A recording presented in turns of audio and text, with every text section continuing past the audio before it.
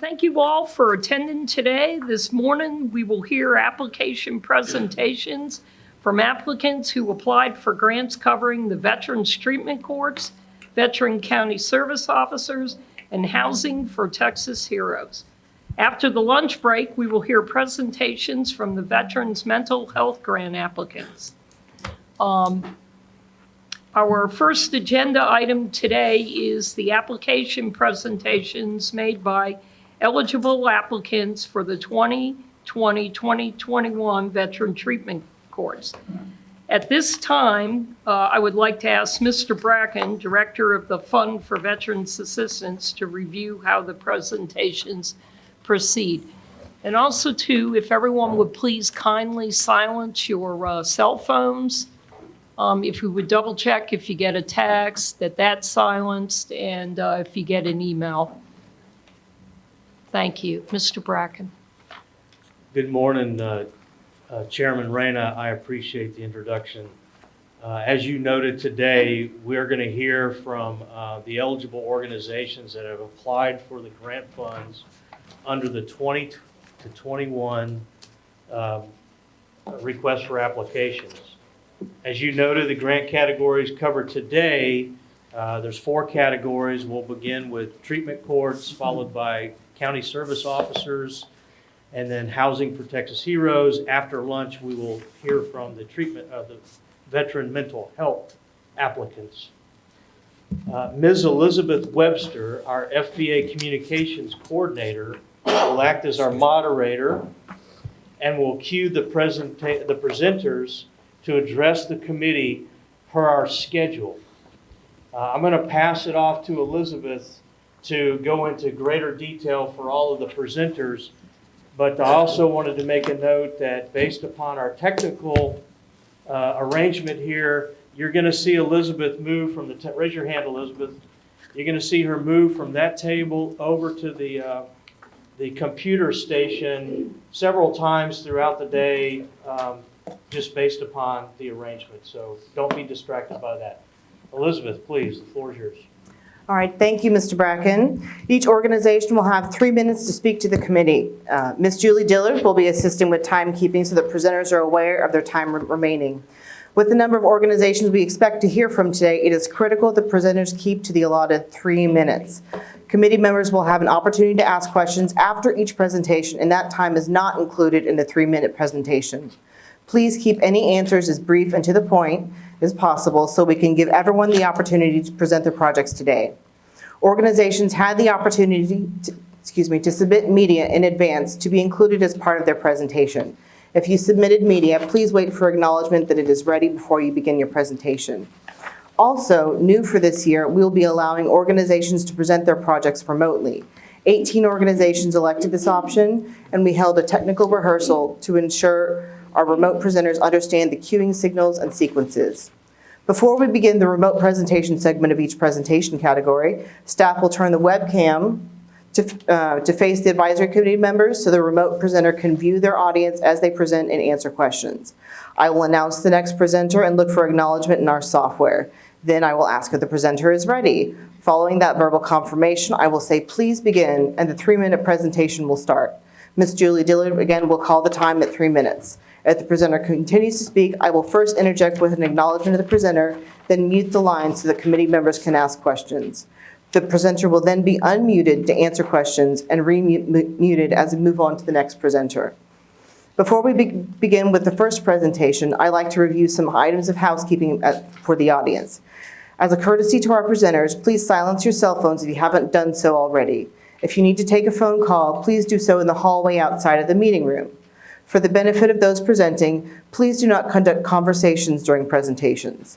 Restrooms are located in the floor down the hallway on the first floor by the entrance. We have scheduled breaks and time for lunch.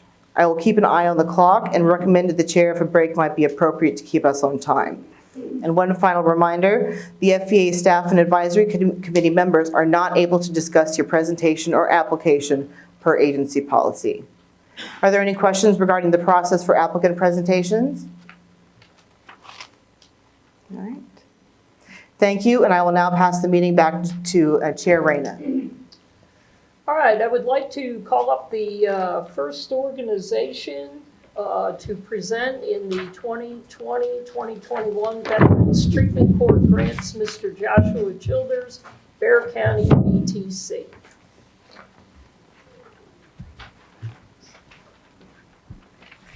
Good morning. Morning. So we don't have slides. I was in the Air Force, and if I have any regret about being in the Air Force is I had to see PowerPoints every day for my entire career. So no slides.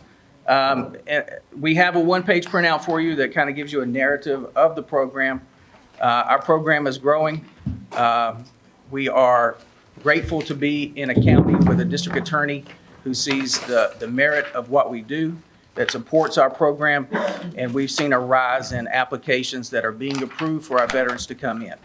With that being said, the information's in front of you. I would like to open it up to questions to give it more time for the information that you have that you would like us to talk about. Yes, sir. Y'all have, and I don't know if you're doing the presentation for the other grant request, but you have actually 2 grant requests in 2 different categories. But what I was curious about is that the larger one is in the other category. So I believe Larger grant request, I'm sorry. I believe you're referring to the Felony Veterans Treatment Court. Is that what you're referring to? Okay, you are presenting the commissioners, yes, you are presenting for the felony treatment. No, I'm presenting for the misdemeanor. And then there's going to be 3 or 4 from Bear County. Sorry. No worries, sir. So we're But asking. thank you for clarifying. Yes, sir. We're only asking for $250,000. Well, yeah, I'd like to know what your success rate is. Yes, ma'am. That's a great question, and thank you for asking. So right now, we stand at a 96% graduation rate for our program. When you calculate that into number of veterans, that's about 30 over the past 10 years that have not completed the program that started. Okay. And what was your success rate last year? Last year, Last fund, grant cycle? so last year we had, it stayed right at about 95%. And so when we say success rate, what's important to realize is veterans who are not successful in our program are those veterans who come into the program under the auspices that they will follow the guidelines of the conditions that the district attorney has outlined in their contract with the VTC. So if they're unwilling to conform to the requirements, we do not kick anyone out who has an issue with alcohol or drugs. We work with them towards resolving those issues. But it's those who lack integrity in the program, who aren't willing to accept that they need help. Those are those 30 that do not make it.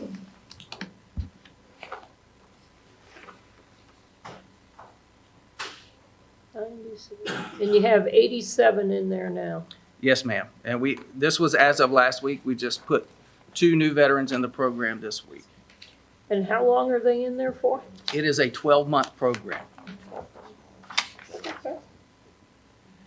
Do we have any other questions from the committee?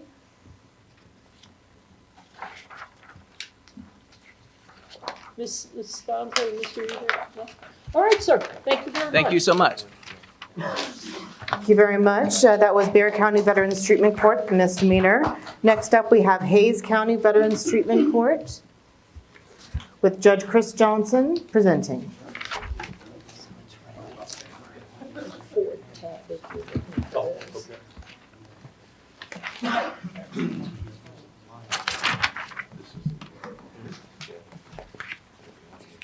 Okay, could we just hold up 1 minute? Okay, you guys all, yeah, it took me a minute to find everything too. We're good now?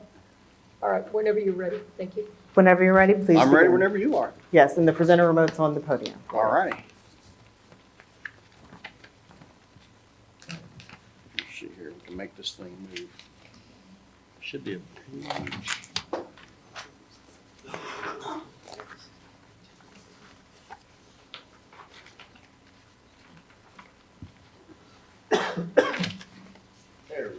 what I was looking for. Morning, everybody. Morning. How y'all doing? I'm here on behalf of Hayes County Veterans Treatment Court. We're not as big as Bear County. We are smaller. But I'm confident when I tell you that we actually do lead with our veterans down a path of initiative, innovation, commitment. We've actually enjoyed some real success in the last couple of years, and I think it demonstrates a record of sustainability. I want to start off by saying thank you for your past support of our program. And to tell you up front, we're asking for $300,000 from you. And then to reassure you about what we are doing with your money. We prioritize treatment of veterans with the money that this grant provides. The treatment takes front seat with us. Your resources are used judiciously, and in return for your generous grant to us, we are committed. What I mean by we are committed is this. Our staff, oftentimes, although the grant would allow for them to have benefits, for example, use their own benefits that they have earned. They will oftentimes divert money back into treatment of veterans rather than, for example, buy their own office. They'll buy their own office equipment, for example. Now, they may later on come back and ask for reimbursement, but generally speaking, they're reinvesting themselves back into it. Our staff, me personally, all of us, is available to our veterans 24 hours a day. We are in regular contact with our veterans. When I talk to you about sustainability, what I'm telling you is that our court recently was part of a hotly contested political campaign. It weathered the storm of politics and continued to succeed. And it continued to succeed and to improve as a treatment court precisely because of the mission orientation, the professionalism, the dedication of our staff. Now, when I tell you that there's improvements and innovation happening, I want to start by taking a look at this wait time for application for service. You'll see it up there on your screen. It's in the your upper left-hand corner. It looks like a long time to get into the program. What's happening there is a careful assessment where everybody who's involved in this process must commit and buy in. So the DA's office, fully invested. Probation department, fully invested. Veteran, lawyer, all fully invested. Our staff, fully invested. That process, I think, contributes to our success because we're picky about who gets in so that we can make sure that our resources, your resources, are being properly used. Also, we have initiated recently a new plan where we include for every veteran a requirement that they prepare a relapse prevention Time's up. safety plan. I guess I'll end it with this. Local treatment providers is key to our success. We just use local people as much as possible. Our success you, rate has Judge. gone up substantially. Do we have any questions from the committee? Yeah. Yes, sir. You referred to a political firestorm that you weathered. Yes. Could you speak to that a little bit? And you suggest it's passed. It has passed. There was a, Without bogging down or taking a lot of time. Sure. Could you just speak to it? the issue is this. Y'all support a veterans court. That veterans court is attached to a county court at law. That county court at law is occupied by a judge who must every 4 years seek election. Reality is every 4 years, you're going to be finding yourself in any of these courts that you're dealing with, having to face the potential of turnover of elected officials. The court that you fund must be able to weather those storms. It must be sustainable in the face of newly elected judges who don't necessarily always agree with old judges or with policies that y'all might wish to see. So the fact of the matter is you got to have a dedicated staff like we do to survive those sorts of upheavals. So Judge, I have a couple questions. Yes. How many females you got in the program? You know, I don't actually know. Jerry, how many do we have if you... At present, we have 3, probably 4 out of 41 in our pipeline. Have you had a female graduate yet? Yes, and I couldn't give you the exact Okay. number of the time, yes. Okay. Question number 2. So I see alternate therapies available. So this grant would pay for some of that? In some circumstances, yes. Where it's appropriate, And then so you have a service dog there, so then the service dog would be maintained with that veteran after they graduate out? They would keep that dog if it was. Up to this point, we haven't had anyone who's actually given a service dog. We haven't listed up there as an availability program. But yes, they would keep that dog, go through after they went through training. It is something that we discussed, I know, at one point with at least one veteran we considered. In that case, it wasn't something that we did. Okay, and what's your success rate? Well, the success rate has gone up quite substantially. It has gone from, back at the beginning, the 2014-2017 cycle, 73%, to a present rate of 95.2%. And we attribute that largely to our use of local service providers wherever it's possible. That cuts down on travel time for our veterans. It cuts down on time away from work, time away from home for our veterans. Our service providers, because they are local, work with us in terms of how much they're going to charge us. Those service providers, we're picky and judicious with who we let in. We're also picky and judicious with who it is we have as service providers. So our service providers are all folks that they're therapists or helping professionals who have ties to the military, who have military experience, or who have in therapeutic settings actually treated and worked with veterans. Please, ma'am, may I please just add one thing to that? Can you bring it to the microphone? Come on. I'm sorry, I just wanted to add into that one of the key things about us is that we're in between San Antonio and Austin and the major VA centers that are there. So it's important for us to have those local providers to address the things that the judge was talking about in terms of travel time and that kind of thing. All right, thank you. Any other questions? Thank you for your time, Judge. Thank you very much. And you, All sir. right, thank you very much. That was Hayes County Veterans Treatment Court. Next up, we have Comal County Veterans Treatment Court. And again, I would ask that all of our presenters to please speak into the microphone. We might have commissioners listening on the line, so this will help them hear what you're saying as well. And then the presenter remote is right there, it should be working. You need it. Let's try, oh.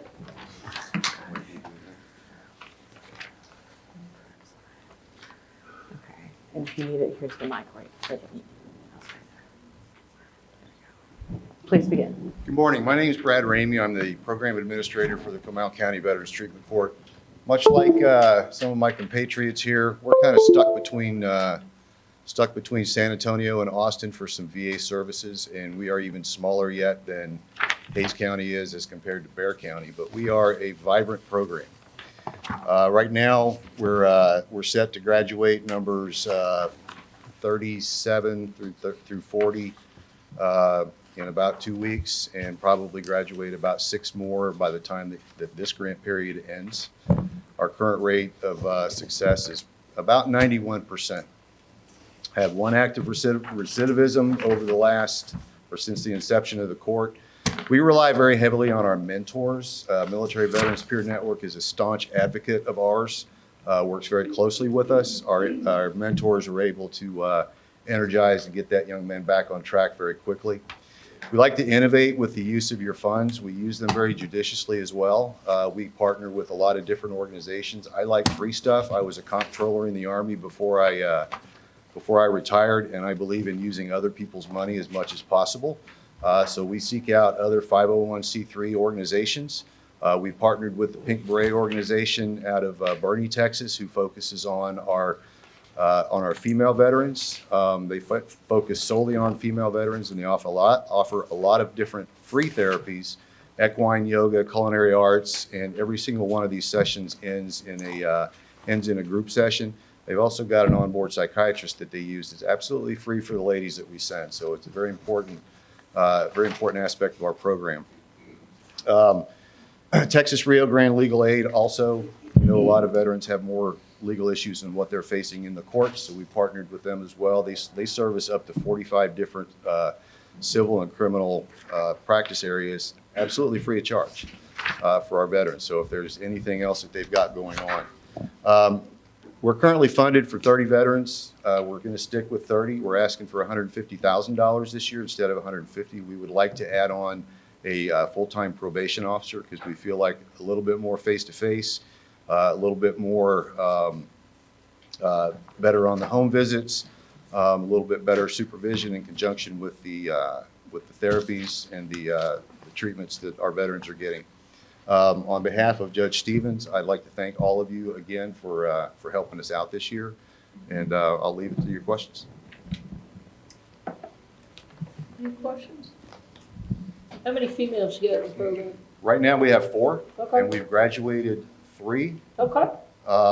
And on our success rate, one of those that we had to disenroll from the program was a female. Okay. All right, any other questions? Thank you. Yeah, oh, yes. How many probation officers do you have currently now? You're asking? for Working additional- with the court? Yes. We have one that it's not ours Not solely. funded, right. He's got another full caseload, and he has a caseload of approximately 120, plus the Veterans Treatment Court, plus he's doing PSIs for the judges. And so he's got a very, very full plate. But he's been with us since the inception. He likes to own this program, so he's going to be very picky about who comes in after him. Thank you. Yes, sir. Anything else? All right, thank you very Thank much, you. sir. Thank you very much, sir. That was the Comal County Veterans Treatment Court. Next up, we have the Bexar County Commissioners Court, the Felony Veterans Treatment Court.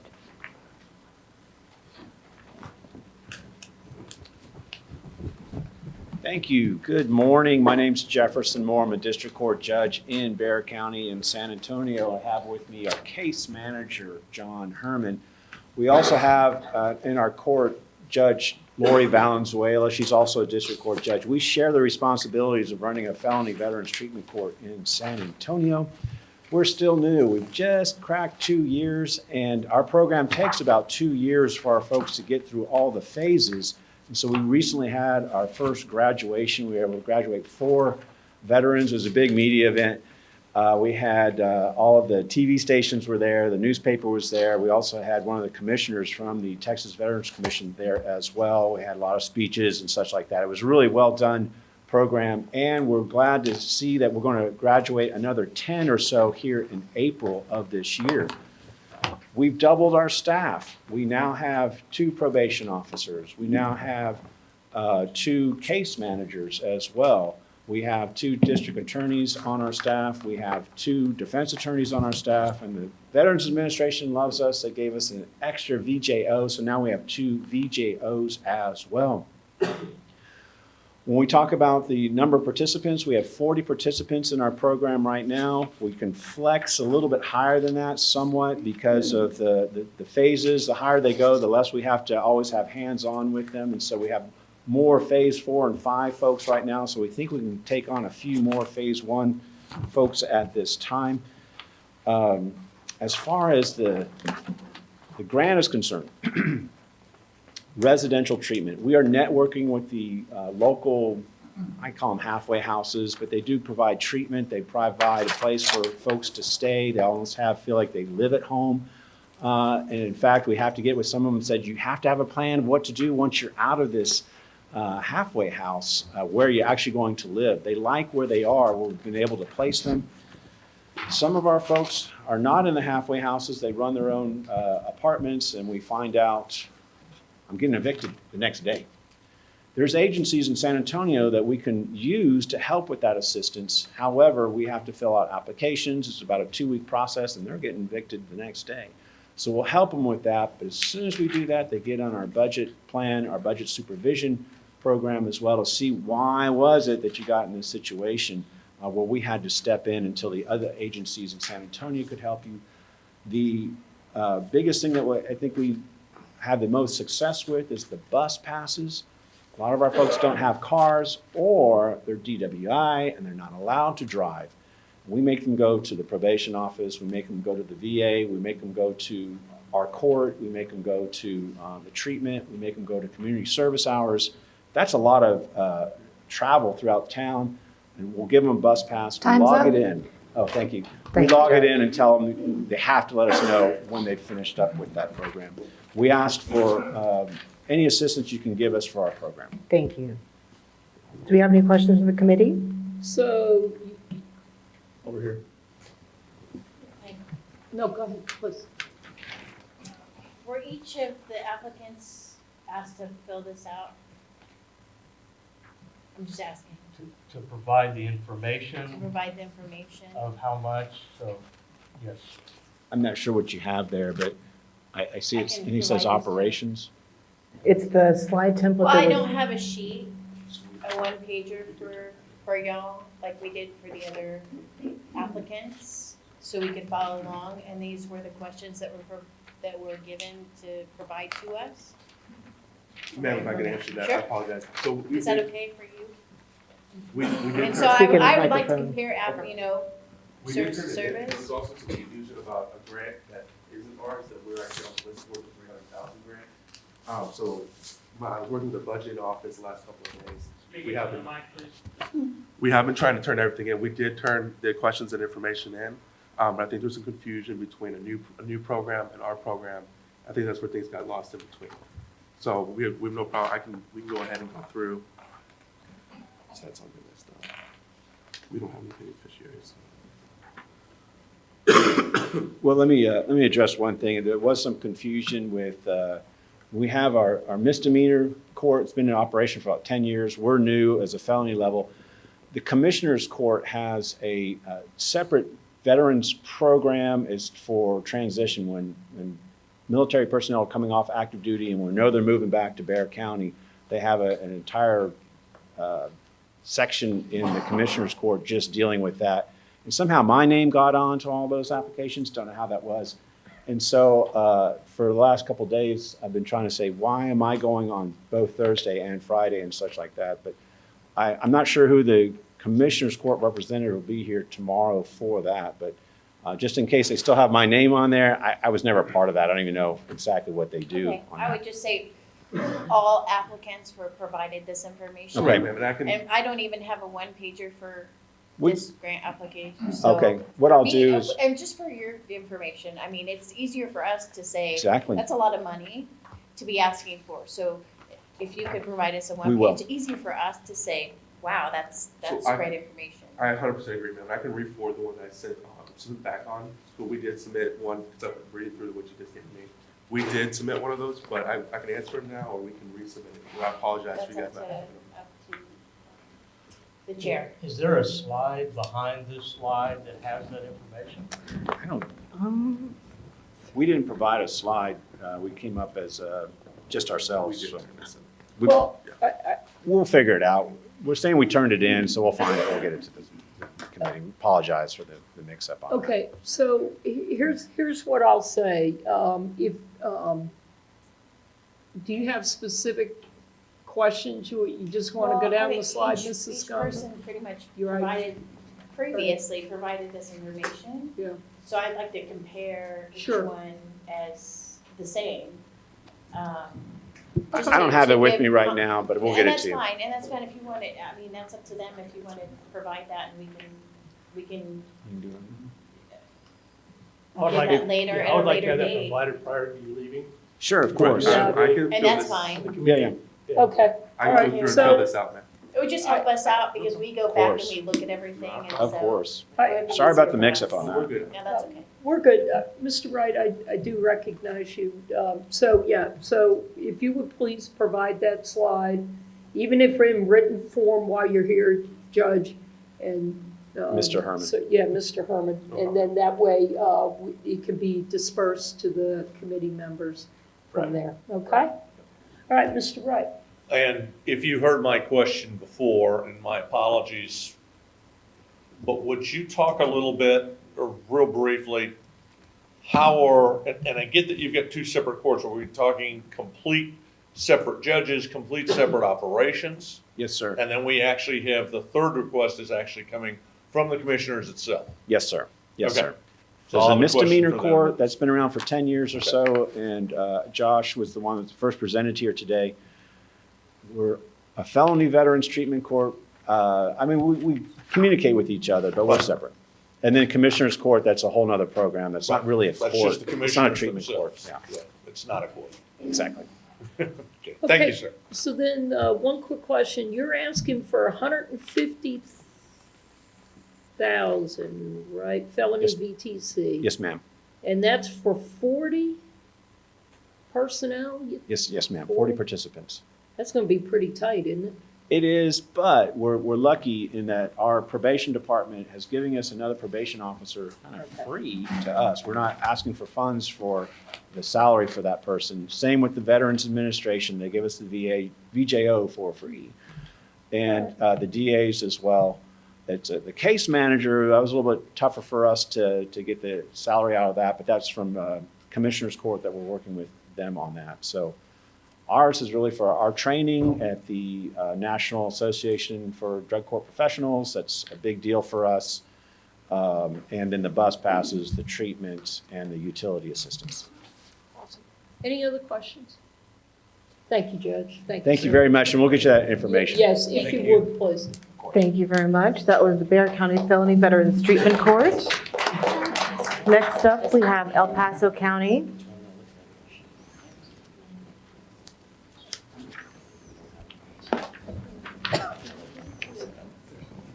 Yes. So go ahead, the presenter remote is on there, and we have our tag as well. There we go.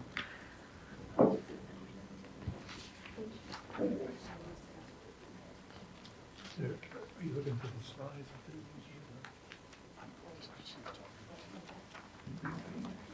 And please begin when you're ready. Okay, I'm ready.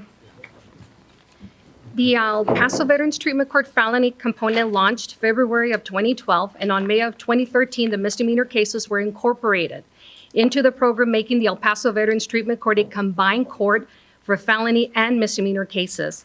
We serve a military population of over 200,000 active service members and/or veterans, and there is a daily jail list provided by the Sheriff's Department, and it displays a potential pool as interviewed and referred by the VA or the defense attorney. We are a team of 19 team members with varying disciplines. 2 team members are employees of the VA. Typically, treatment is provided by the VA for veterans and the psychiatric department at William Bowman Hospital for the active service members. However, referrals are made to other entities that provide evidence-based treatment.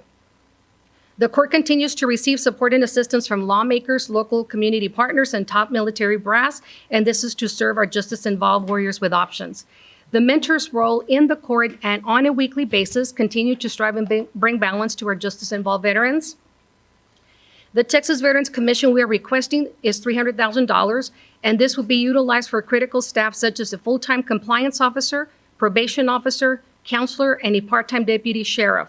The compliance officer and deputy sheriff are law enforcement and are paired up in twos, and they provide the best practices model of supervision and alcohol and drug testing that extends to holidays, weekends, and after hours.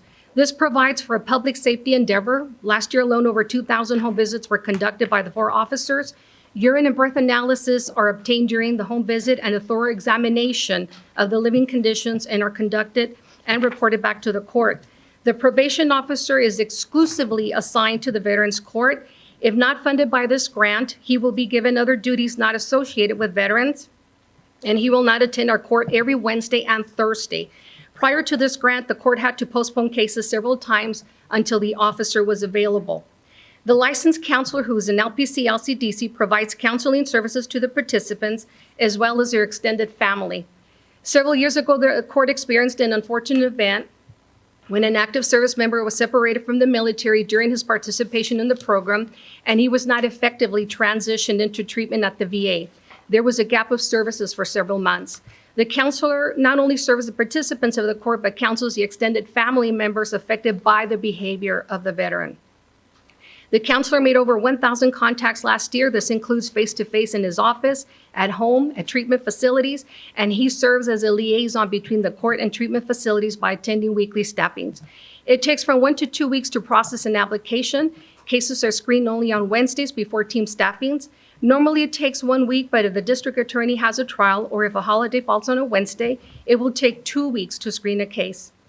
If an applicant is recommended for the court, thank you for your time. Thank you. Do you have any questions from the committee? And who are you, ma'am? I'm the Veterans Program Director. I'm Sylvia Serna. Oh, okay. My judges couldn't come. County. Okay. How many females? We have 2 right now. We've graduated 5 and 3 have been terminated. Okay. And so 115 veterans and 15 dependents, 130, wow. Okay. We are very busy. All right, any other questions? Thank you. Thank you so much for your time. Thank you very much. Next up, we have Webb County, the 406th District Court.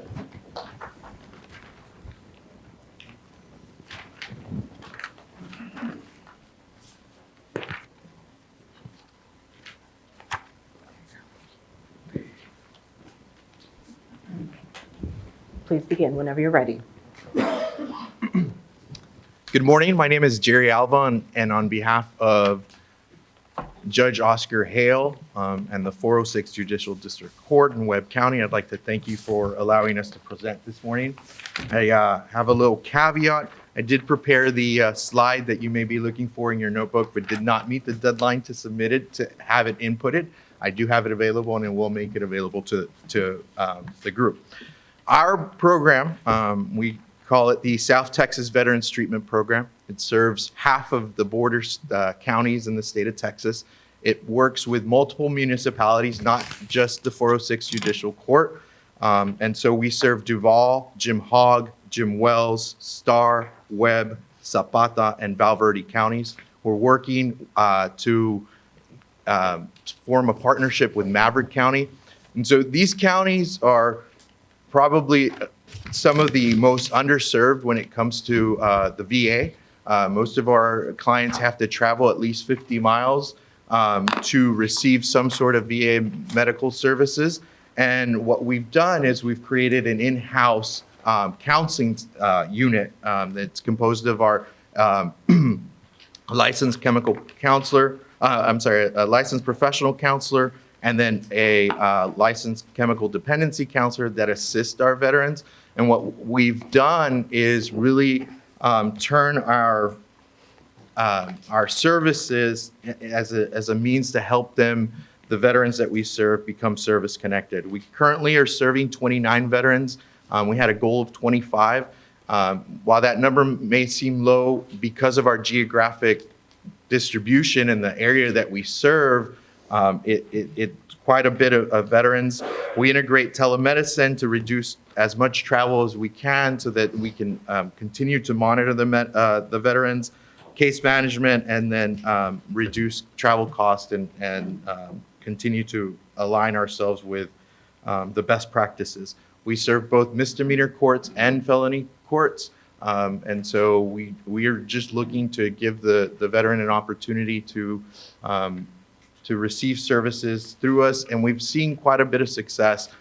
We began service in Val Verde County this past year. We currently have 8 veterans in the program that are from Val Verde County. Their closest VA facility is in Kerrville or San Antonio, which is about 150 miles away. Again, we're trying to provide the mental health piece that some of them may not have available through the court monitoring, through the consistent and constant drug testing and probation support.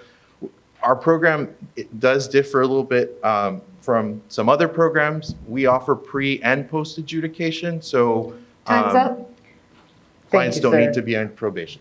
Do we have any questions from the committee? Yes, sir. Would you slowly, for the Marine who can't find his grounds, the counties you serve again? It's Jim Hogg, Duval, Jim Wells, Starr, Webb, Zapata, and Val Verde. And so there's 2 between Webb and Val Verde, Kinney and Maverick, that we're working to see if we can have them join the program as well. And then would you explain pre and post? Didn't catch the word Yes. you used. So pre-adjudication would be prior to a conviction. And so there's an agreed upon deal. If the individual completes our program, which is typically about 13 to 15 months, then the DA's office will not file formal charges against that individual. And so It assists us because then on the back end, we can work with agencies like the Texas Rio Grande Legal Aid, and some other agencies to possibly have that arrest expunged from the veteran's record. So Strictly veterans?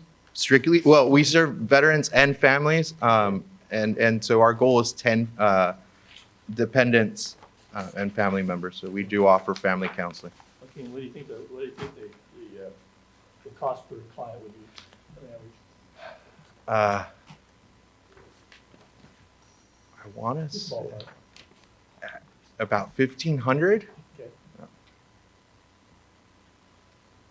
Okay, how many veterans are you? 25. 25, 300,000, and 15 family members? 10 family 10 members, 10 yes. 10 family? Okay. All right, so, any other questions? Thank you very much. Thank you. Thank you very much. That was Webb County 406 District Court. Next up, we have Nueces County.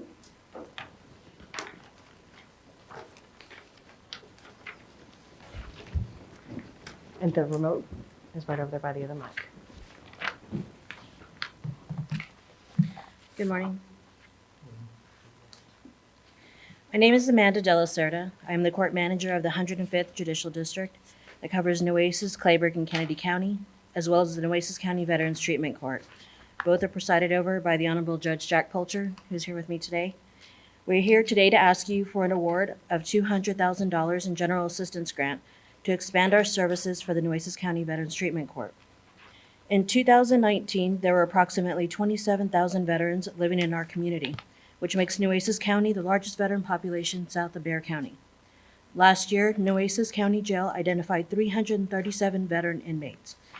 Due to our budgetary constraints, we were only able to reach 29 of those 337 veterans. Although we are a multi-county court, we are not a regional veterans treatment court. With the assistance of the expansion grant, we are looking to provide additional outreach to our southern counties in Clayburgh and Kennedy County, as well as expand our client services and add additional employees.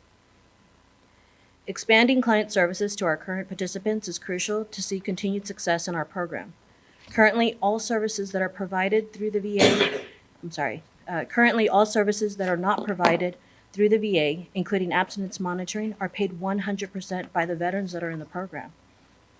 With the assistance of 2 part-time staff members, we believe the current gap between the veteran identified, the date of application, and the date service begins would be reduced from our current 4 to 12 week wait to a 2 to 4 week wait. Since January of 2018, when Judge Polcher officially took over the Nueces County Veterans Court, we have seen 21 plus veterans graduate from the program. In the proposed grant, we are allocating close to $130,000 in direct client services. The remaining funds are allocated for additional staff, training, and operational funds needed. With the award of the General Assistance Expansion Grant, we would be able to reach every veteran identified through the Nueces County Jail, as well as provide Nueces County with the resources to further our outreach to our community. Does anyone have any questions? Yes, ma'am. Could you go back a couple of slides to the, one more? There we go.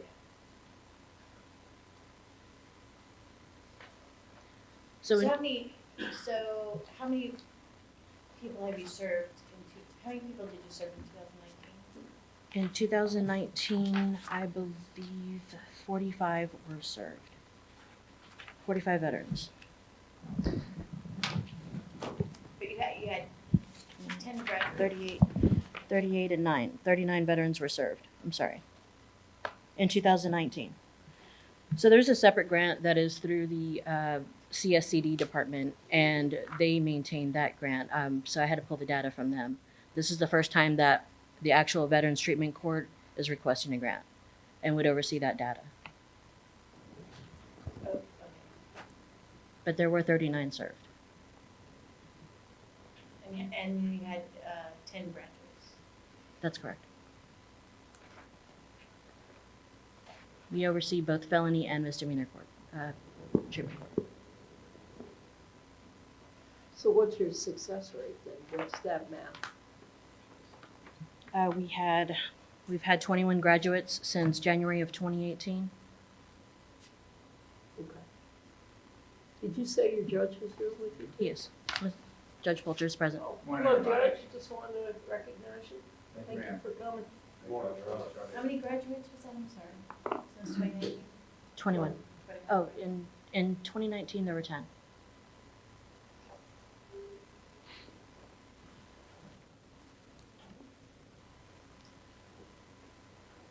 Back to your quick, additional 238 veterans still in those funds would be geared towards those or targeted towards those individuals, or are you actually reaching out to even further areas? It's a little bit of everything. Our court covers Nueces, Clayburgh, and Kennedy County. Okay. Clayburgh had 74 veterans identified in 2019, and from the data that I could pull, there was no coverage, there were no services provided to them. The money that's allocated that we are asking for is for not only direct client services, but also to add staff members that will bridge those gaps between our application process, the date that they're identified, and actual entry into the program. Do you think that 2 part-time people will be enough? I can ask for 300,000 and 2 full-time people. There you go. Thank you. Yes, sir. So what's the difference between Nueces County and Nueces County Community Supervision and Corrections Department? So their grant covers the probation officer and their training. It's a separate grant. But parallel with this, correct? Yes, the probation officer does serve the Veterans Treatment Court. Okay. All right. Any other questions? Thank you very much. Thank you very much for your time. Thank you. Thank you. Thank you. Thank you very much. That was Nueces County Veterans Treatment Court. Mr. Chair, we provided our cover sheets in this website. Yes, it's right over here. We'll disseminate it to the committee. I apologize again. No problem. You're right. Thank you very much. All right, so next up, we have Galveston County. Matthew Parrish, Court Coordinator. Is the video ready? Okay. Yeah. Yeah. Just click on it and it goes into it. Perfect. Thank you so much. All right, I'm ready. Good morning. Joe Veteran was arrested last Thursday night after testing positive for DWI. The arresting officer witnessed him weaving in and out of his lane. What the officer has not noticed is that Joe Veteran is a hardened combat infantryman who uses alcohol to cope with the horrors of war and his PTSD. Joe Veteran is booked into the county jail awaiting his fate. Had this scenario played out years ago, Joe Veteran would have gone through the system just like everyone else, required to pay his due with either time or money. With untreated PTSD, he may have eventually faced another arrest or even worse. Now, thanks to the way mental health is being perceived in the judicial system, Joe Veteran has another option for his DWI charge, Veterans Treatment Court. My name is Matthew Parrish. I am the Veterans Treatment Court Coordinator for Galveston County. Let me tell you about the GCBTC. Our goal is to instill positive veteran behavior by providing an integrative set of support services addressing the many needs facing our veterans. We accomplish this goal in collaboration with agencies and key stakeholders such as the Texas Veterans Commission and others such as the DA's office and elected officials. I am here today to request a TVC grant in the amount of $250,000. As of today, 2020, BTC has 22 applicants and 22 active participants. Our goal by the end of 2020 is to have 28 participants enrolled. Next slide. Let's see. That's our executive summary. All right. Our wait time statistics show approximately 52% of participants report a wait time of 91 to 120 days since their arrest and enrollment in BTC programming. We have many direct and indirect services. Many of the direct services assist participants to achieve their goals, including residential inpatient, medication-assisted therapy, urinalysis programming. Also, many other indirect services include our emergency assistance program, court case management software, which allows collaboration amongst the staff, and state and national conferences where we receive evidence-based practice training. The number of beneficiaries to be served in 2021 is 28. Now I'd like to play an informative video for you.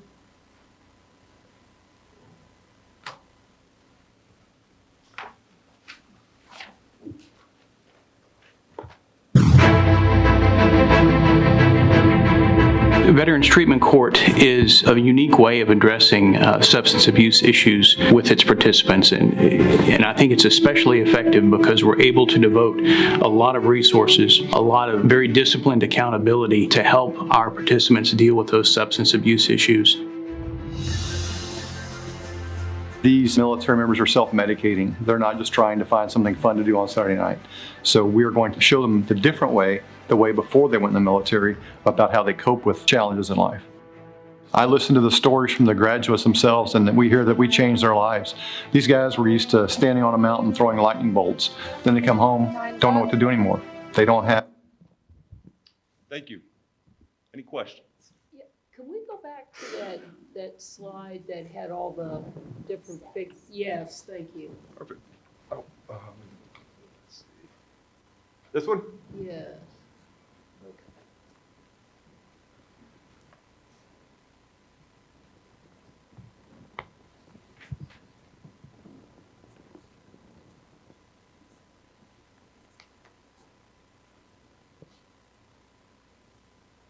Okay, so 28 veterans, but no dependents? No, ma'am. We have not been serving dependents or their spouse or any surviving or their children either. Okay, you haven't been serving them, or that just one hasn't come in the service area? Well, we do have veterans that do have families, but we specifically spend our funds directly on the participants. And so, for example, if a female veteran comes onto the court and she has childcare, that would potentially be a gap in services. And so we would need to look at expanding our program, serving not only the veteran, but also their family. Yeah, I guess that would go under emergency assistance program? Yes, ma'am, that actually does. And so as a part of being able to provide maybe a ration of babysitting care or something like that from an agency, we'd be able to attribute that to our emergency services fund around that service for those dependents. Yes, ma'am. Does it count as dependent service? I don't know. See, and that, we would need an operational definition of a dependent and what that looks like moving forward. We do not have that operational definition as of now. So that's the. Okay, all right. Any other questions? Yes, sir. I want to make sure I got this. Yes, sir. I heard that you said you have 22 active participants right now? Yes, sir. So what's your graduation rate and your recidivism? Our graduation rate, we are at 90% for fiscal year 1920 as of this year, and our recidivism rate is less than 5%. Would you say 95% success rate? Yes. 90? Oh, Yes, ma'am. okay. There may be those various outliers that attribute to other reasons why there may not be a success. We could have a participant pass away or Just wanted to make sure I had my number there. Anyone else? Thank you very much, sir. Thank you. Thank you, sir. All right, next up, we have, that was Galveston County Veterans Treatment Court. Next up, we have Williamson County.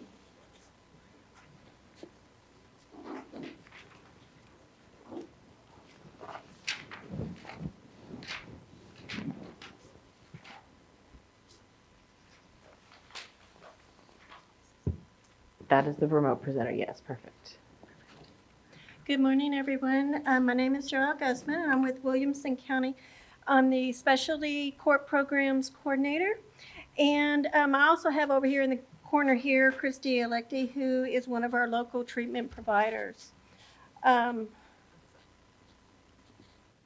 we go. So we're asking for $30,000 in order for our continuation of our health services that we provide.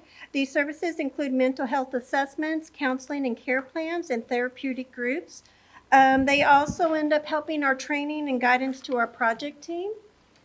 You know, we want to end up making sure as well, too, that, you know, once an application and our necessary documents are received, we want to end up getting our veterans taken care of immediately. Our Williamson County Veterans Treatment Court recognizes the need for the veteran to have a voice in the recovery and the importance of person-centered treatment. We work together to provide quality and timely services, ensures the barriers for treatment are eliminated. And by the continuation of having our master level clinician services available, we are assuring that no veteran is left behind. We want to end up making sure as well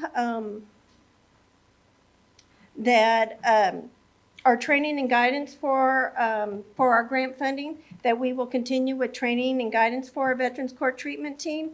But more importantly, we want to serve the veterans in their road to recovery by eliminating the barriers to treatment, and that's to provide vital services at no cost to the veterans or their families, allow prompt access to mental health services, and supports family reunification.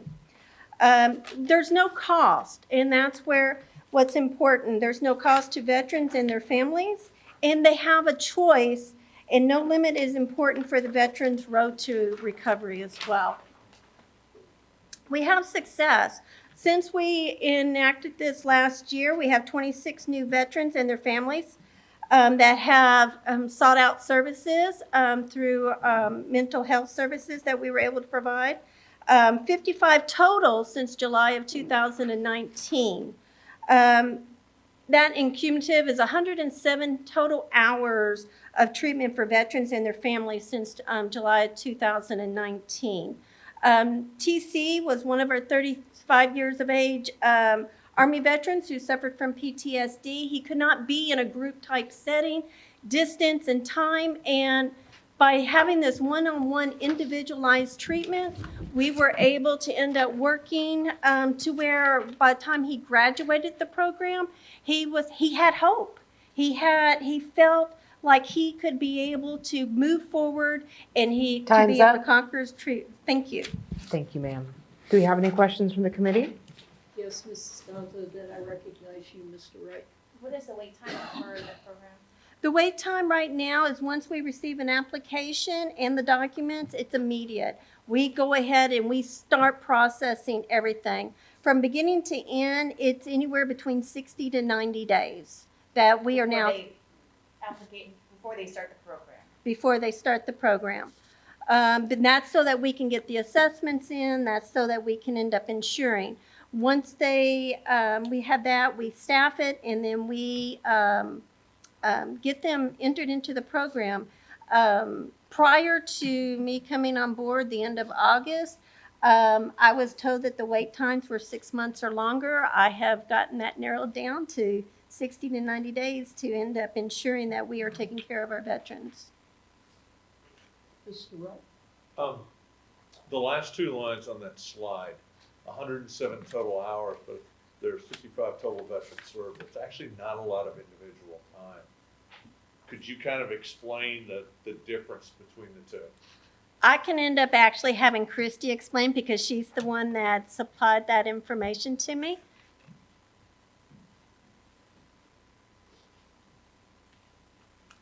So my name is Christy Aletke, and I'm the social worker and substance abuse counselor that works with the court. The 107 total hours of treatments since 2019 has to do with the number of sessions we've done specifically for treatment. So it's not what our whole court has done.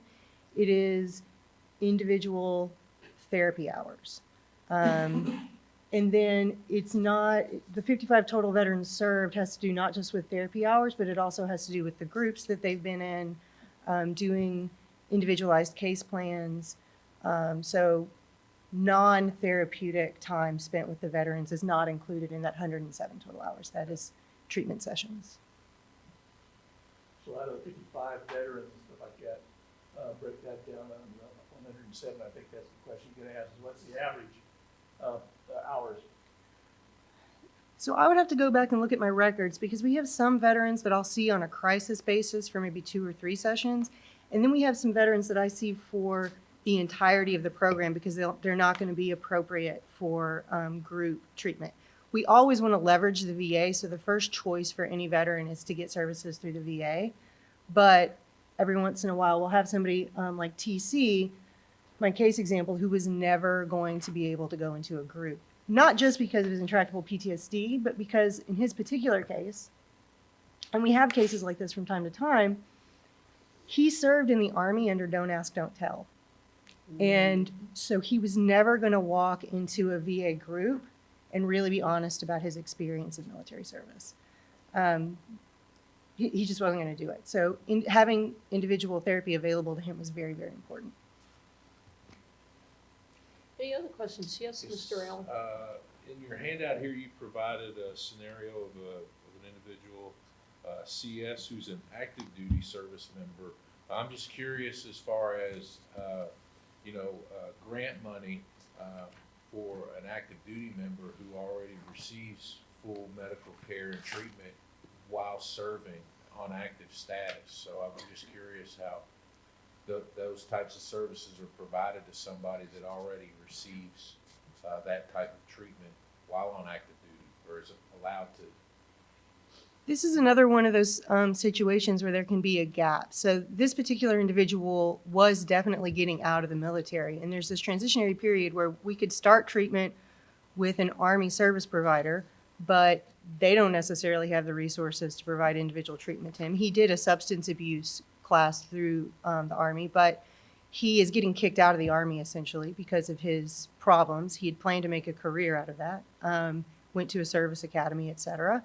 He's deeply, deeply depressed. He's probably borderline suicidal. He doesn't qualify for treatment at the VA, but I can get him in within a couple of days. So it's not common, but kind of it is. Right, well, for transitioning, that's a little bit, when I hear that, that makes a world of difference. Is there any other questions? Yes, Mr. Yu. Graduation rate, you said it was right? Our graduation, last year, we had 95 participants total last year. 57 of those graduated, and we had 38 that's still in our program right now. That's active still. So as far as reoffending or whatever, I do not have those stats, but I do know out of last year, we had 2 individuals that dropped out for various reasons. But we did have 57 individuals that did graduate last year, and we have, at the end of December, 38 that were still in the program of those 95. And right now, I have about 7 more that are fixing to go into the program. Yes, Mr. O'Reilly.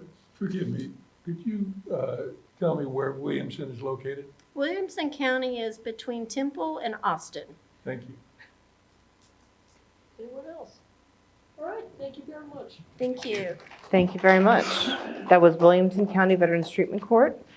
Next up, we have McLennan County.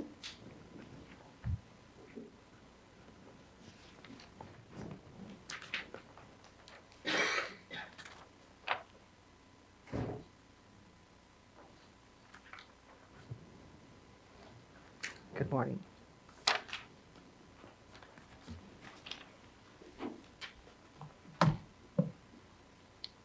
Good morning, everyone. My name's Gary Coley, and I'm judge of the 74th District Court in McLennan County, which is in Waco. I frequently put litigants on a timer, so it's only fair that I should be put on a timer for each of you today. It's a privilege to be here today. Regrettably, I don't have the data to furnish to this group about what we've done in the past because we're a new court. I think that the materials we provided indicate that we filed our documentation on October 1 of 2019 to be recognized as Veterans Treatment Court. And we spent years in McLennan County doing a lot of talking the last 18 months. I feel like we've done a whole lot of work in terms of putting the pieces in place.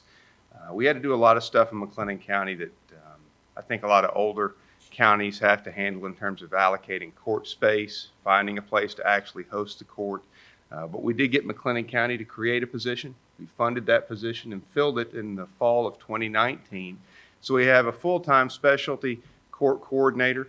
I think that McLennan County is unique because the services we have that are collaborated locally. We obviously have assistance from the local VA Medical Center. The VA Regional Center is contributing. We have a VJO that's working with the program. And on top of that, we have the Baylor Law School has a veterans clinic that's been collaborating with us. In addition to the McLennan County Jail has a wing that's now dedicated since 2018 just to working with veterans. So thankfully, we have a lot of local collaboration in addition to other individuals that have been involved. The court's been up and running since this fall. We've been taking applications and reviewing those applications.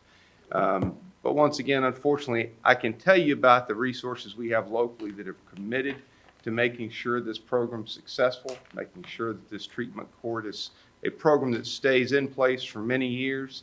Unfortunately, I can't tell you about the data that we have in terms of folks we've treated. I can tell you that in 2016, I believe that the data from McLennan County showed that there were almost 700 veterans that were booked into the McLennan County Jail. In 2017, there were close to 680 veterans that were identified as having booked into the McLennan County Jail.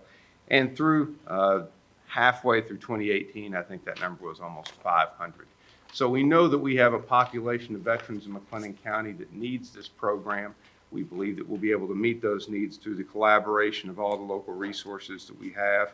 And we look forward to being able to serve those individuals that qualify for the program and who have an interest in being involved. And with that, I'll give the committee back 20 seconds. Any questions that I can answer for you? I'd be happy to if possible. I just want to point out on your summary here, I appreciate you providing the information about able to keep 10 veterans out of jail, the economic savings of $700,000, and I appreciate that the county is partnering to provide services in recognition of this. And we've been really lucky. Again, it's taken a little while, but I think the county recognizes there's a societal benefit in addition to an economic benefit to actually offering this program to local veterans. Any other questions? Thank you All very right, much. thank y'all. Thank you very much. So next, we are going to transition to our remote presenters for Veterans Treatment Court. So if you can give us a few moments to get all that set up, we'll be right back.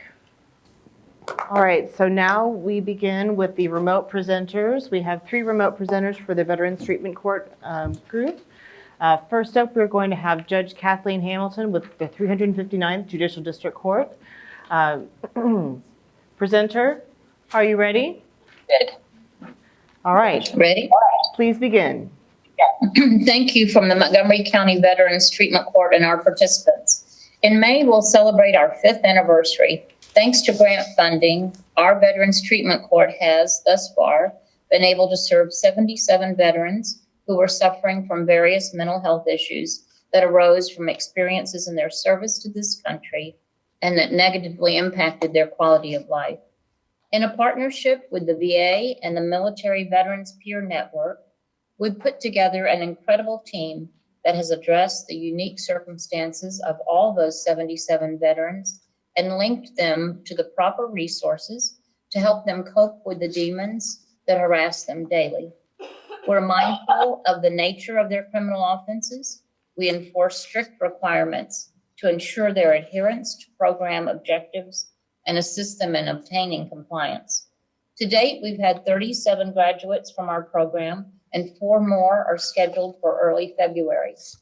Our program is administered in 4 phases and scheduled for a minimum of 14 months, but averages 20 months. Grant funding has been essential to our program because the costs of the program are very expensive. To burden the veteran participants with paying those costs out of pocket would discourage participation and effectively make the benefits of this program out of their reach. Your grant funding includes alcohol, all the alcohol and drug monitoring, all the UAs, any SCRAM devices, interlock devices, the in-home devices, and drug patches, as well as their counseling and the court administrator. Our veterans prepare advancement essays before promotion to the next phase, and each one contains heartbreaking stories of the crises each faced before entering the program. They are extremely grateful for the financial relief the grant funding has provided them. One of our vets recently stated, "Funding is changing lives and sparing them." Another vet said, "Grant funding is crucial because it is saving troubled vets." Almost without exception, the graduating vets admit that without the grant funding that enabled their program participation, they likely would have been another suicide statistic or incarcerated. Montgomery County had 1,224 veterans booked into the county jail this past fall, and many more have encountered the justice system without jail time. There are currently 40,477 veterans living in the county, and we're certain that number will continue to grow because Montgomery County is rated as the 6th fastest growing county in the state.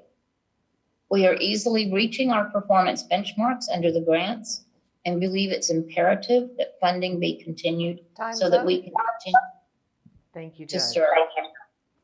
Do we have any questions from the committee? So, Your Honor, this Carrie Rayna, the committee chair. I see on your slide the recognition coins. I'm sorry. If I may interject, if you could please mute the sound or turn down your sound while the committee members are asking your questions, we can hear you more clearly. Thank you. Your Honor, did you hear me, or do you need me to restate? No, it was garbled, but if you'll repeat it, I'll be glad to answer. Absolutely. I see on your slide, grant funds costs, or part of the grant would fund recognition coins. Could you please tell me about that, ma'am? What that recognition coin is? Those are small coins that we order from a company here, and we give those, award them to our participants when they graduate from the program. They are just to encourage them to continue to do well. Okay, ma'am. Thank you. Any other questions? Yeah. Thank you, Your Honor. Have a great day. Thank you you very so much. Judge. Next up, we have Veterans Treatment Court Judge John Roach with Collin County. Judge Roach, are you ready? Excellent. All right, I have you ready. Okay, there you go. I'm ready. Perfect, wonderful. Please begin. Good morning. My name is John Roach. I'm the presiding judge of the North Texas Regional Veterans Court, the first regional veterans court in Texas. We cover the counties of Collin, Rockwall, Grayson, Kaufman, and Fannin. That's approximately 4,260 square miles. If we were a state, we'd be the 49th largest state in the country. I think what's unique about our program is that the core team that the grant funds we use to hire our people, that core team travels to those individual counties on Fridays to serve the veterans. And so the veterans don't have to come to us, we go to them. We always believe that an artificial boundary on a map should not get in the way of treating veterans. And so we've been doing that as a regional court since 2016. What makes us unique from other veterans court, I believe, and it's because of the use of our grant funds, we have a clinical psychologist that's on staff with us who evaluates every veteran coming into the court, and we come up with a customized treatment plan for that veteran, whether that's to treat alcohol, PTSD, whether that's inpatient treatment, outpatient treatment, whatever that is, that clinical psychologist comes up with a diagnosis and treatment plan. And then to follow up on an objective basis, we do a mid-level treatment evaluation of the veteran to make sure that we're making the right progress. And then an exit evaluation too of that veteran to make sure they're making the progress that we need. And so in addition to that clinical psychologist, we currently have a program manager and a full-time case manager and a part-time case manager. These grant funds for next year, we're asking for those case managers to be both full-time. To date, we have right now in the court, we have 70 active participants. We have been up to 100 at times. We have 70 active participants, and we have 38 applications currently throughout the 5 different counties. I know some questions before were about female veterans. We currently have 6 female veterans and 5 female graduate veterans.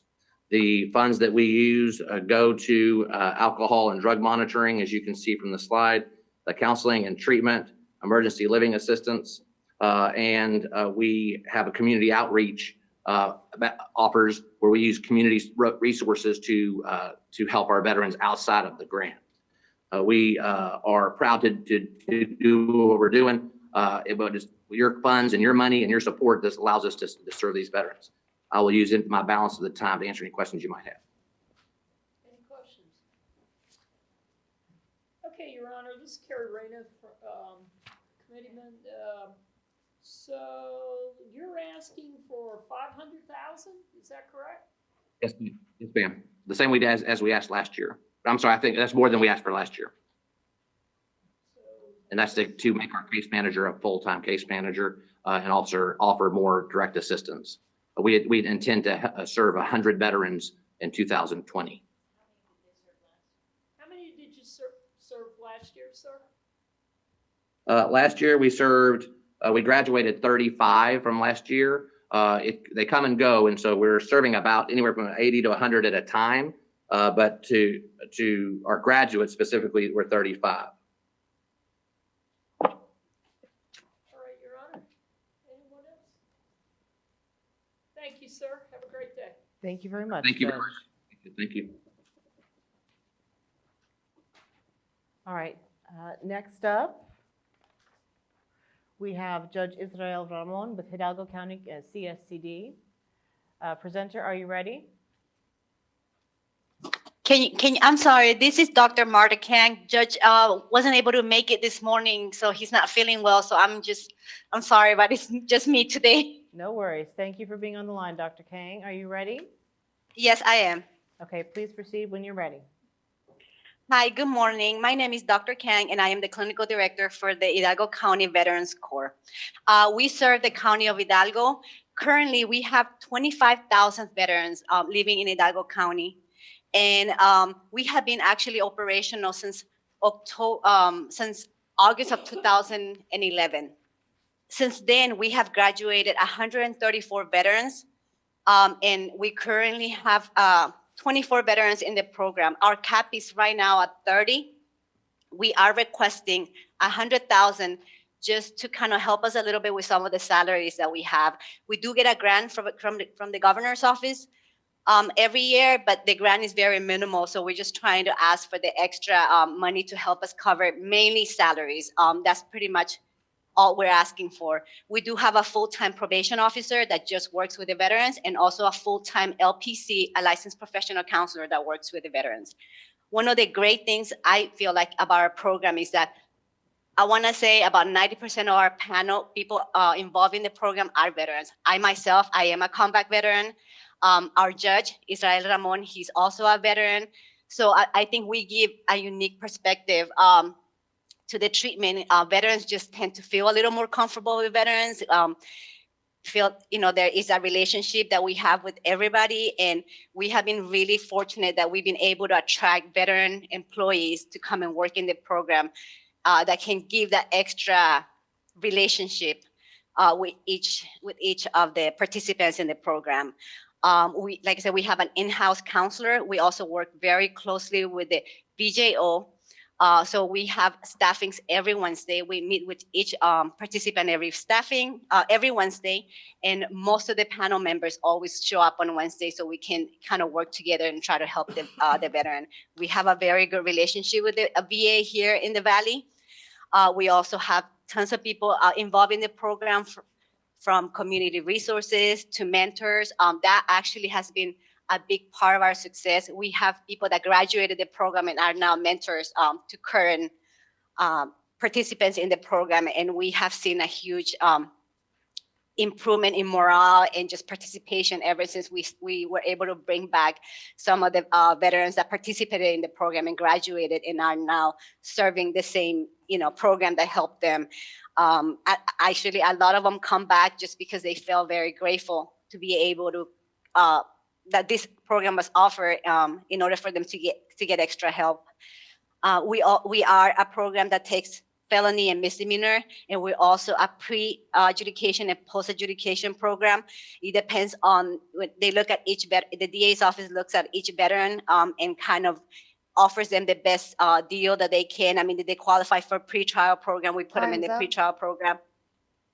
Sorry, and Thank you, Martha. that's kind of unique of our program. Thank you, Dr. Kane. Is there any questions from the committee? Thank you very much, Dr. King. Have a great day. Thank you. Thank you, Dr. Kane.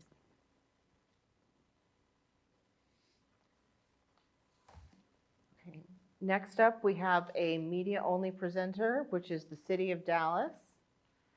And I will advance their slides.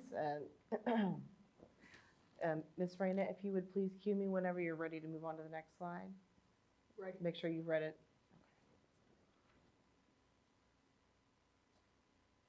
Okay.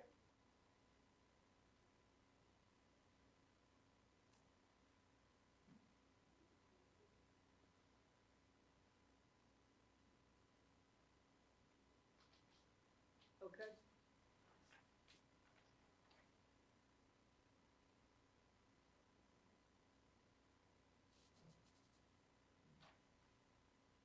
Okay.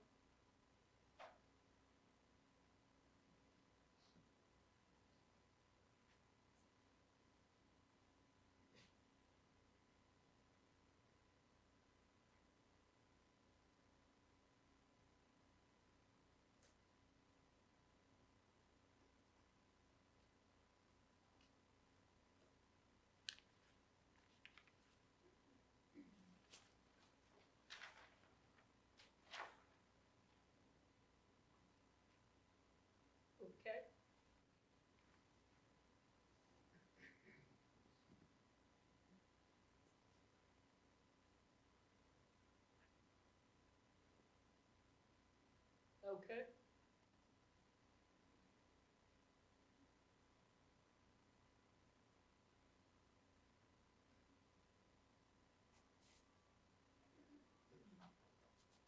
Okay.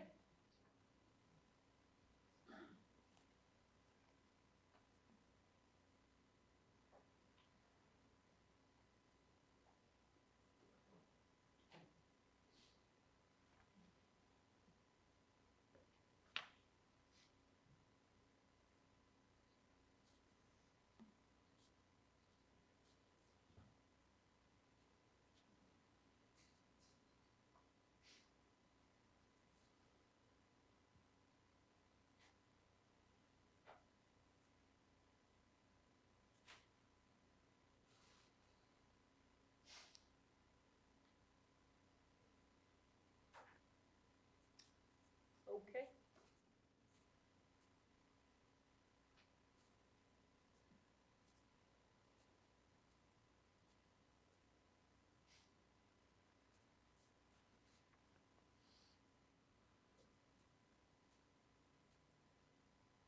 Okay. I'd like to ask, yes, sir. Was that City of Dallas or Dallas County CSCD? City of Dallas. City of Dallas. Correct, so the City of Dallas. Any other questions? All right. Thank you to the ETC organizations for taking time to help the committee better understand your projects. Next, we will hear from the applicants for the 2020-2021 Veteran County Service Officer funded grants. I would like to call up the first county to present for the VSSO funding grants, Mr. Al DeSantos, Caldwell County Veteran County Service Officer. You give us a second, just the short. Sure. Sir, if this does not count against your time. Oh, it's no worries. Just wait until we, yes.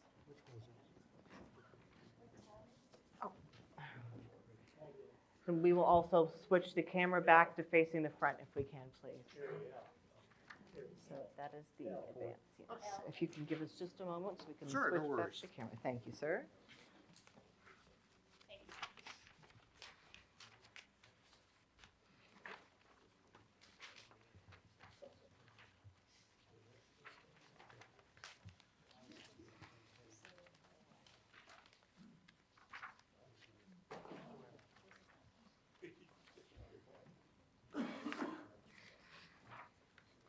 Okay, our camera's in position.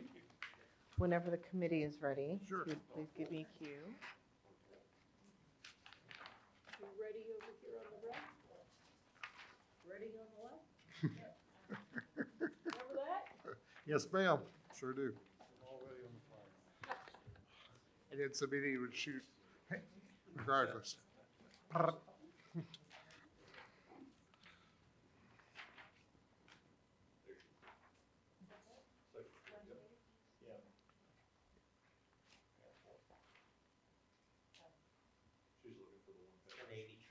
I believe the presentation was several pages to get there.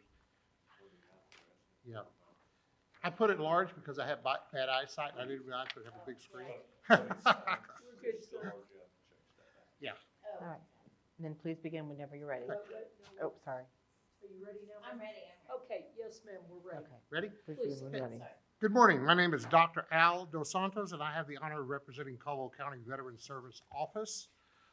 This is our first time up at this shindig, and we're looking for veteran service funding in the amount of $75,000. We currently serve 4,200 veterans in Caldwell County, 400 surviving spouses, 100 dependents.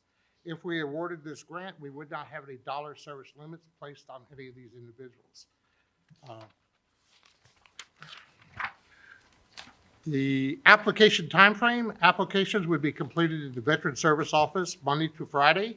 Tracking is via VetraSpec, which TVC uses, and also through our internal auditing. After review of the veteran or family, we'll be presented with a funded card for use for groceries or fuel, a voucher for a hotel or motel if needed. Upon approval, funds are available within 24 to 48 hours. And any additional information that the veteran or his family or surviving spouse might need, legal, any that type of thing. Just a second here. Funded services would be emergency funding for meals, fuel, temporary housing, transportation to VA facilities or private physician offices, assistance with securing legal and medical consults, assistance with documentation and court costs, and assistance with utility costs.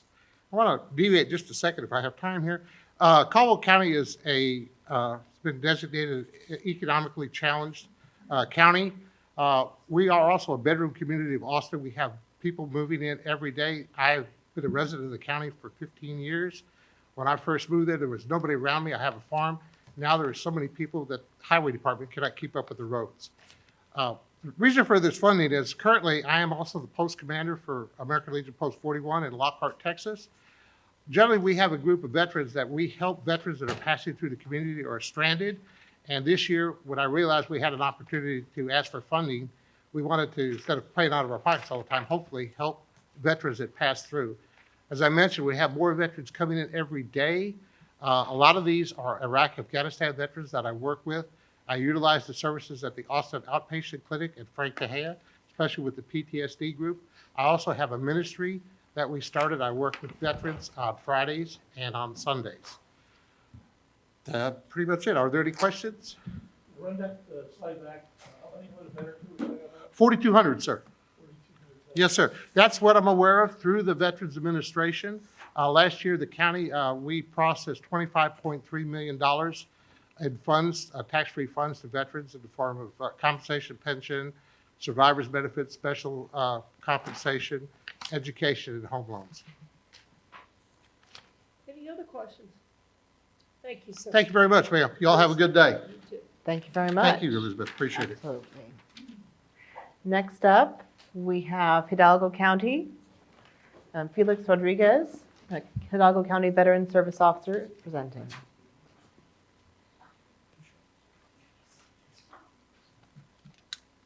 And please proceed when you're ready. Thank you. A most pleasant good morning, and thank you for having us here this morning. My name is Felix M. Rodriguez. I'm the Hidalgo County VSO. I've been appointed here just recently, about 3 months ago. On behalf of our Hidalgo County Judge, Richard Cortez, and the Commissioner's Court, again, we want to thank you for this opportunity to come before you. They did tell me that if you don't see yourself to awarding us the $500,000 that we're asking for, that we will take $300,000.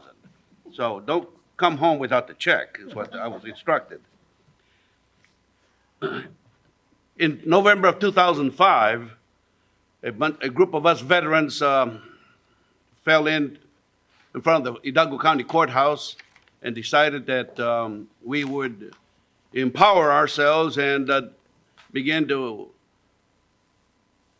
and be more responsible in the way we did business with the Department of Veterans Affairs. We marched to San Antonio to draw attention to our veterans plight in South Texas, deep South Texas.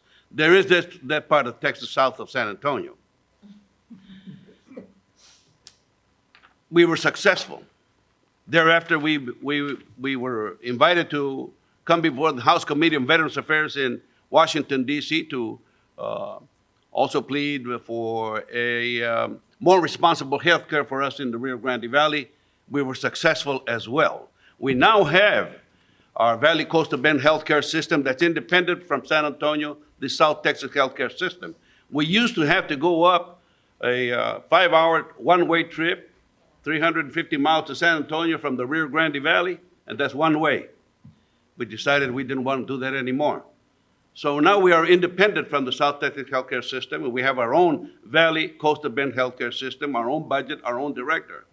It is a work in progress. We are experiencing growing pains. And when I say we, it's because that is our VA. We work for Hidalgo County, but it's our VA healthcare system, and we all are stakeholders in its success. The Valley Coastal Bend healthcare system and the U.S. Census Bureau has identified approximately 19,800 plus veterans in Hidalgo County. We see approximately 50 new veterans registering for healthcare in our Valley Coastal Bend healthcare system on a monthly basis. Veterans in Deep South Texas complain of an absence of timely and quality health care not being provided by our VA outpatient clinics in Hidalgo County.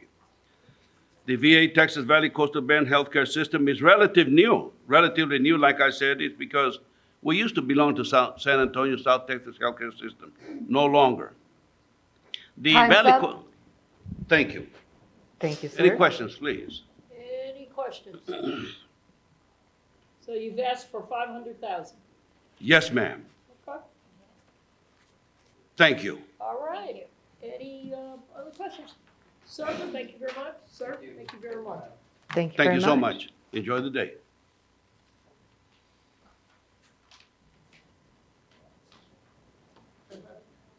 Okay, so thank you to the Veteran County Services offices for taking the time to help the committee better understand your VCO funding projects today. I'd like to ask the committee, we can take another break or we can press forward. We're running a hair behind, but it's up to you. Press forward. Press forward. Ready?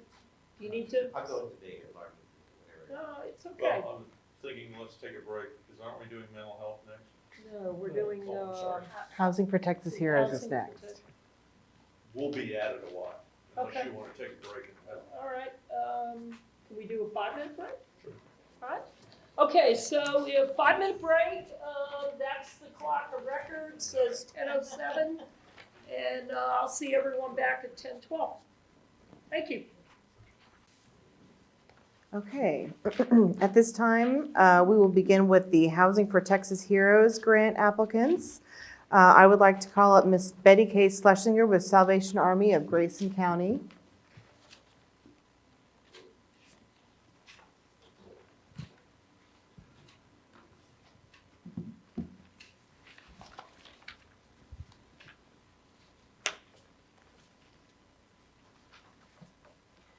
Good morning. I am B.K. Schlesinger with Grayson County Salvation Army. For the purposes of this grant, we serve Grayson County, Fannin County, and Cook County. This is a program to help end and prevent veteran homelessness within those 3 counties using the Salvation of Army's Pathway of Hope model of intensive case management. What distinguishes our program from others is the intensive case management that can go anywhere from 6 months to 18 months, and the fact that there are 0 transitional housing programs in any of those 3 counties, and we are one of 3 shelters in those 3 counties, and the only shelter within those 3 counties that will take single men under the age of 45. This program is in 2 parts. 30-day emergency shelter for those veterans that feel they can advance on into independent housing at the end of 30 days, and then a transitional housing program from 90 to 180 days to provide that transitional setting for those who cannot succeed within that 30-day time frame. During the most recent pit count, which was a week ago today, we in Grayson County counted 183 homeless veterans living in tent cities. That does not include the veterans that are living with their parents, or are couch surfing with friends, or are in institutional settings such as jails, hospitals, or rehabilitation centers. This program is one of the most necessary programs that we could identify for veterans and really for anyone living in our service area. We estimate that with this program, we'll be able to serve 102 veterans, dependent spouses, and their dependent children. We have this set up so that we are providing shelter to female veterans with or without children in hotel room vouchers. They do not do well in a shelter setting. They typically can make that transition within 30 days.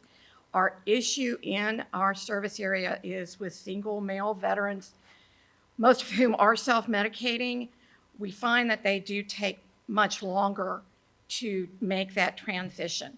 That is the reason that that is set up there. You will also notice that in this application, we are asking for funding to provide bus tokens and transportation vouchers, as we do not have anything but a paratransit system within those 3 counties. Transportation is a huge issue if you're trying to get to a job or a job interview or make doctor's appointments.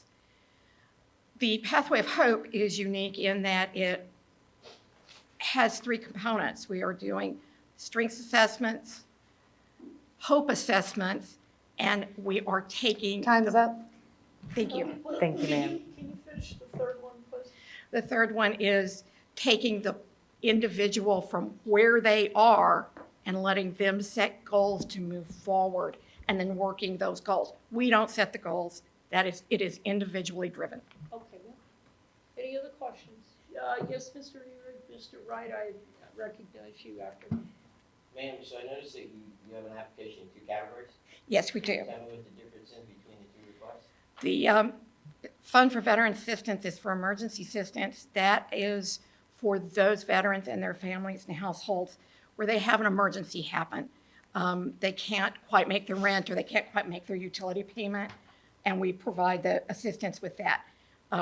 There's some limitations on that. I'll do that with you tomorrow morning.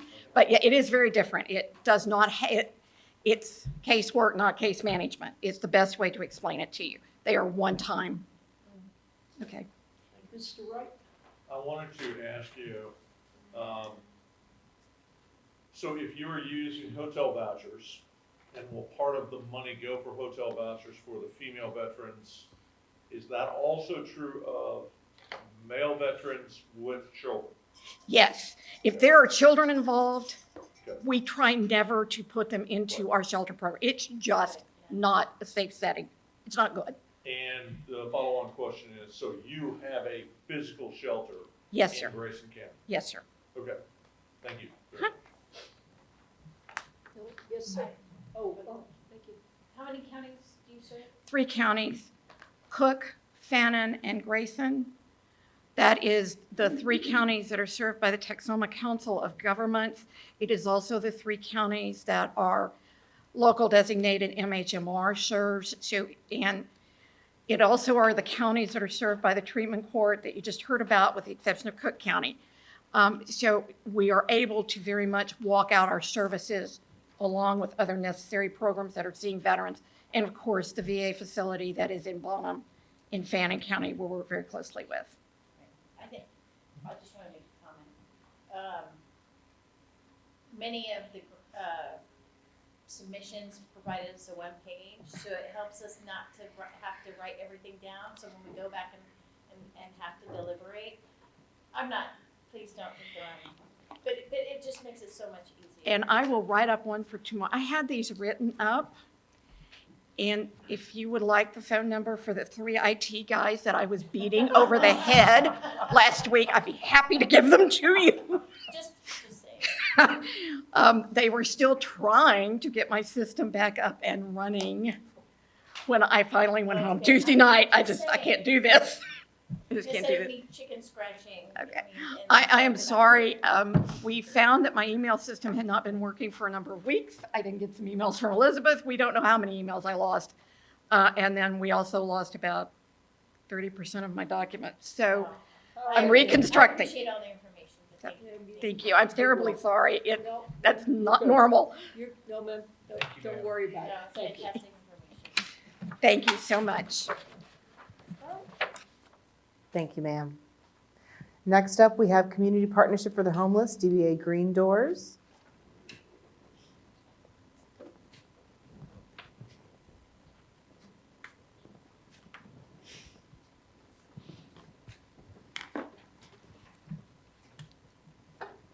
Good morning. My name is Krista Nolan. I'm the Executive Director for Green Doors. We are the oldest veteran housing organization in Central Texas. We originated in 1990, and we've served thousands of veterans, and veterans have always been our primary focus as an organization. Last year, we served over 175 veterans. The request that's in front of you today is a request for $250,000 to serve Travis, where we're in, and Burnett County, which is rural. The reason we have added Burnett County in this request is through TDHCA, we've run a voucher program in that area. And what we're seeing is the vouchers are not near as needed as the ability for veterans, especially the lowest income and the disabled veterans, to be able to age in place. Many of these people have a rural home that was their parents', and they're struggling with mobility, and they need wheelchair ramps. They need a way to be able to live in that home until they die. And so this is a request that we have come up with. It's an expansion of services for our organization, and we really feel passionately about it. Our goals of this grant is to positively influence standard of living for the most vulnerable veterans in both Travis and Burnett County, to increase housing stability, to increase resident safety, and to allow vets to age in place respectfully. The priority for this grant is extremely low income and disabled veterans. We will also serve low income veterans. However, anyone that's extremely low, zero income, or disabled will receive priority for 50% of the funds that we have proposed. Over the last year, we've modified and constructed over 100 homes.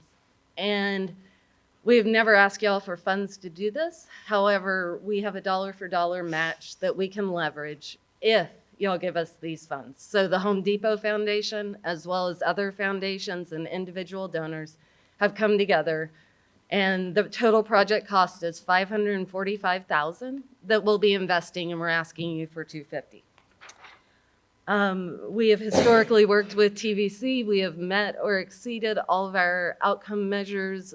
We look forward to being able to expand our relationship on this opportunity. Thank you for your consideration. Questions? Yes. Go ahead, Mr. Wright. Who is going to do the actual work? So would you explain your organization just a little bit for me? Absolutely. We own 28 properties throughout Travis County. We have a maintenance manager as well as maintenance assistants on staff. However, we contract out for a number of things that we don't do in-house. So if it is someone needs a minor flooring repair, we will be happy to do that with the staff that we have. If someone needs a new roof or structural foundation work, we will bid that as we would any other government funds we receive. So we'll request 3 bids and vet those and go with the contractor. Due to the fact we have 28 properties which house over 250 units in Travis County, units, apartments, duplexes, fourplexes, and single-family homes, we have existing relationships with almost any trade person that we could need. In Burnett County, obviously, it's more rural. Many of our contractors are willing to travel to that county because of their existing relationship with us and the work that we do. So what I'm not hearing. Yes. Perfectly okay, because I'll be very blunt. Please. Dollar for dollar matches are perk my ears up. Yes. But I didn't hear any other veteran service organizations that you partner with. Absolutely. I'm sorry I didn't say that. I thought you meant the physical modification. That's fine, because because some of them actually do. Yes. Rebuilding programs. Absolutely. And we have, Green Doors was the first in Texas nonprofit organization that the VA decided to co-house employees. So we actually have VA social workers that the VA pays that office within our properties. And so we have literally VA staff that are part of my team. So absolutely, we're partnering with them. The local VFWs, churches within Burnett County give us free office space. We don't pay for office space. So absolutely, sir. I'm sorry I missed that. No, that's perfectly okay. Thank you very much. Mr. Erie, did you have a question? Yes, sir. Yes, sir. Counties? How many counties did you say? Two. Two counties. Travis County and Burnett County, one urban, one rural. So factoring in, I realize you gotta do bids, you know, you gotta get contractors out there, et cetera. How fast, or what is the usual average turnaround when, you know, I realize putting a roof on probably takes longer than Yes, minor floor repair, but.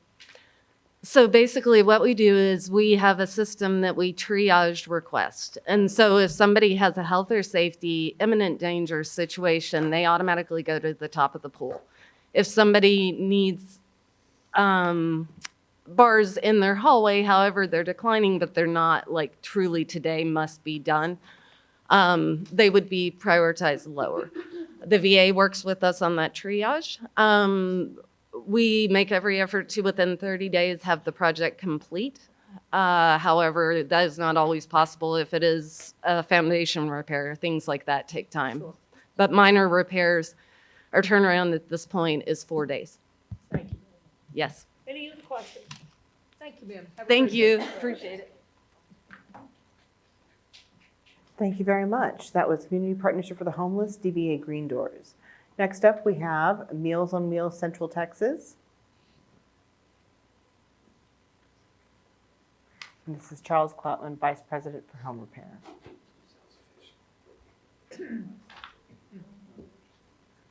And liquor. Yes, so this is the advance button. Thank you. Thank you. It's good to see you again this year. It's good to know that we're still helping people together. Thank you for your trust in us in the years past. I wanted to ask you again for $500,000. That will help us serve 33 veterans and their spouses. All our services are free. Here's some pictures of some houses we've done, bathrooms retrofitted to make them accessible. We reach all over. This is in Lockhart, Tommy Mendez house. As you can see, the trailer was pretty much falling apart. We resided it, put a ramp on it, fixed flooring, put a new porch on it. Here's another one in Austin. I'm reading this sideways. Hopefully I'm reading it correctly. Dime Box, Texas. We've done a plethora of things over there, and they've talked to all their friends and family, and I've got 5 or 6 more to do this year. So I just got to thank you. Appreciate it. I got more to do. So it's funny when you reach out in the country out there, there's very little help, and the word gets out quick, and you become a needed person really quick. So this is here in Austin, bathroom. This is back in Dime Box, Navy vet. So she was just so happy to have this new shower. This is kind of our range, what we did with this year's funding.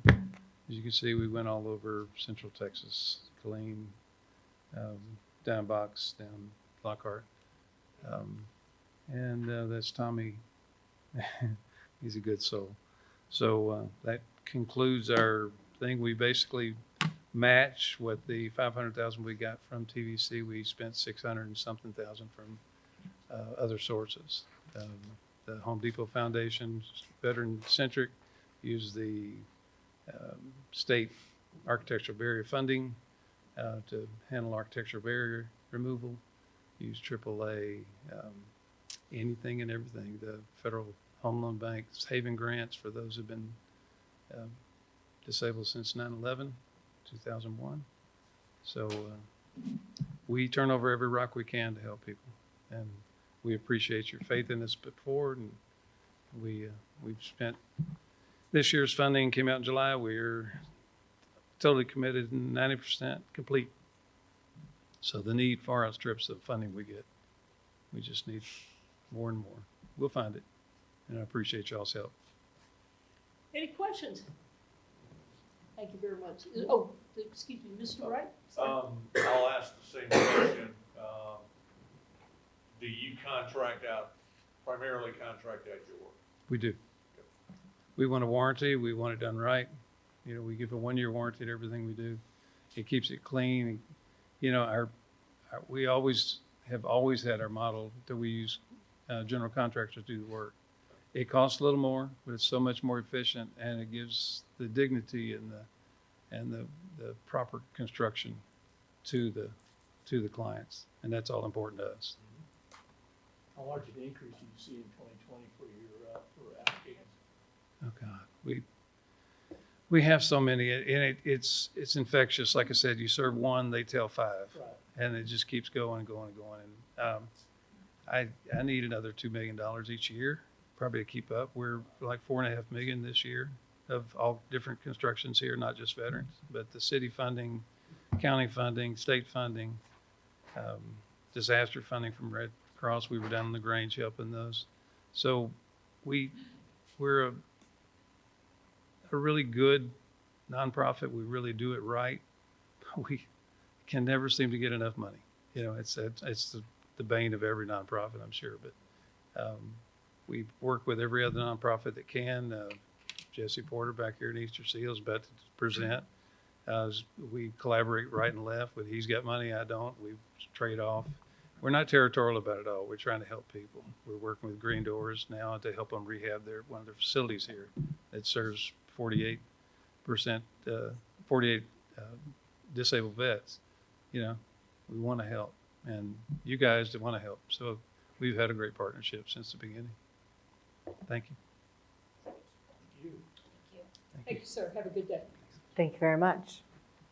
Okay, next up, we have Alamo Area Council of Governments. Claudia Mora, Director of Regional Services, presenting.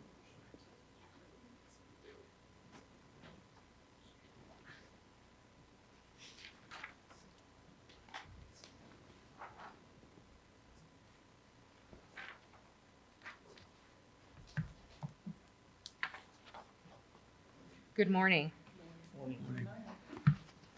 Today with me is Jean Hartman, Weatherization Assistance Program Manager, and so later on, if you have questions, Jean and I will try and answer the questions. ACOG is applying for $300,000 in the Housing for Texas Heroes funding for home modification assistance. We'll provide services to 15 clients impacting 25 beneficiaries, which would include 10 veterans, 10 surviving spouses, and 5 dependents, all in the 13-county ACOG region. We will provide direct services in the form of bathroom modifications, roof repair and replacement, and house leveling. Additional services will include plumbing or water-related services and accessibility modifications. The cost per project is $15,000, and the application process time takes 2 to 4 months. San Antonio is known as Military City, USA. There are over 208,000 veterans in our region. Approximately 59,000 of those veterans are considered disabled. The median income for the veterans in our region is less than $50,000 a year. There are approximately 11,800 veterans with low income who are at or below the poverty level. We have a growing population of aging veterans with minimal or no skills and limited resources to maintain their homes. Our program will have an emphasis on the rural areas of the region.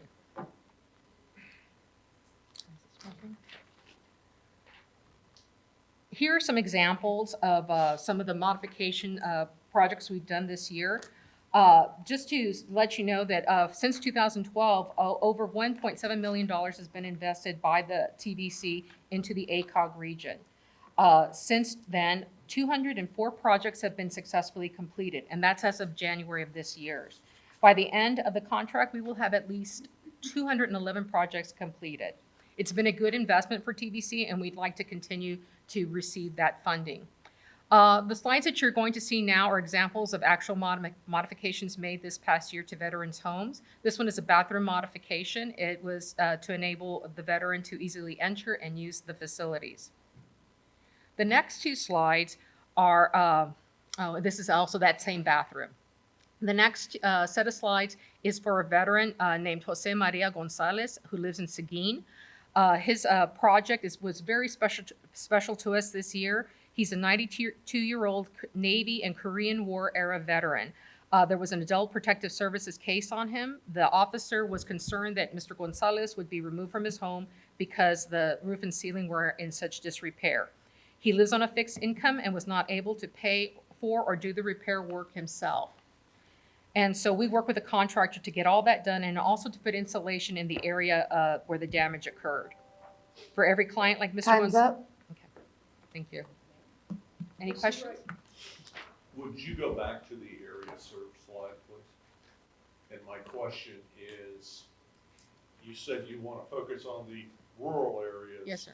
Do you have a ballpark or a target right now, percentage-wise? How much of that grant will go outside of Bexar County versus inside of Bexar County? We're working to have at least 50% of the grant go outside of Bexar County.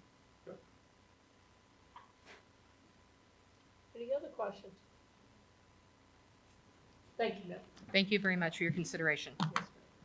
Thank you very much, ma'am. Next up, we have Community Action Corporation of South Texas.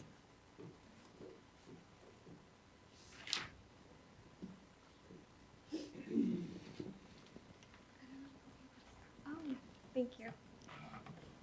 And then we have a PowerPoint. Yes, so to use the presentation remote and just use the right button, the right arrow. Hello, my name is Valerie Alanis. I'm from Community Action Corporation of South Texas. And with me today, I have Ms. Brianda Aguilar, our Veteran Service Coordinator. So our mission is to improve the lives of South Texans by providing high-quality healthcare, education, housing, and economic opportunities to reduce poverty through our own services and services through our partnerships. So at Community Action, we have a variety of programs that expand across the rural area.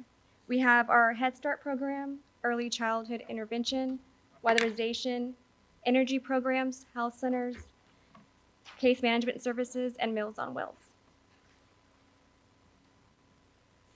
So KCALS currently serves 16 counties in the South Texas area, and we are proposing to serve 10 of those rural counties with the South Texas Heroes Housing Assistance Program.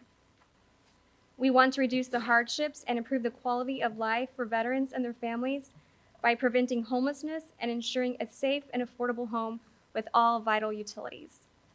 We plan to serve those veterans that have honorable or general under honorable conditions, and we do have a priority list in case at any point of the grant we do have a wait period.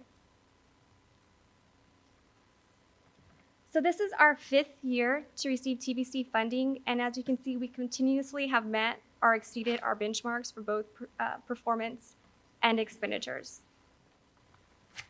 So our current services right now include monthly rental stipends, one-time utility and utility deposits, utility assistance, and long-term case management. So currently right now we're serving 53 veterans with a target of 48 and 73 dependents with a target of 52. So we're still on target to already meet or exceed our current targets. So we're requesting $300,000 to continue the same services and to serve the same amount of veterans and dependents. So most of our veterans can receive the same day assistance. Some factors that may come into play might be an incomplete application, or maybe incomplete forms from the landlords, or maybe a priority level that has been unmet. And then we do have limits per service item. So this picture means a lot to, I think, both of us. This is one of our current veterans, and when we first met him, he was living in his car. Our local VSO had referred him to our agency. And I think that's what makes us so unique there at KCALS is this one application screened him across several of our programs. So not only was he able to get that housing first, but he was able to get food, utilities, and household items so with all those services, he was able to get back on his feet faster.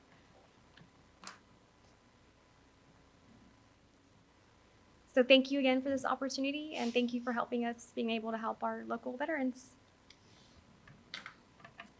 Any questions? Yes, sir. I have one. I understand that, if you could go back, I think like 3 or 4 slides for the eligibility, you have an Do I eligibility need- requirement of being honorably discharged. Yes, that's correct. I think So it's here. that's, you're only serving honorably for So the general honor- or honorable conditions. Yes, veterans. that's Okay. correct. Not all veterans. Okay. And then we have our priority list of their female, disabled, haven't received assistance before, and so forth. Thank you very much. Thank you. All right, thank you, ma'am. Have a great day. Thank you very much. Next up, we have Rolling Plains Management Corporation.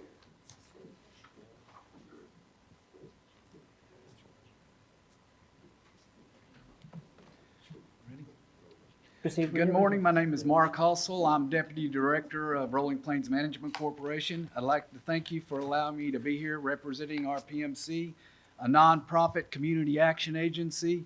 We're here today to ask you to extend our current Housing for Texas Hero grant for $300,000, which provides roofing services in our local areas. Our PMC currently serves 28 rural counties covering over 28,000 square miles in North Texas. This area is home to 565,000 people. Of those, 52,270 are veterans. Of those, 18,400 are below or at the poverty level. Currently, we coordinate our Veterans Roofing Project with the DAV of Wichita Falls and Abilene and the local county VSO officers. Our PMC coordinates the current roofing project with our weatherization program to increase the potential for other services and broaden the work scopes available to veterans. This also includes accessibility programs and programs for handicap services. In 2019, a survey was performed on the service provided by our PMC and for the existing needs for the veterans in our service area. In the course of the survey, 100% of the surveys returned. They were completely satisfied 100% with our services. Our goal was to determine the client satisfaction and determine the most critical household repairs needed. And our goal is to eventually incorporate those needs into future grants. Recently, in 2019, a veteran client applied for our weatherization program. Having roof issues, she was denied the service. The client, being a veteran, was able to apply and receive a new roof through the Veterans Roofing Project in July, and as a result, she was able to receive the previously denied weatherization service, which included attic insulation, repairs, health and safety measures, and a brand new central unit. This will be our 3rd year applying for the Housing for Texas Heroes grant. Our PMC is proud to say that we met all goals in the previous contract, and we've expended total up to date 74% of the direct services, and we've identified the remaining clients that we need to satisfy our goal for this year. Our PMC is meeting the needs that are currently unavailable in our service area, and we're looking to expand these services that would improve the quality of living for our well-deserved veterans. We are also operating the General Assistance Grant, so between the both of them, I think we can spread these services where we can do basically a full meal deal for the veterans in our service area. Any questions? Yes, Mrs. Scott. Did you say 16 counties? 28 counties. 28. And they're pretty much all rural counties. Yes, Mr. Eber. So I have a question. Yes, sir. Historical context. I remember the first time we talked about Mhm. funding. Since then to now, how many clients do you have to turn away based on the, like, let's say based on this year's funding that you got right now? Veterans, most of the veterans, very seldom do we turn away any except for the income. It's I really couldn't give you the percentage, but it's very few. Most of the veterans that we've actually done this year have been categorically eligible under the where they've been drawing disability, which categorically makes them eligible despite their income. So pretty much all of our veterans this year that we've helped have had some form of disability which made them categorically eligible, and the income was not relevant. Yes. Okay, so you just mentioned that they're collecting VA disability. Yes. So are you working to see if you can use like the histogram and SH grants to help them get connected with Yes, we're actually, like I said, working with several programs. Some of these disability programs that we already have in place, we're kind of utilizing them and going through the VA and that type of stuff to identify and work with them on those. Anyone else? Thank you, sir. Thank you all for your time. Yes, sir. Thank you very much. Y'all have a good day. You too. Next up, we have Easter Seal, Central Texas.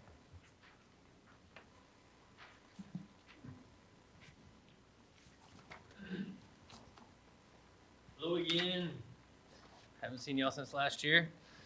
So my name's Jesse. I'm Director of Housing here at Easter Seals of Central Texas. We're based in Austin. We do accessibility modifications and home repairs for low-income disabled folks in and around Central Texas. We use the TVC money as just another layer of service that we can provide to a lot of our clients. I work with Charles a lot. I work with the Home Repair Coalition here in Austin. We're all sort of doing a lot of the same things, so I'm not going to tell you more and more about step-in showers and grab bars and things like that. We do all of that. What I can tell you is that last year we got $150,000. We served 9 folks. We were done by Christmas. We're going to ask for twice that much this year. We survived the site visit, the audit. We're doing fine. Everybody's really in good shape, and we enjoy working with y'all. For what it's worth, the TVC grant support staff, they're really good to work with too. So we're happy there. But that's all I got. We're doubling our ask. Go ahead, Mr. Wright. Okay, so the last statement you just made, you went through the audit and everything's okay. Because right now you're showing up that you're at a 22% performance number. So right now, if you go on the TVC portal, Yeah. everything is turned in. It's waiting for approval. I'm waiting to hear back from the folks on the other Basically, end. we're just talking about the paper, you've done the work. Correct. Yeah, I should have specified that. Construction was done by Christmas. Yeah, and then you follow up, send it in. Yeah, those are 2 different things. You're right. So did you state 9 clients? I did. Did I say it wrong? No, sir. No, Okay. sir. I just, so you figure you'll be able to double that number? Yes, I guess we- it really depends on how much the project is, huh? There's very few homes I come to that don't need $15,000 worth of work. So we usually max it out on each home. And then we're working, we've got other funds that we leverage. We use the service organization, veteran service organization, social workers sort of as a network to spread our word and use us as a resource. We work with Syntex Foundations. They do free foundation repairs for us. So we try to make it go as far as we can. Anyone else? Thank you very much. Thank y'all. Y'all have a good day. Thank you very much. Next up, we have the Salvation Army Waco.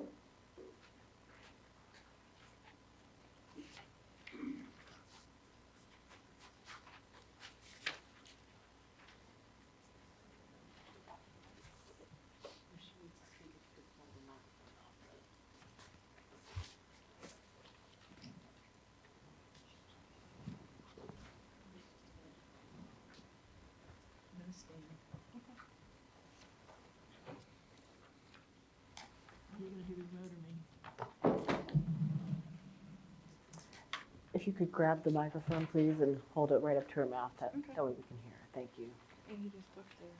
So it's the button on the right, so turn it the other way. There we go, and this to advance. Yes, ma'am.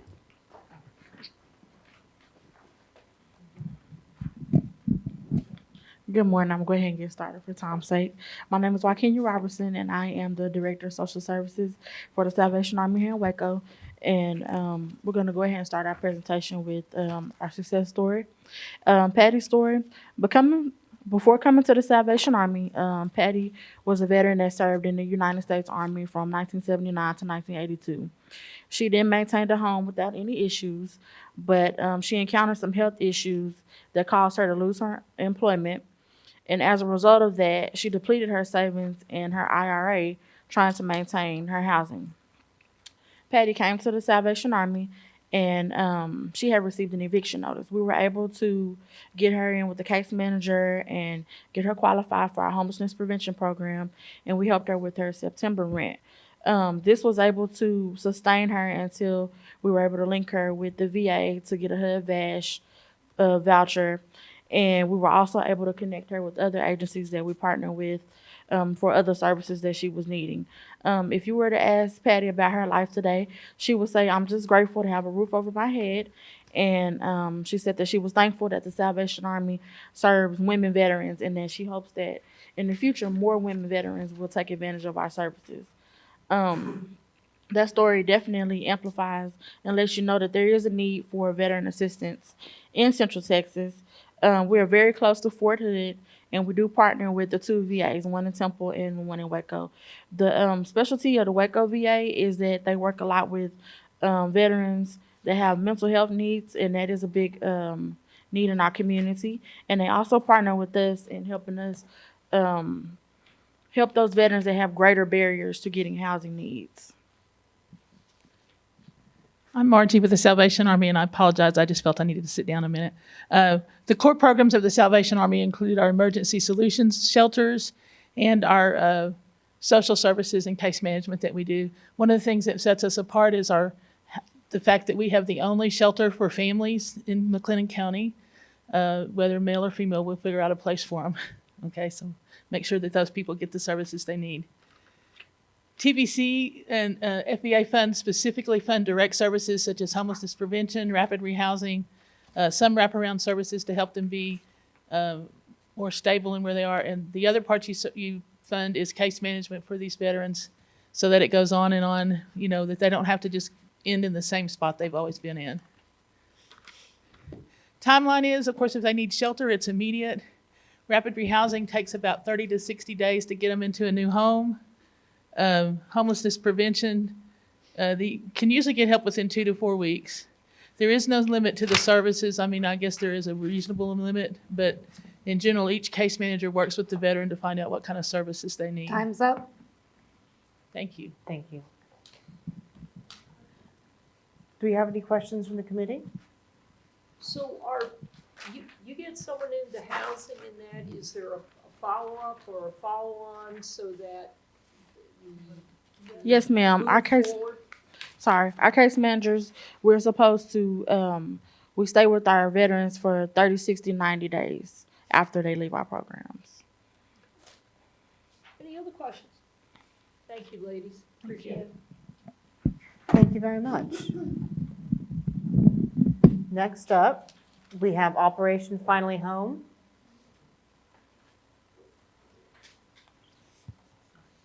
No worries.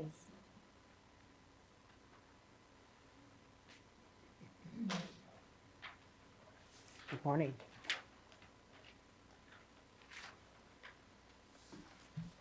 Good morning. My name is Rusty Carroll. I'm the Executive Director for Operation Finally Home, and we are a national nonprofit that provides homes and home modifications for wounded, ill, and injured veterans across the country with a primary focus in Texas.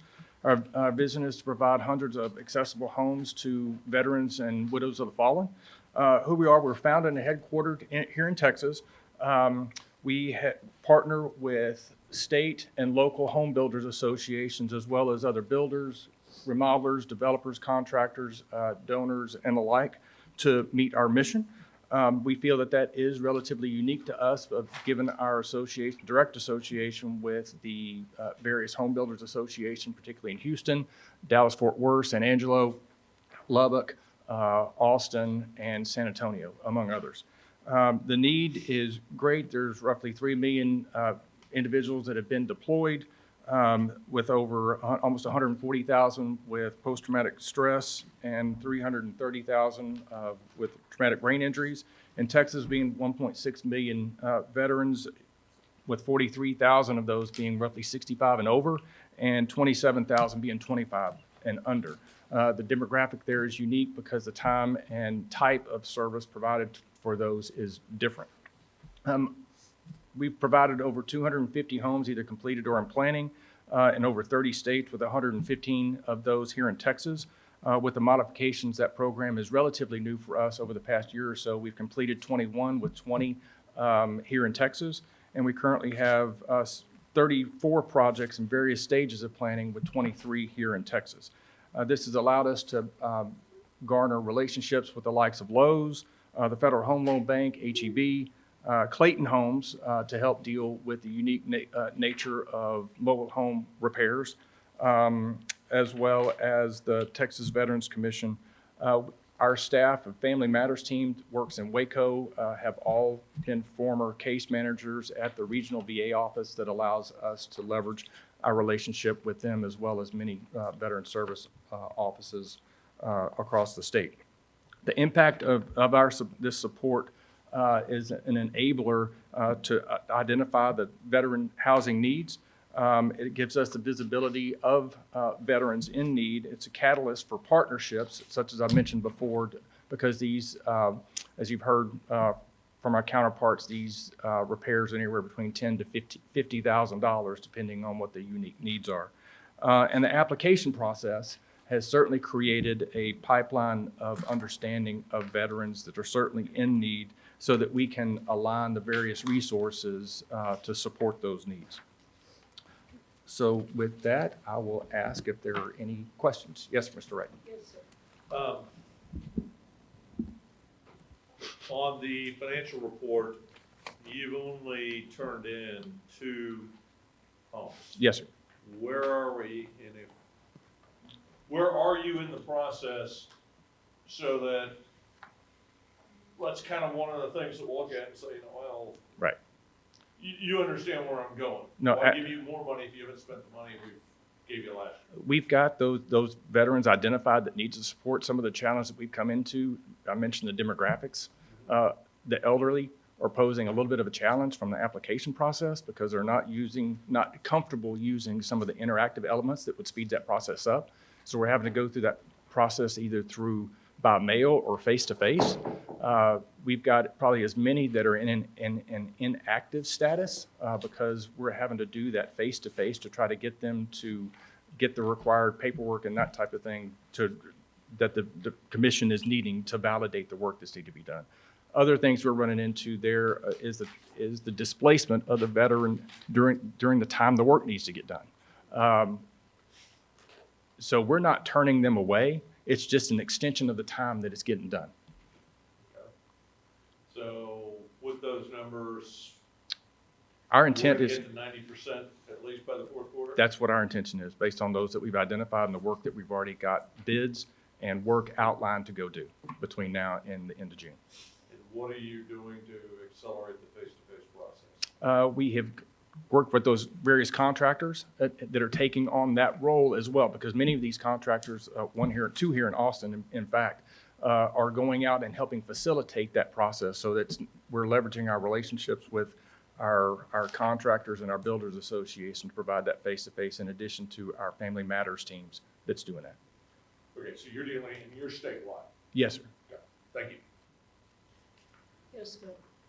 What rural areas have you looked at, have you provided services? We're in Breckenridge right now, is one. Alba, outside of Sulphur Springs, many of the counties in and around Central Texas here. Most of those are coming to us through the work through the various home builders associations. Can you put like a percentage? I would say 50%. Any other questions? All right, thank you, sir. Thank you. Thank you very much. Next up, we have the Salvation Army Corpus Christi.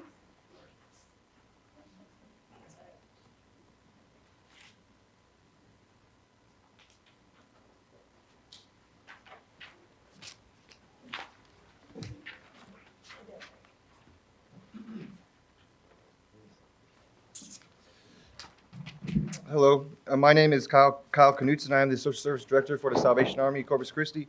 First of all, I'd like to thank you guys for taking time out of your busy week to listen to our programs. So our TVC program includes rapid rehousing, homeless prevention, utility assistance, household setup, application fee, and of course, case management. We touch seven different counties.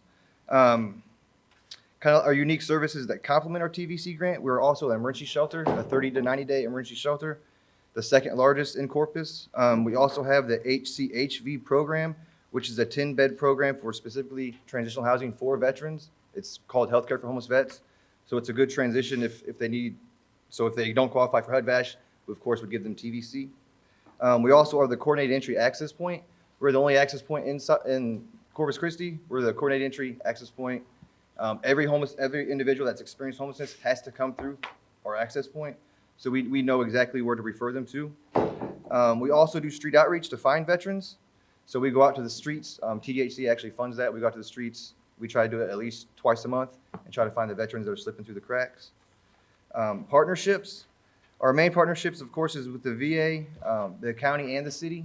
We also work closely with mental health, Centercorps and STARS, which is drug rehab, and Texas Workforce. The impact, this is our 4th year working with the TVC grant. Our target this current year is 240 total individuals. That includes veterans, dependents, and surviving spouses. In the first 3.5 years, we have assisted 368 veterans, 295 verifiable dependents, 7 surviving spouses for a total of 670 individuals. And that's within the first 3.5 years. So we plan on adding about, I think we're 60% through with the grant, so we have about 120 more. So we can, by the end of this grant year, we should be closer to 750. The need in Corpus, I'm also the Homeless Issues Partnership, which is a coalition of all agencies that come together, and we're the ones that are in charge of doing the point-in-time count. Last year in Corpus, we had 360 homeless individuals. This year, we tripled. We had 854. And of those 854, about 15 to 17% of those were veterans. So there's definitely a need. And the way that we're going to be combating that, we're going to try to be moving forward with the 100-day challenge. We're going to get all the agencies to come together, and we're going to try to get to functional zero, meaning that there's enough resources out there if there's enough resources out there for a veteran that wants the help, we can supply the help and get them housed. Is there any questions? I know I spoke really fast. I'm struck by the tripling of that staff for the homeless. I mean, do you have any comment on that? We partnered with Texas A&M Corpus Christi, which made it streamlined and it made it a lot more organized. A lot of that was the past presidents or whoever was in charge of it may not got such an accurate count, so I don't necessarily think it tripled, but it definitely probably doubled, I would say. And Corpus, of course, being the inclement weather, you can live there comfortably year-round. So I find individuals migrating there quite often just to get out of the weather. So interesting comment. You partnered with Texas A&M Corpus Christi. Yes. We actually partnered with the Public Housing Authority as well. We have a bunch of partnerships. But no, wait, let's talk about the university. What are they doing for you? So they had and that was another reason why we were more successful, because we had a lot more volunteers, so they got their students involved. So their nursing program, their social science program, their dean of students, they all bought it. They're all bought in. So next year we're actually planning the next pit count already. So it'll be very successful. Anybody else? Thanks a lot. Thank you, guys. Thank you very much. Next up, we have North Texas Veterans Relief Fund.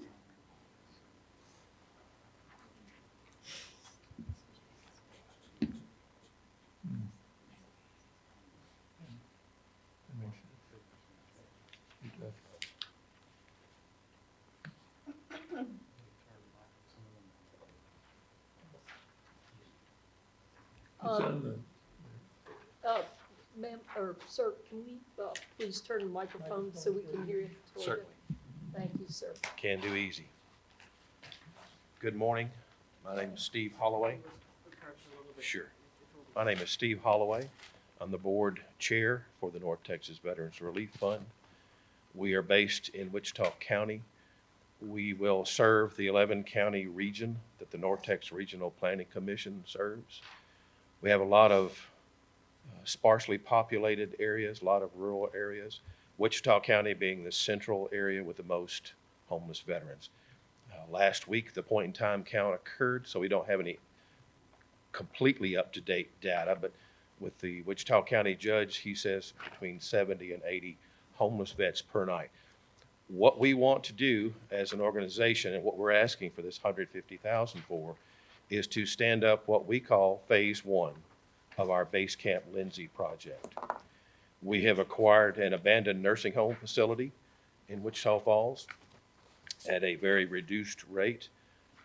The bones are good. We intend to rehab that facility. It should be able to serve between 20 and 25 clients. We are literally going to provide cradle-to-grave service. My presentation today focuses on that abandoned nursing home, but we have a phase 2 and a phase 3, and so that you can understand our scope. We'll start out with the nursing home on a small scale, learn our business, look outside the door, see how long the line is, gauge demand.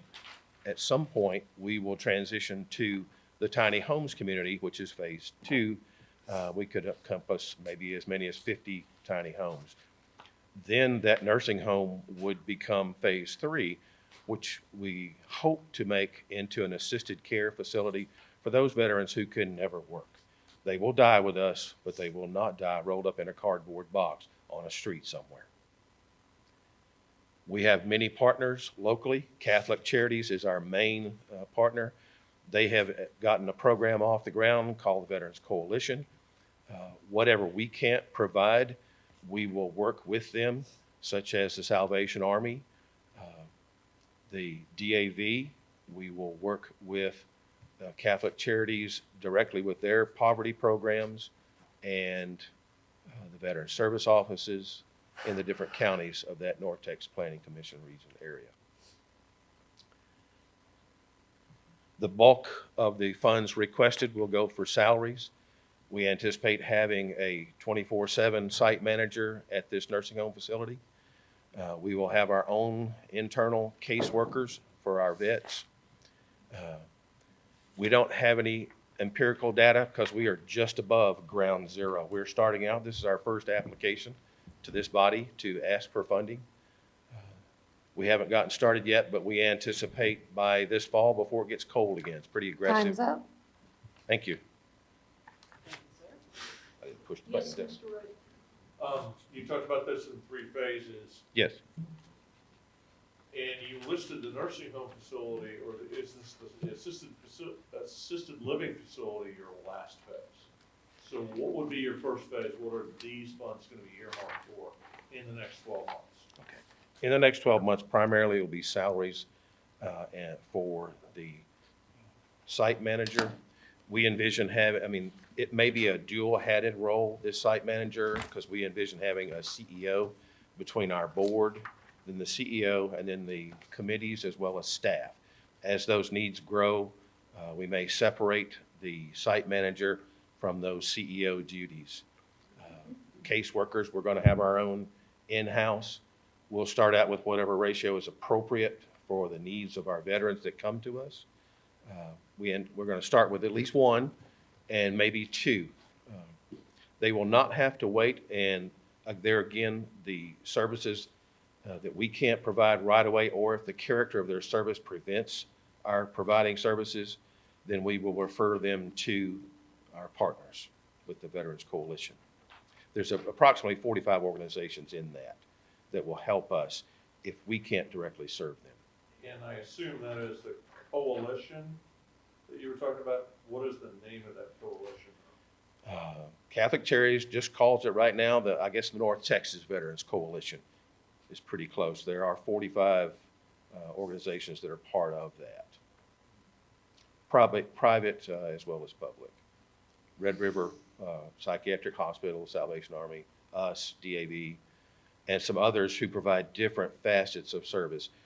We want to eliminate homeless veterans in that area. So I want to get up my head wrapped around the process here. So in this nursing facility, you purchased the property. Is it habitable? Not right now. We have to rehab it. So do you have a plan and funds to make it that way? Yes, we do. And how long will it take? We're shooting for about 7 months. Again, before it gets cold again, the bones are very, very good. There's been a couple of prominent architects in the Wichita Falls area that had walked through that facility with me. The bones are good. It's going to take somewhere between $250,000 and $350,000 to get it up to code. We will leverage 4A, 4B money because there are both jobs as well as housing involved with what we're doing. We have a couple of local companies who are ready to sponsor some of the, we're offering sponsorships for the rooms in order to obtain funding. We are also in the processes of applying for all the normal grants, Matters Foundation, Pretty, whoever can help us get that going. So you're not going to be serving veterans this grant cycle, but you want the money for a CEO salary? This fall, we will stand up services. This is what we anticipate happening. I don't think it's going to take that long to get that facility up and running. So yes, in the 12 months, I'm not sure exactly, and I'll plead ignorance on your cycle. I would assume midsummer, is that correct? July 1st through June Yes, 30 is the right. grant cycle. So 9 months of your cycle, yes, we will, or pretty close to 9 months of your cycle, yes, we will utilize these funds.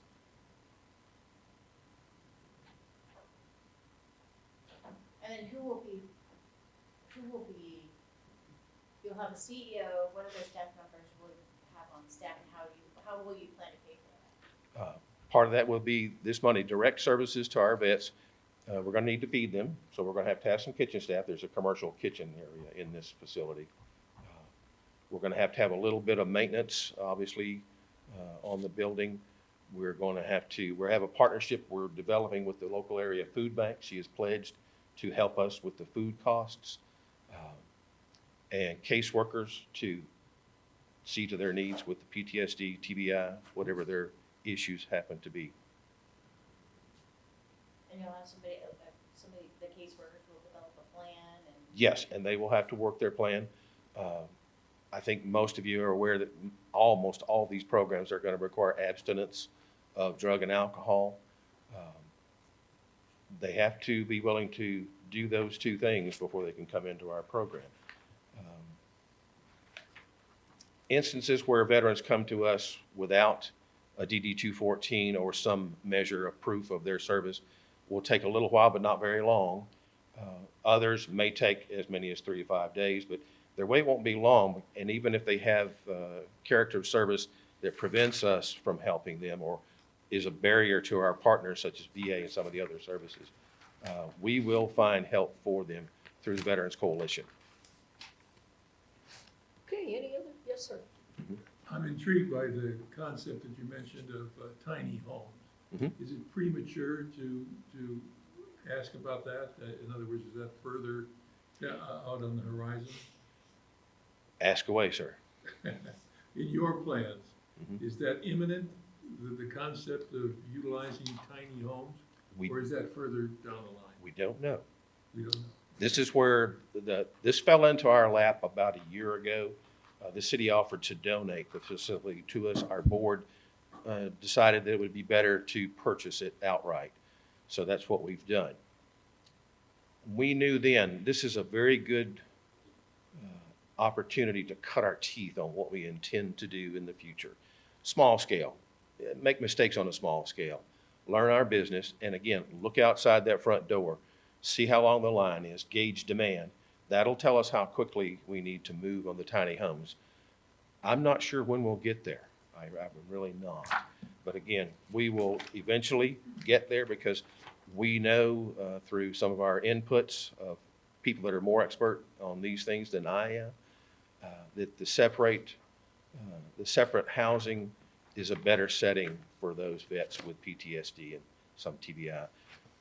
We know we're going to miss a few on this because of the settings, but each vet will have their own room. We've gotten input that vets with PTSD do not like that. So tiny homes is going to be perfect for that.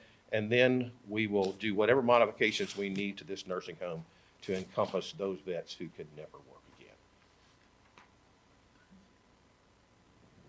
Any other questions? All right, thank you very much, sir.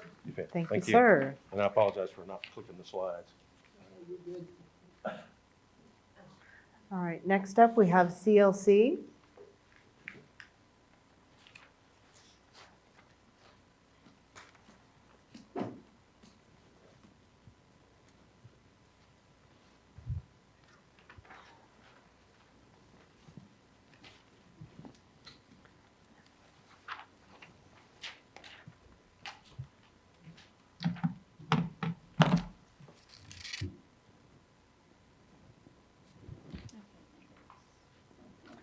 Just this button right there.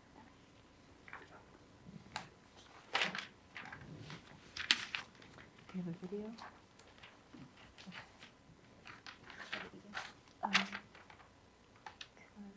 There we go. Good morning, ladies and gentlemen of the Advisory Board.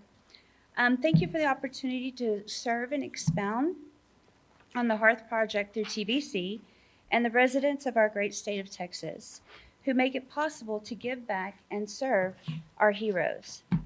My name is Carrie Wilcox, and I'm one of the Veterans Case Managers at CLC. And today I brought with me our President, Pat Lane, and our Financial Officer, Amy Hall. Let's see here.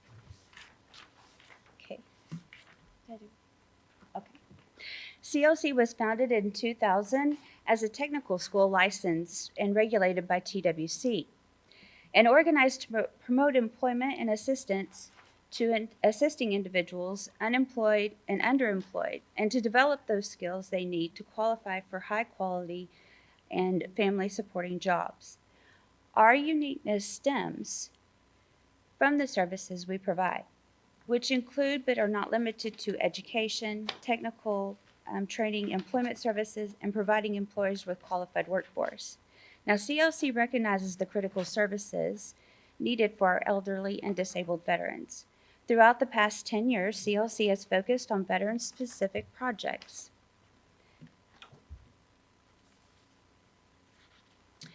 And with that said, CLC is respectfully requesting a grant in the amount of $300,000, which will enable the Hearth Project to provide needed home modification to repairs to 30 veterans, 27 veterans, and 3 surviving spouses.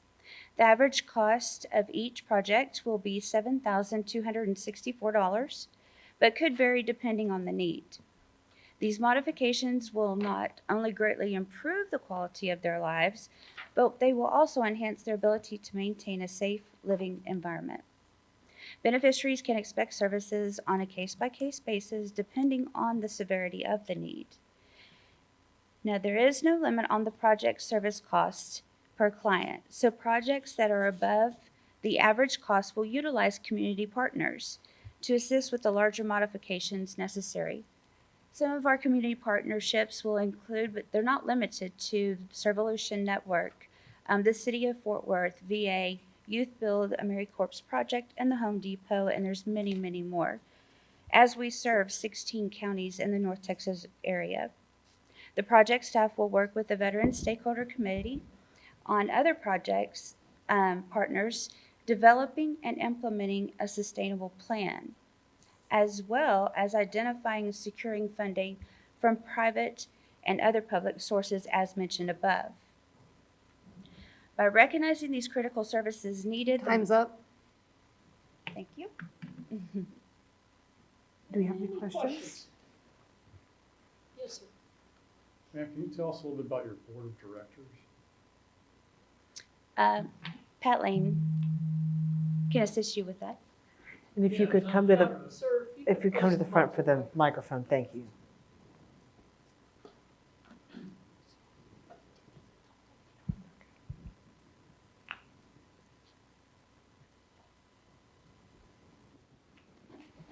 Yes, sir. I'm president and chief officer of the Community Learning Center, CLC Inc. Our board of directors I chair, and we have a very strong board. For instance, Garden England is one of our very active members. He's a former president of Lockheed Martin, which we tie into a lot of different employers. He's a former secretary of the Navy. We have both business people, business folks, and we also have union folks and community folks on our board. So we have an extremely strong board. We meet quarterly, and they give us a lot of very, very good direction. So any other questions about the board? Or? Did you say that you're also a member of the board? Yes, I'm chairman of the board. Any other questions? Thank you, sir. Thank you. Thank you. Oh. Thank you very much. Thank you. All right, next up, We have front steps, and Taryn Davis is ill. I think we have a replacement presenter instead. Yes.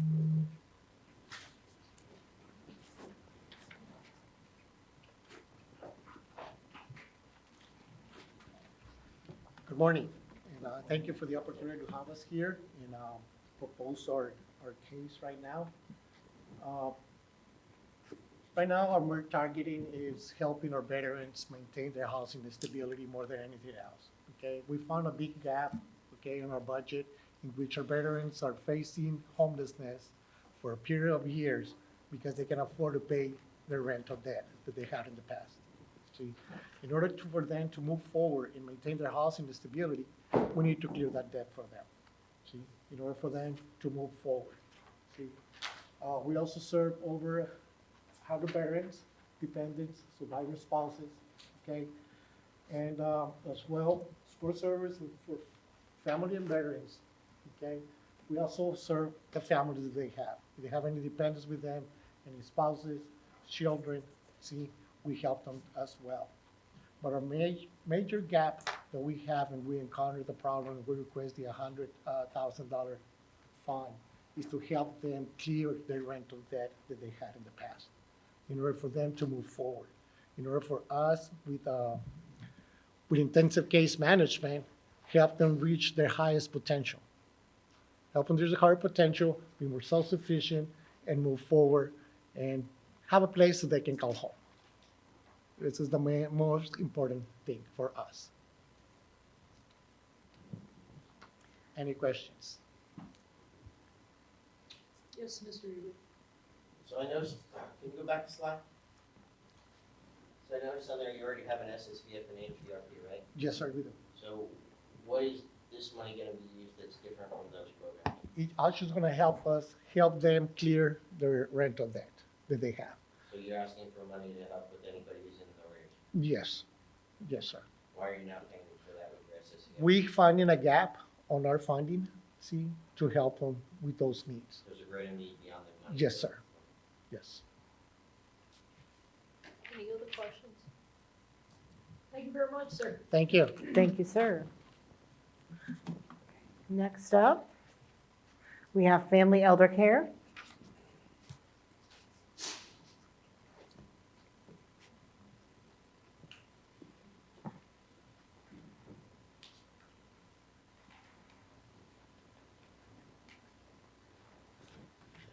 Thank you so much for having us. I will try to stay put. That's not my usual style, so I will do my best to stay in one place. If you'd rather grab the mic and hold it up to your mouth, and you can move around a little bit more. Okay, great. Well, I'm just going to stay here. So I am Lisa Daly from Family Elder Care. I'm the Director of In-Home Care, and what we are asking for today, very humbly, is $250,000 to fund our program for home modifications to improve quality of life for our individuals that we serve. So Family Elder Care is a little unique. We're a nonprofit. We've been in business for 38 years. We have several different departments. Mine is one of many. We have a guardianship program. We have a money management program. We have service coordination. So we really focus on wraparound services for our individuals. Being the director of in-home care, we have sent many care attendants into individuals' homes, many veterans who needed help with IADLs, instrumental activities of daily living, as well as activities of daily living. And what we've noticed is that with small modifications, sometimes they can increase their ability to stay at home, right? Age in place, and that's what everybody wants. We used a model called the Capable Model as inspiration for our Ask Today. And that model would include a nurse, an RN, that would go in and do an assessment, an OT, occupational therapist, as well as maintenance crew to make modifications. And this would be person-centered information as well as modifications. Because if you think about what you did today to get here, sometimes those are small modifications that individuals can have to their homes so that they can, once again, stay in place. Thank you. Do you have questions? Okay, thank you, ma'am. Thank you very No much. questions? Thank you. Okay, next up, we have Family Endeavors, DBA Endeavors.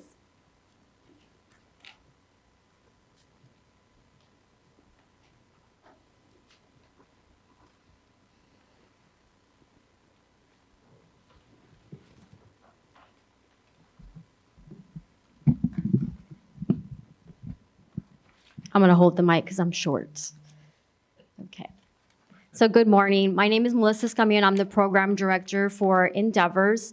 And although I am not a veteran, I do serve at home. I have an active duty MARSOC corpsman, and I also come from a Gold Star family. Our team is comprised of veterans and veteran family members who are committed to serving veterans and their families. For over 9 years, Endeavors has assisted 1,000 veterans annually who are at risk or homeless through our Supportive Services for Veteran Families program. We currently serve veterans in over 80 counties in Texas, and in some cases are the only homeless prevention provider for veterans. With 5 offices in rural communities, our outreach team connects with a variety of community partners to assist veterans in need. We have been able to avoid literal homelessness in 75% of our communities we serve. Currently, Endeavors collaborates with over 200 partner entities across the state to conduct care coordination. Staff are actively engaged with their local continuums of care, homeless coalitions, and community veteran engagement boards serving in various capacities to advocate for veterans. Endeavors team has identified a need to assist surviving spouses and veterans to avoid literal homelessness. A recent study conducted by VA National Center on Homelessness among veterans reported housing instability is a major correlate of suicide risk. In any given month, Endeavors team receives inquiries from surviving spouses in each region. Additionally, Endeavors receives over 75 inquiries per office per month from veterans at risk of homelessness. Our existing funding does not meet the demand to prevent the trauma of literal homelessness among surviving spouses and veterans. In rural communities, it is often difficult to obtain and sustain affordable and accessible housing. Our veterans deserve more than substandard housing. This is why it is so important homeless prevention assistance should be provided to our veterans and surviving spouses.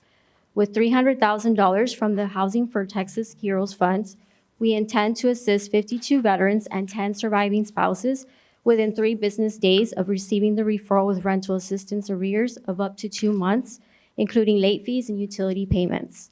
Each veteran that comes into our program will be provided with intensive case management services to include employment or income increase, supportive services for the family, and referrals to the community, including federal and state benefits, financial literacy. And veterans will continue to be served after financial assistance has been provided to ensure housing stability. Any questions? Yes, Mr. Ewing. So I noticed you have 3 Grantee. Yes, sir. So 2 of them look similar. So what is the difference between this one and the other financial assistance? Okay, so this one is going to focus on rental assistance, and the one tomorrow for general assistance is going to focus more on mortgages, and also that will focus on pet deposit and pet rent because we have identified a need for that. Yes. Any other questions? Yeah, Okay. the regionals, Yes. regionals that you're talking about, Region 1, Region 2, DFW, where is it concentrated more on, in which area? It will be mostly in our rural counties. So 80% of our counties that we serve are rural. Yes. Mhm. Thank you. Thank you. Any other questions? All right, thank you, Bill. Thank you very much. Next up, we have Operation Homefront.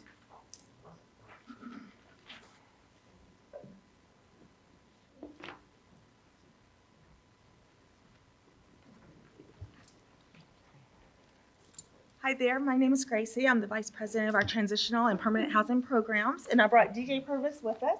DJ actually runs the village that we're going to talk about today in our San Antonio location.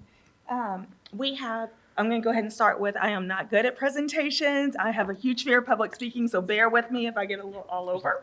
I just recognize Bobby, so hello. We have, in San Antonio, we have our transitional housing village. I know the first thing was what makes us unique. What makes us unique with the village program is that we're not just focusing on the veteran himself or herself, we're focusing on the entire family. So when a veteran comes into our program, they have gone through the med board process, or they're actually in the med board process. During that time, we're gonna work with them and their families so they can all heal together. Sorry, I talk loud. No, so they can all heal together and get through that transition as a family unit.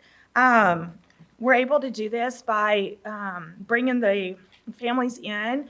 My favorite time personally to get a veteran in is while they're still in that med board process. During that time, they're able to still use their BAH and start putting that money aside for savings so they have that money through the transition. Our priority 1 veterans and anyone that will get in before anyone else is someone that's already discharged and they are currently waiting on their VA benefits to kick in.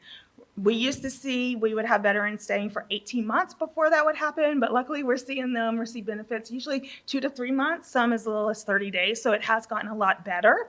But they're still needing that help, they're needing the guidance, they're needing to learn how to budget.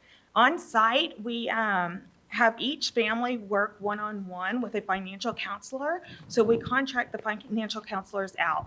They're going to work with the families to build up their savings, reduce debt, and put their plan together. So when they move out of our village program, our families usually will have 3 to 6 months of living expenses saved up. They'll receive their back pay, so they'll be good to go. They will have an employment, they would have received employment coaching. They would have also, we require each veteran and spouse to complete a resume. Even if the spouse is caring for the veteran at this time, later they may have to go back into the work world as well. So both of them will have, both of them will have a resume completed when they move out of the program.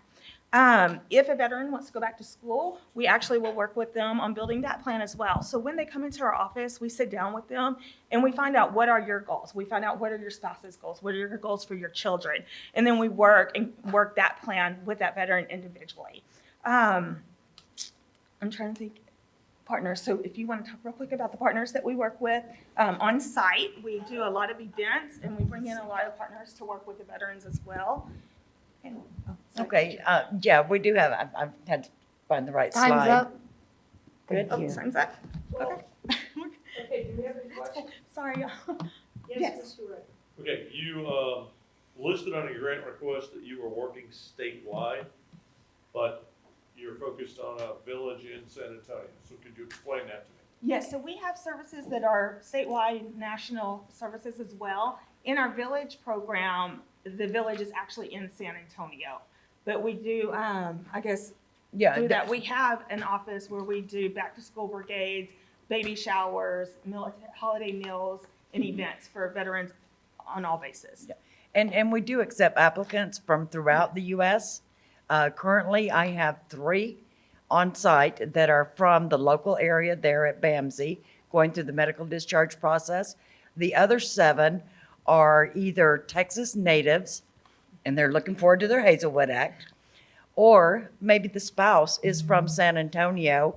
The husband says, you know, my family lives here, don't have that good a relationship, love my in-laws, we want to live in San Antonio.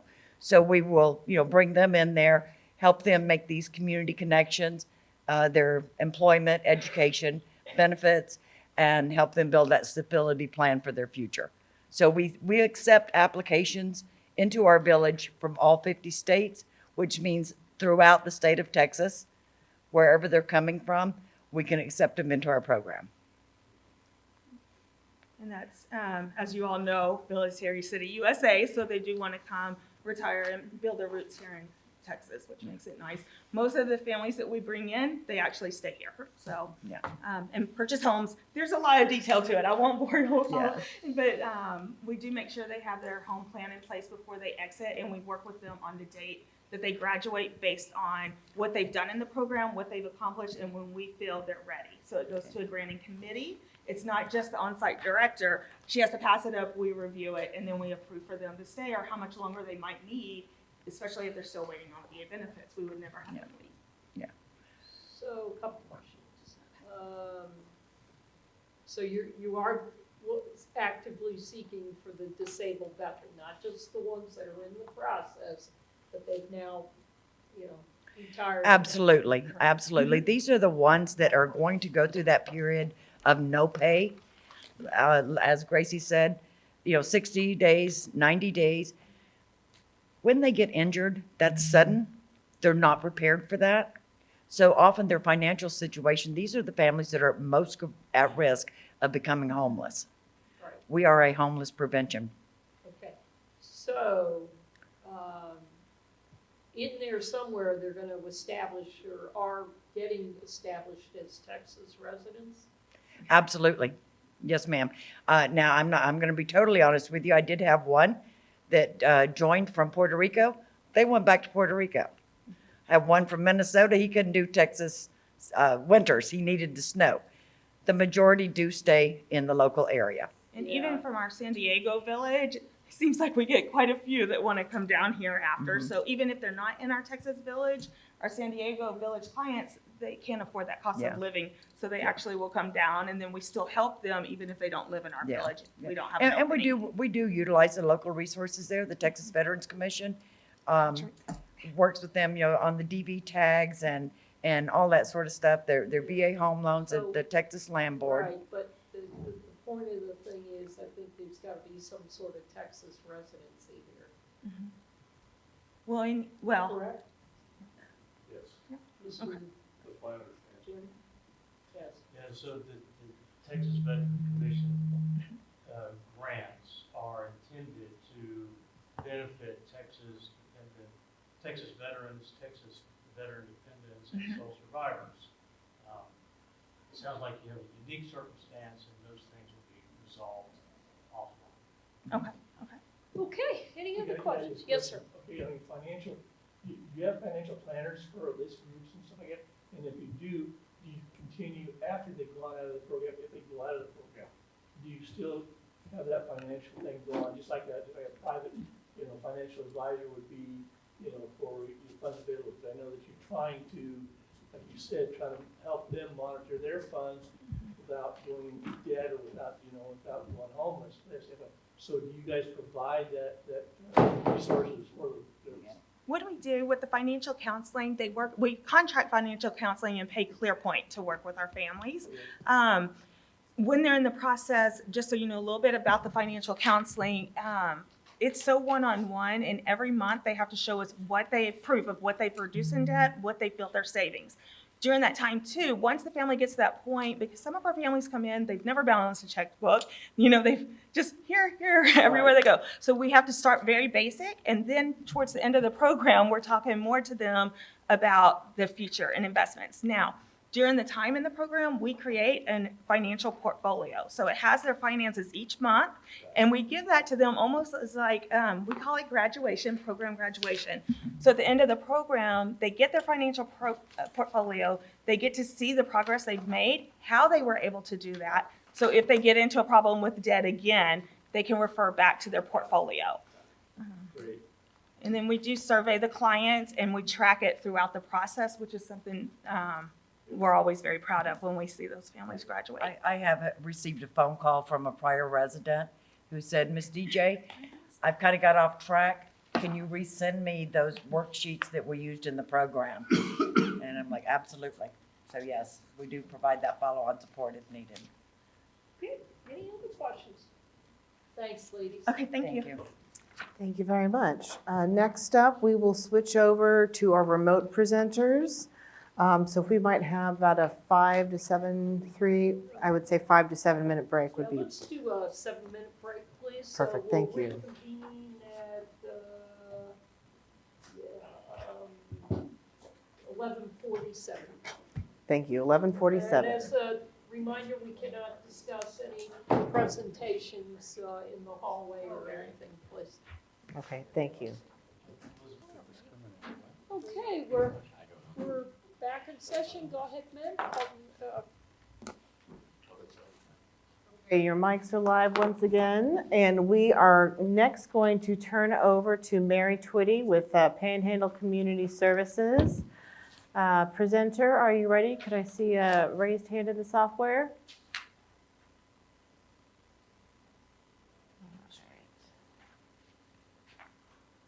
Okay, there we go. Mary is ready. Thank you very much. I have unmuted your line. Mary, whenever you're ready, please begin. All right. Good morning, everyone, and thank you again. I'm sorry. Hold on. I'm so sorry. I need to unblank the screen. That's my fault. My apologies. Sorry about that. That's Okay, ma'am, Okay. now your time starts. Thank you. all right. Good morning, everyone. My name is Mary Twitty, and I'm the Director for Family Services at Panhandle Community Services. On behalf of Panhandle Community Services, we are requesting $300,000 to rehabilitate approximately 15 homes of low-income veterans in the Panhandle, primarily in the rural areas of the Panhandle. Low-income families will be families that are at or below 150% of the 2020 federal guidelines. Built in the 1950s and 60s, the housing stock in the Panhandle is very old, particularly that in the rural areas. This makes repairs to maintain a safe and decent living and to meet the social and medical needs of these families very costly. Based on the needs of the families and working with our federal, state, and local partners, Panhandle Community Services will install new or renovate new heating and air conditioning systems, bring electrical and plumbing to code, repair, replace roofs, sidewalks, ramps, doors, flooring, and any other parts of the house that will make it safe. We're going to recruit these families from throughout a network of local organizations. We have about 200 local organizations that work with us throughout the Panhandle, as well as our own database and using social media, local newspapers to make everyone aware of the program. Once identified, these families will meet with our eligibility staff at one of our 13 service centers in the Panhandle.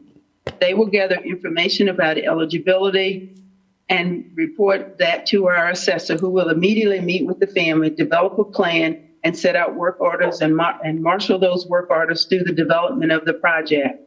The project is budgeted at $300,000, of which 84% of that will go toward direct services for our veterans and their families. The remainder will be used for staff with fringe benefits, a supportive costs, and indirect and administrative costs. Our partners in this project at the federal level is the Department of Energy, Agriculture, and HHS, and HUD. At the state level, it is TDHC, and we have a private partner, Atmos Energy. At the local level, we'll be working with the VA hospital here, as well as the Vet Center in Amarillo. And we have a lot of local churches and civic organizations in our counties that will also be part of this project. Do you have any questions of me? Any questions from the committee? No, ma'am, I think we're good. Thank you, Ms. Twitty, for your presentation. Thank you very much, ma'am. Have a wonderful day. You too, ma'am. All right, going back, putting her on mute again. Okay, so our next presenter is Sabine Valley Regional MHMR Center, DBA Community Health Corps.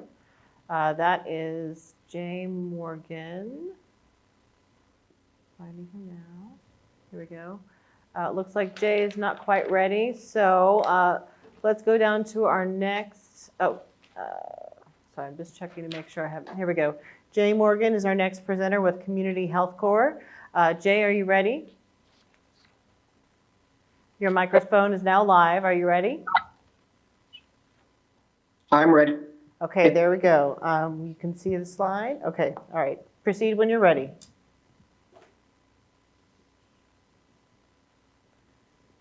Go ahead and go now, sir. Whenever you're ready. Health Corps, which is formerly. My apologies. Can you hear me? Yes, now we can hear you. Thank you, sir. Okay, my name is Jay Morgan. Does everyone hear me okay? Yes, sir. Okay. I'm the supervisor of veterans programs for Community Health Corps, which is formerly known as Sabine Valley. Community Health Corps has operated the East Texas Veterans Resource Center for over 5 years. In this time, the Resource Center has offered housing to hundreds of veterans across 12 counties in Northeast Texas. Next slide, please.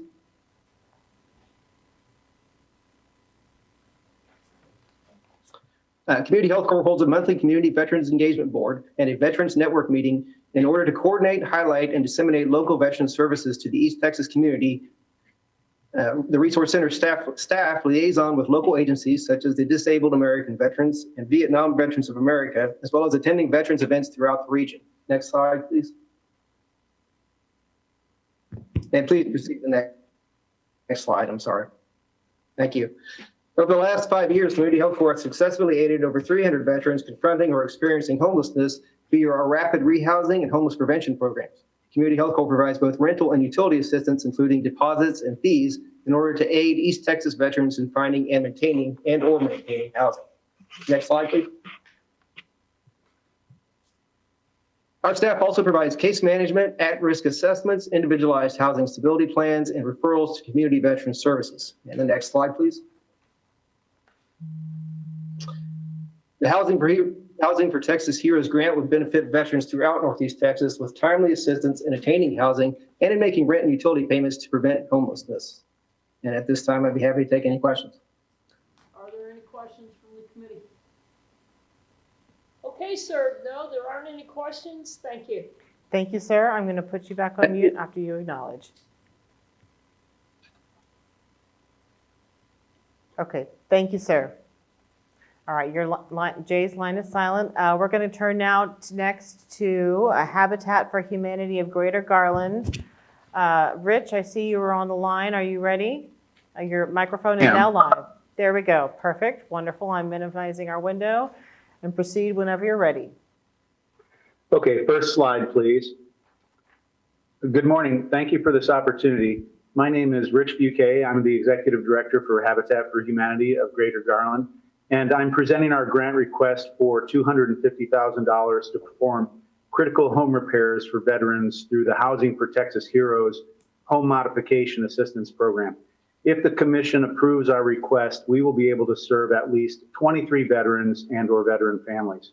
Regarding the process, once an application is completed, a condition assessment of the home will be done within 5 to 10 business days, and home repairs will be completed within 2 to 3 months. 90% of the grant funding will go directly to the cost of materials and labor for critical repairs and accessibility modifications. Only 10% of the grant will be used for administrative, marketing, and project management costs. The need is great in our geographical service area of Garland, Rowlett, and Saxe. According to the Office of the 32nd District of Texas, of the approximately 12,800 veterans in our GSA, 3,475 are disabled, and most of them are elderly. In Garland specifically, most of the over 2,200 disabled vets are also elderly. And regarding income, district-wide, there are 470 disabled vets who are also below the poverty line, and of that group, 410 are also elderly. Therefore, the work we desire to do is very much needed in our GSA. Next slide, please. Habitat of Greater Garland is uniquely positioned and qualified to serve our veterans. In 2017, we became a Veterans Build affiliate, a distinction shared by only 15% of the 1,300 Habitat affiliates. We are committed to build homes and do critical home repairs for veterans while engaging vets in the process as volunteers and employees. We are nearing completion of our Veterans Build initiative. We physically relocated 3 1920s houses and are rebuilding them as homes for veterans. The first home was completed and moved into by a Navy vet and his wife just before Christmas 2019. That home is pictured on the slide. The 2 remaining homes will be completed by July of this year. And then in 2019, we hired Peter Oliveira as a construction manager specifically for critical repairs and to execute our Veterans Critical Repair Initiative. He's really done a fantastic job in just over 8 months by completing over 50 critical repairs serving 10 families. Peter is very passionate to serve our veterans, and I'm confident he can execute on as many projects as we can have funding for. In 2019, we also tried unsuccessfully to build a Veterans Pocket community and community center. Unfortunately, we faced stiff opposition by neighboring homeowners, but we are still committed to building pocket communities to meet that need for decent, higher density housing for veterans.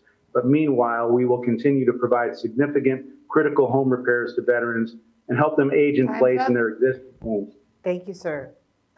Do we have any questions from the committee? Any questions from the committee? Okay, thank you very much, sir. Thank you very much. Thank you very much. All right. Line has gone on mute again. And with that, thank you to all the organizations for taking the time to help the community better understand your Housing for Texas Heroes projects today. Okay, at this time, we'll take a recess until 1:15 p.m. for lunch. When we return, we will hear from the applicants for the 2020-2021 Veteran Mental Health Grants per the TVC agency policy. The FBA staff and advisory committee members are not able to discuss your presentation or applications during the breaks or recesses. So we'll see everyone back at 1:15. Thank you. Okay, I'm going to call us back into session. And I would like to, before I call up the first organization, please mute your cell phones. Please mute if you're having a text coming in or an email. Sometimes you have them set differently, please. And I would like to call up the first organization to present for the Veterans Mental Health Grants, Mr. Bob Deschner, Vet Trip Incorporated.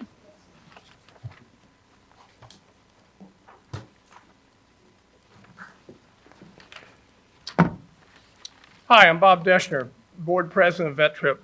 We provide integrative services for combat veterans and other veterans with intense symptoms of PTSD and chronic pain who are non-responsive to traditional counseling and medications, typically with scores of 7+, that's 7 or more on a 10-point scale.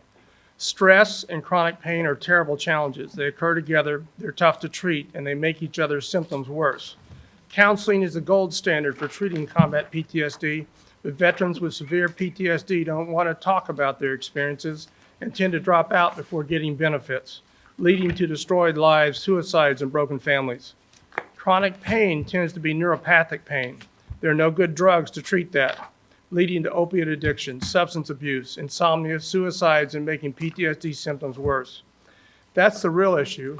Chronic pain makes PTSD worse, and PTSD makes pain worse. Stress and pain scores of 7+ mean they're slowly dying. Look at the 0 to 10 scale shown at the bottom of the final page of our executive summary. 0 to 3 is normal or recovery. 4 to 6 means pain and stress are interfering with thinking, sleeping, jobs, family, life. 7 to 10 means their lives are shortened. They can't sleep, they can't think clearly, their lives are being destroyed on a daily basis. VA, DOD, and vet center staff send us a lot of veterans with stress and pain levels of 7+, about 70%. They say Vet Trip is their last resort. High priority veterans with intense symptoms get scheduled for the next Vet Trip session. Typical wait list is 2 to 3 months due to demand. Vet Trip provides unique combinations of evidence-based massage therapy, chiropractic, and acupuncture with other modalities in the same session. More importantly, we customize these sessions and optimize their benefits by asking the veterans what works and what they like for us to do. By integrating, customizing, and optimizing, 98% of our veterans report improvements in stress and pain from each of 7,400 individual sessions. Subsequent sessions reinforce short-term improvements, which accumulate into long-term recovery, typically 4 to 6 sessions. They have less pain, less stress, less PTSD symptoms, better relaxation, and better sleep. Veterans tell us that they tend to want to talk with a counselor and to discuss how they can reduce their medications with their doctors. And the most important thing, when we get their stress and pain levels from 7+ to below 3, we hear them say, "You've saved my life." We hear that a lot, and that really makes our day. It's also why we have so many volunteer service providers. 80% of our budget is in-kind contributions. We leverage your funds 4 to 1. We can provide a lot of data and research to support each of these statements. Thank you. Do we have any questions? Yes, sir. Okay, Mr. Wright. 4 to 1 is very appealing to me, and I'm going to guess it's part of the answer to my question. You're asking for $100,000 to treat 400 veterans? Last time we had a grant, we said we'd do 150, we did 600. We actually do 700 or 800 a year, but we're conservative. We'll promise you 400, we'll over-deliver like we did last time. Thank you. Mr. Wall, question I have is, you had mentioned earlier that it was like 2 to 3 months before the general population clients and stuff. Can you give me a statistic on what the suicide rate is between those 2 and 3 months? I mean, how many people do you lose? I'm not saying you, but I'm just saying by not being able to have that treatment. So you can take national averages and look at that. There's 211,000 veterans in Bexar County alone. We're not going to run out of veterans with intense symptoms. We're saying that our demand is so high because there's nothing else out there and we're taking care of the problem.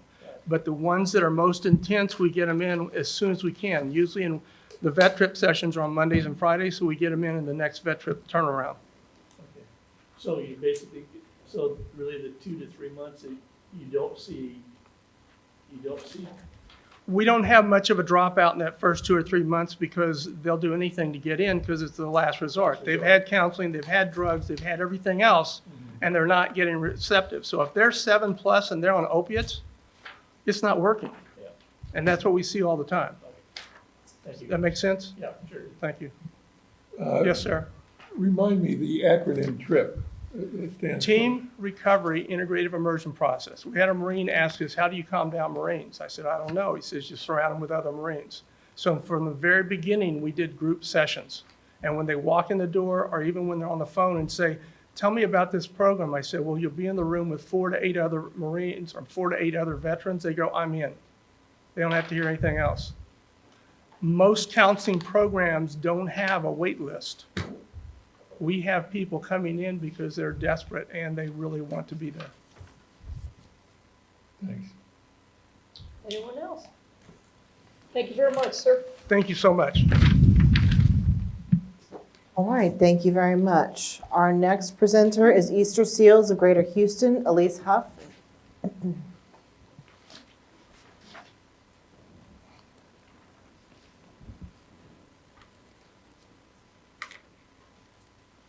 Good afternoon. Thank you for this opportunity. We're so grateful to have been funded last year, and we just did our second quarterly report. Your standards are to provide 40% of the services. We're over 65%, which leads to why we're asking for money again.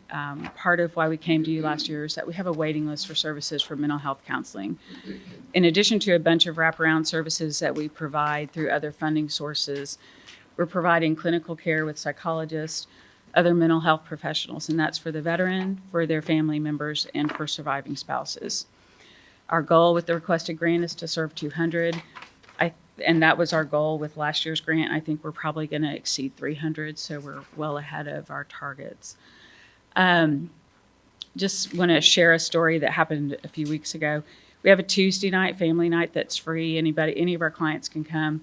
The kids can do adapted sports, so it's karate and dance and debris and pet therapy, all kinds of fun stuff. And a lot of our veterans have started to take advantage of it because essentially it's free daycare, childcare, while they go and get their mental health counseling. One of the moms had done that, and it was karate night, which is super popular. And she came in, and her 2 young boys were cutting up and laughing and practicing their karate chops and hi-ya all over the place. And they saw their mom and they froze and got really quiet. And then they came over and ran to her and hugged her. And the therapist said, hey, why'd y'all get so quiet when we came in? And they said, well, we feel bad laughing when mom's in the room. The mom didn't realize until that point the impact that her severe PTSD was having on her kids. So now the family is coming to counseling together. She just thought she was covering it. She didn't think it was really having an impact on them. And that was such a graphic example of weird ways that clients come to us and realize that maybe it's impacting other people in their lives. I think that's about it. We are seeing a huge growth. Y'all are really nice, but I get so nervous, sorry. We're seeing a huge growth in our telemedicine, and that was another surprise. Even though we do serve a lot of rural areas in addition to Houston and Fort Bend, Montgomery, and Liberty County, we're also serving in Brazos Valley. For a lot of our clients, transportation is difficult. And for a lot of people with PTSD or severe mental illness, they don't want to come out. They don't want to do a face-to-face session. So the telemedicine has been really beneficial. Can I answer any questions? Yes, sir. Just to clarify, you were talking about sports for the kids, you use the word adaptive. Why did you use that word? So a typically developing child, as well as a child with a disability, can participate. Yes. So it's open to any children. So it's open to any child, okay. Correct. Thank you. Any other questions? Thank you Thanks very much for your Mayor. consideration. All right, thank you very much. Our next presenter is the Allo Foundation.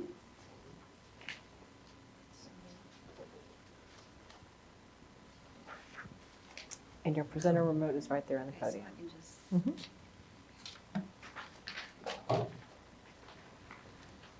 Hi, I'm Julie Paul with the Alla Foundation. Thank you so much for the opportunity today. We are requesting $15,000 for monthly wellness clinics at Camp Mabry. This would deliver consistent restorative care to our veterans. Our goal would be 450 to 500 individuals per year. And I skipped over that. Oh, I did not change any transitions. so I'm go back. sorry, did I? That's okay. There we go. No, next one now. We're good. Okay. Thank you. Mhm. Is this right? This. The one on the right, correct, Okay. yes. So the Alla Foundation, we provide healing holistic care to individuals affected by illness or trauma at a time when they need it most. And so how do we do this? We bring a team. Sorry, I think it's automatically advancing, so. Oh, That's okay. We'll go That's okay. back. That's okay. So how do we do this? We, through our wellness clinics, we provide massage, acupuncture, craniosacral therapy, and energetic healing. These modalities are rooted in research to show a reduction in pain and stress, thereby allowing the body to heal and improving overall wellness. And I'm just gonna, let's see here. Where do we do this? We bring a team of highly skilled, trained, amazing therapists directly on site to our partners within the community. What makes the Alla Foundation unique? Witnessing an event is truly powerful, it's emotional, and it is crystal clear that we make a meaningful and immediate difference to someone's life. It really can be that simple. And of course, we augment and complement traditional medical treatments. I'm so sorry that That's okay. we augment and complement traditional medical treatments. Now I'm stuck. You can just go back a couple slides if you like. Oh, that would be helpful.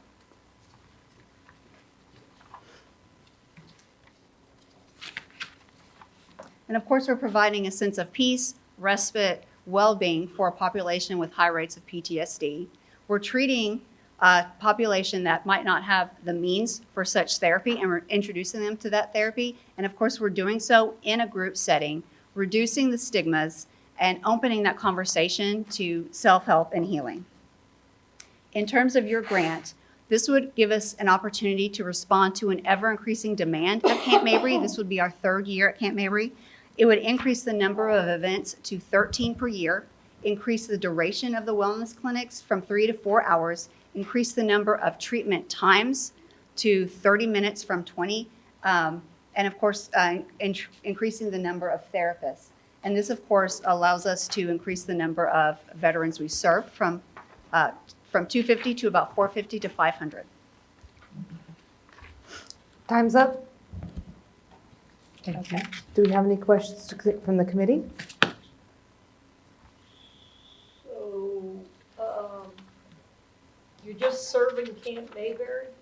We are serving, yes, that's correct. We've been at Camp Mabry for 3 years now. What do you do it on a drill weekend or every Wednesday? No, what's night, or- unique about Alla Foundation is we literally go directly to Camp Mabry on Mondays. So individuals are there working, they can take that time. You can come for a 30-minute massage, or you can come for an hour and a half series of treatments.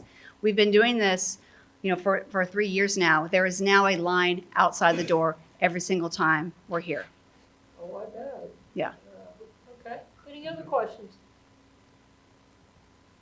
Okay, thank you very much. Yes. Sorry. Yes, oh, excuse me. So the beneficiaries of your treatment, are they active duty? Yes. Reservists? Yes.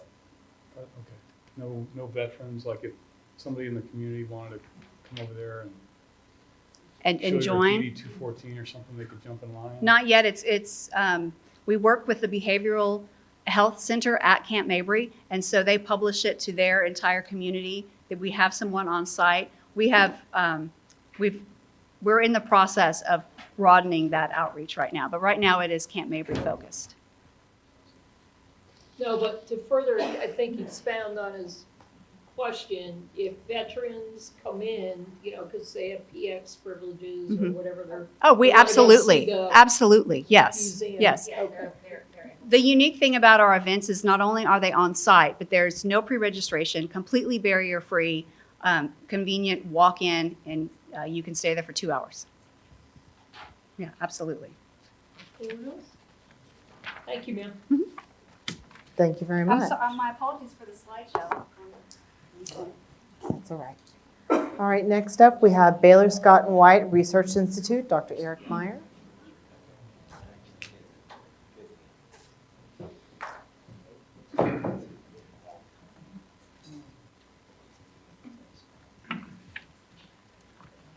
Thank you. We propose to build on our existing project in which we are harnessing the power of telehealth and reaching veterans statewide. We are eliminating barriers, allowing folks to access high-quality care quickly, when they need it, and when they're open to receiving it. We provide only evidence-based, culturally competent care at no cost to the client. Studies show equivalent results when the same treatment is delivered in person or via video conferencing. Yet no treatment can work if clients can't or won't access it. So we deliver treatment into people's homes or to another private location. This does away with travel, addresses stigma, reaches many rural veterans, and makes it easier for partners to participate in care.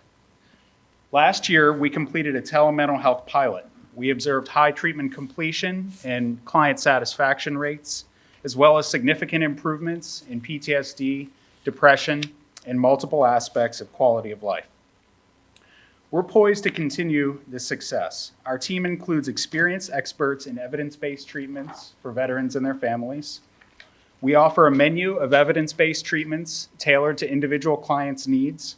We offer first-line treatments that are widely available, and we offer treatment options that are not widely available, such as newer versions of cognitive behavioral therapy, a mindfulness-based behavioral intervention to address moral injury, and cognitive behavioral therapy for insomnia. All of our staff complete military cultural competence training led by combat veteran and licensed mental health clinician Alton McCallum, who's here with me today. He's pictured below leading our staff through the combat simulation training at Fort Hood, which is one element of our multi-pronged training curriculum. We benefit from strong support for this service project from our institution. Baylor Scott & White is the largest not-for-profit healthcare system in Texas, and it's expanding its reach. We are the specialized program leading the way in guiding our healthcare system in becoming a trusted place for veterans and their families to receive mental health care. We work closely with our media and marketing experts. We use advanced analytics and are beginning to refine our approach, targeting ads to different segments of this diverse population.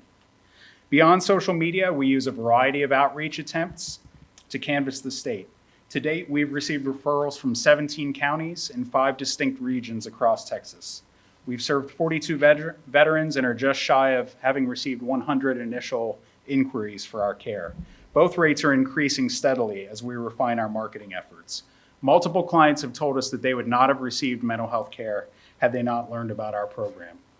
In summary, we have the expertise and capacity to keep up the momentum and expand this program, increasing the range of mental health care options for this special population. Thank you very much for your consideration. Any questions? Yes, sir. This program is open to all veterans across the state, is that correct? Correct. So to be through the telehealth and whatnot. I'm just trying to put in perspective. I'm retired Army, so I have TRICARE for life. So I'm covered if I want to use this. I'm just trying to figure out the grant for $400,000, how that's going to directly impact veterans that are not retired or need that mental health care that don't get it because of being a retiree or a disabled veteran or those types of things. That's what I'm just trying to I guess, understand, that it will be open to everyone as well. Correct. That's correct. And of course, their beneficiaries. Right. Sure. How many did you serve last year? So we're standing at, well, it's in the first few months of the current project. We've served 42. 42. So 16% of your grant you've exhausted? 21, we've spent 12% of the budget and have served just north of 20% of the population. We are behind schedule, but our trends are steadily increasing in recent months. There's been a bit of a ramp up time as we build our social media campaign, but in the last 2 months, our number of referrals and veterans treated have greatly increased. Now that we've got our social media campaign and are beginning to gather enough data, we anticipate, just continuing growth in terms of the number of I veterans just served. see here, it's probably because we have data, older data, that you had received 500,000 and exhausted 44,000, and you still have a few months to go left in this grant cycle. Correct. So, two-pronged question. Where exactly are you located? Does Baylor Scott White Health? We're in Waco. Oh, okay, Waco. So the veteran would come to you unless it's telehealth. So if someone's down in Houston or Corpus Christi or something. Virtually everyone is seen through telehealth. Okay. And then, what is a moral injury? I'm sorry, I don't know. Is that? Sure, yeah. So moral injury is the label, that's sort of the most common name that's being used for the moral pain, moral distress that's associated with, for example, participating in combat and being exposed to or directly involved in events that might violate a person's moral sense that occurs in war. It's not the same as post-traumatic stress, although there's clear overlap. It's not, it sort of sits at the intersection of mental health and spiritual health. And mental health and chaplain service are kind of tasked to sort of mutually work together and develop. I don't even want to use the word treatment because I don't want to pathologize, someone's moral pain following one of those events. Yet people reach out to mental health clinicians for help with living with the aftermath of these experiences. So that's what we mean by moral injury. It's a very important hot topic in the world of trying to help veterans meet their behavioral health needs. Thank you. Any other questions? Thank you very much, sir. Thank you very much. That was Baylor Scott and White. Our next presenter, Warriors Research Institute. The next presenter is Caritas of Austin.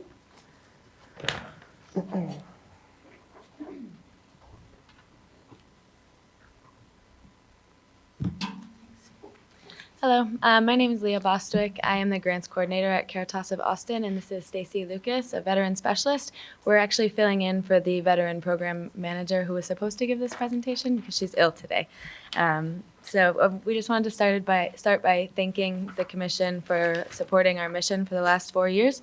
Caritas of Austin has been a pillar in the community since 1964, with the mission being to prevent and end homelessness across Greater Austin. We have been serving veterans since 2015, providing rapid rehousing services for those experiencing homelessness in Travis, Bastrop, and Williamson counties. The majority of this funding, however, comes from the VA, which leaves significant gaps for our veterans who need mental health assistance. In fiscal year 19, we served 96 households and 114 individuals, and we're hoping in the upcoming fiscal year to serve more than 100 households, including 60 veterans and of that 10 dependents, hopefully to help them to re-engage in the community and address their most crucial needs. We do this through a peer support program. The benefits being that the person not only has the experience of being in the military, but also the lived experience of homelessness as well. This facilitates service delivery and builds rapport and trust between the case manager and the veteran. In our program, we meet clients where they are, both geographically and emotionally, so we go to them. And again, having a peer who has that lived experience can make all the difference in the world. We are also proud to report that our average number of days to housing in the last fiscal years was 80 as opposed to the national average of 90. So we were pretty proud of that number. And finally, we wanted to share a success story from the last year's grant. We had a client, Eli, who had stabilized after getting funding from the state for mental health and addiction treatment. However, there was a lapse in this funding, during which time he became worried, anxious, paranoid, depressed, and returned to harmful behaviors. However, thanks to TBC, we were able to cover that gap funding for him and restabilize him so that he could secure housing and remain employed. So once again, we just wanted to thank you for your support of our mission and our veterans. And if you have any questions, please feel free to ask. Oh, I'll go ahead and start. I'll switch the chair. Would you go back and read the number of veterans that you served in the last year? Through the SSVF program total, we had 114. Okay.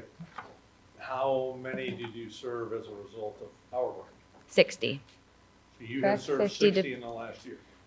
For the mental health portion. The 114 was our entire veterans Right. program overall. Yeah, so 50. You can just chastise whoever for not doing their reporting. Because you're showing 0 on our reports. We're showing that you haven't done anything. And if you have, I want to make sure that we put that out there. Do you want to speak to that? So that would, to be honest, we are filling in today, so I think that would be a question for the program manager. I'm sorry that we don't have that answer for you. However, I can talk to, at this point, we have a peer support specialist that has been in place since either late December or January. So at this point, because that funding goes for the peer support, as well as his role is helping the veterans connect to those services. So the person who's probably doing the reporting is brand new on the job. The peer support specialist, yes. The program manager is not brand new on the job, but the peer support specialist is. So if they're, That's the one that's giving you the reports, giving the veterans reports, right? Commission. correct. If there's any information that I can gather for you and relay back, then I can certainly do that. That is a biggie for us, and I'm not trying to put you on the spot. We understand that there's a lot of reporting that goes on, and sometimes the only problem is the paperwork hasn't been done. But from our standpoint, as we're making decisions, there's an element we have to Absolutely. rely on the numbers. Okay. So you telling us that, yeah, you in fact have served the veterans you said you were gonna serve is a plus, but I'm sure I Mr. understand. Bryan will appreciate the reporting. Right now, it says you've served 0. Yeah. I do know the program manager, sorry. I do know the program manager and her deputy director said there were some challenges with finding the peer support specialist. There was, I guess, a miscommunication or a misunderstanding where they didn't know that they could recruit before the grant period started. And then once they did start recruiting, they did have strict and rigid guidelines. They wanted the person to have lived experience, so there weren't as many applicants who fit both criteria. As I said, I know that he is now onboarded and has been with us for about a month, so I would have to ask the actual program manager to comment on the rest of it. Okay, so, understand you're filling in, and, we don't make decisions, we'll make I wanna clarify, that we make recommendations, and, let the commissioners decide that they're gonna validate from our recommendations. I wanna make that, clear. Okay. Thank you. No, just Mr. Bracken. And so I would like, thank you, Chairman, for the microphone. To clarify the report that the member pointed out reflects a 0 in your performance for number of veterans served. The data that the committee members is presented with for this presentation meeting is a report pulled from our Gov Grants, our online Gov Grant system, and it is a transactional system. And the date and time in which this report was pulled in preparation for this week's presentation meeting was 10 a.m. on January the 23rd, so last week. And so it could be that there has been some sort of a lag in reporting, So it could be, if we pulled the data today, it would be different than a zero. I just wanted for the record to state that this is in no way a reflection of Caritas or a judgment against your reporting processes. We just pull data from our transactional system when we do. So Okay. is that understood? Yes. And we will definitely convey that when we go back. Any questions? Further questions? Thank you, ladies. Well, I Yes. just Correction. wanted to add, not just for the two of y'all, but for anybody listening. If you're on that list, I'm going to ask a question about it. Just, it is important. I get you understand that, and thank you very much. I appreciate you doing your best. Thank you. Thank you. All right, have a great day, ladies. All right, thank you very much. That was Caritas of Austin. Next up, we have West Texas Counseling and Guidance.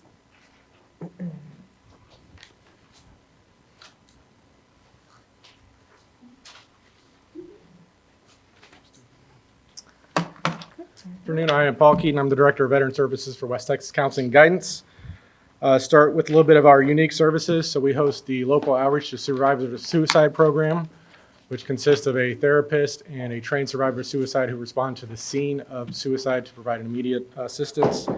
We host a Survivors of Suicide weekly support group, Compassionate Friends, which is a bereavement group for parents who have lost children. We have Zero Suicide Program, which is made for rapid access for clients currently experiencing suicidality, which served 106 veterans this past year. We host substance use groups and, of course, the veteran program. Through the Texas Veterans Family Alliance, we have partnerships with our local veterans, Vietnam veterans, Angelo State Veterans Center, and we're looking at getting a therapy dog program along with that. Informally, we host the groups for the MVPN program, and we host it's Women's Veterans Network, 6-month-old group. They've had zero attrition, so we're really excited to bring them at the end of February. We also have 2 projects with Meadows under the TVFA grant. In San Angelo, we host the Tom Green County VSO, and in Del Rio, the Val Verde County VSO house us. We are the only alternative to the VA in our area that provides mental health services at zero cost. And the impact to date, over the last 3 years, we've had 300% growth. I think it's on the second page of there. We've gone from 400 to about 1,300 veterans in 2019. With the TVC, what we were able to do, the last year was the first year that we were awarded it. We were able to put salaried therapists dedicated to SMVF, which has led to zero SMVF on the wait list for individuals and children. We do have a waiting list for couples, which is what we hope to expand on with this next year of TVC. And pending any questions, that's what I have. I have one. So referring to the slide, third bullet point down, major one. So most of the majority of the budget are not direct services. So it'd be rent, utilities, and IT costs, and then play therapy in that? That's a little bit misleading. So the majority of it is salary. Okay. I think it was 340, 300 around there was salary, and those are dedicated SMVF therapists. So we have case manager and therapist in Del Rio, and we have a case manager and therapist in San Angelo. Okay, so if I heard you correctly, 340 for salaries, right? 340,000. Yes, Okay, and then you're gonna add in the rent and the utilities? correct. So what are you gauging that's gonna be? I'd have to look it up again. Okay, all right, but 340, we can start with 340 and, okay. Right. All right, so then that would leave, let's just basing it on that, theoretically, it'd be 160. So that's gonna be, you asked for 500,000? So that's gonna be statewide. No, just 3 regions. Well, but if you do 500, oh, no, mental health. Yeah, okay, correction on my part, okay. All right, understand. All right, anyone else have any questions? Yes, sir. And And to then Mr. Uribe. dovetail with that, you've mentioned Del Rio and San Angelo. You listed 3 regions of the state. Can you talk about how you serve outside of those 2 cities? Yeah, absolutely. So on the first page, I don't know if you guys have this, we are embedded in the FQHCs. So we have 7 locations across the Concho Valley. FQHC. They're income-based medical clinics, and we provide therapy in those locations. Oh, okay. So we have 6 of those, and then we have 2 offices that are Methodist churches, and then we have our main office in San Angelo and an office in Del Rio. Mr. Eber? This is from Mr. Bracken. We're allowed to ask questions based on the narratives, right? Narratives, Risk. if you have a question that doesn't, yes. Okay, so I got a question because in 2018, you all were awarded the info through. Yes, sir, we weren't prepared to. I Go just for want it. to make sure, because the concern from my perspective is that we don't get to reallocate money after the board members decide that certain things are funded. Yes, sir. So that, in theory, that money, unless it was allowed to be rolled over to something else during an appropriate period, is kind of gone from money. So I just want to make sure that you guys are set and handle it if you were given 500,000 more. Yes, sir. We're at 47% of the goal right now on veterans already seen. It's just that 2018, we weren't prepared for how, we just weren't prepared to bring on that additional budget and be able to justify it. That's why we took a year off, reapplied 2019, and was awarded 2019. Right, so with that said, using the date time group of 23 January 20 at 10 a.m., it's showing you have an expenditure rate of 21%. Yes, we finished a very large revision in January. Okay. This was our first time with TVC, and we had some learning adjustments, which our grant officer's been amazing with. Okay. Well, again, that's why I cited the date time group, so. Yes. Okay. Anyone else? Thank you. All right, thank you very much. Thank you very much. That was West Texas Counseling and Guidance. Next up, we have Veterans Freedom Retreat.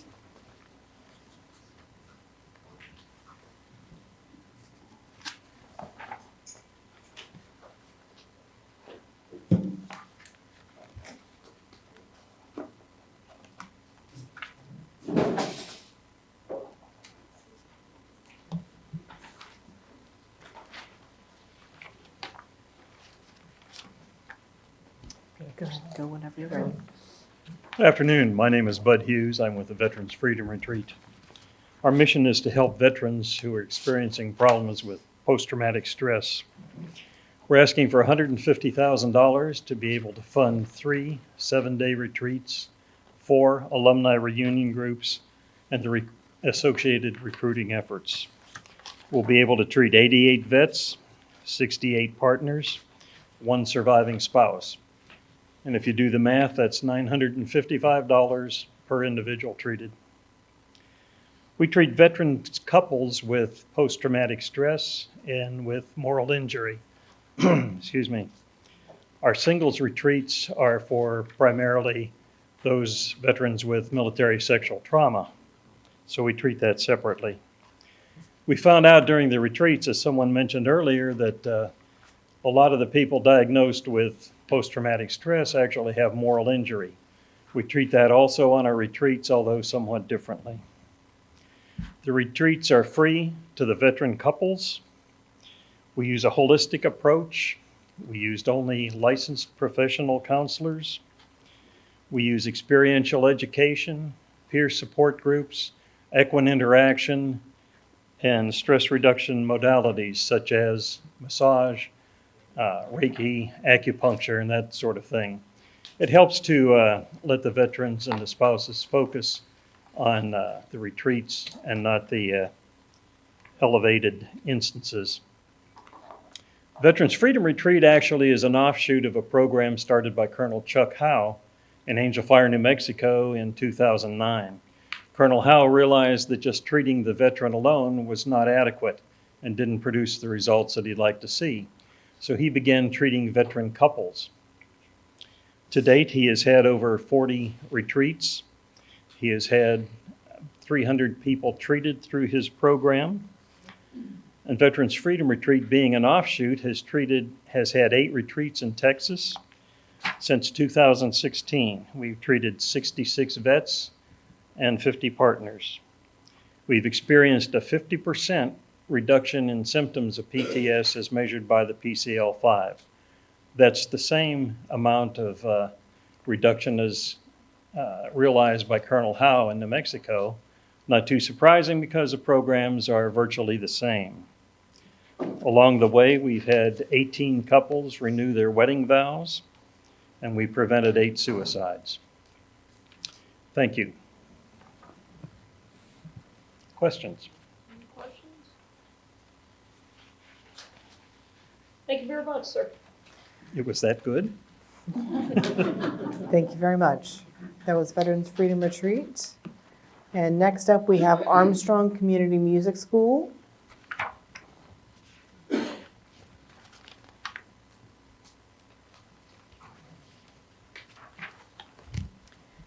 Good afternoon. My name is Rachel McInturf, and I am the Director of Finance and Administration with the Armstrong Community Music School. The Veterans Guitar Project is about meeting veterans physically, emotionally, and spiritually where they're at and teaching them how to play the guitar and write songs. But at its core, the program is not about learning an instrument. It's about helping these veterans use an instrument to learn about themselves. It's about veterans being able to socialize together, learn together, take care of each other, and be a witness to each other's struggles. They perform at select events a combination of familiar songs as well as their own compositions.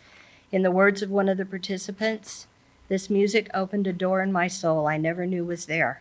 I discovered an ability to write songs, and the pain and trauma finally were given voice. And what I couldn't articulate with words was beautifully captured and expressed with chords. It has been as if the floodgates have opened." ACMS provides the space, the teaching artist, and the counselor chaplain, who is also a veteran, for 2 hours each Tuesday and Sunday, year-round. The teaching artist provides guitar instruction, songwriting help, and performance preparation. Anyone can join at any time, and we have guitars on hand for newcomers.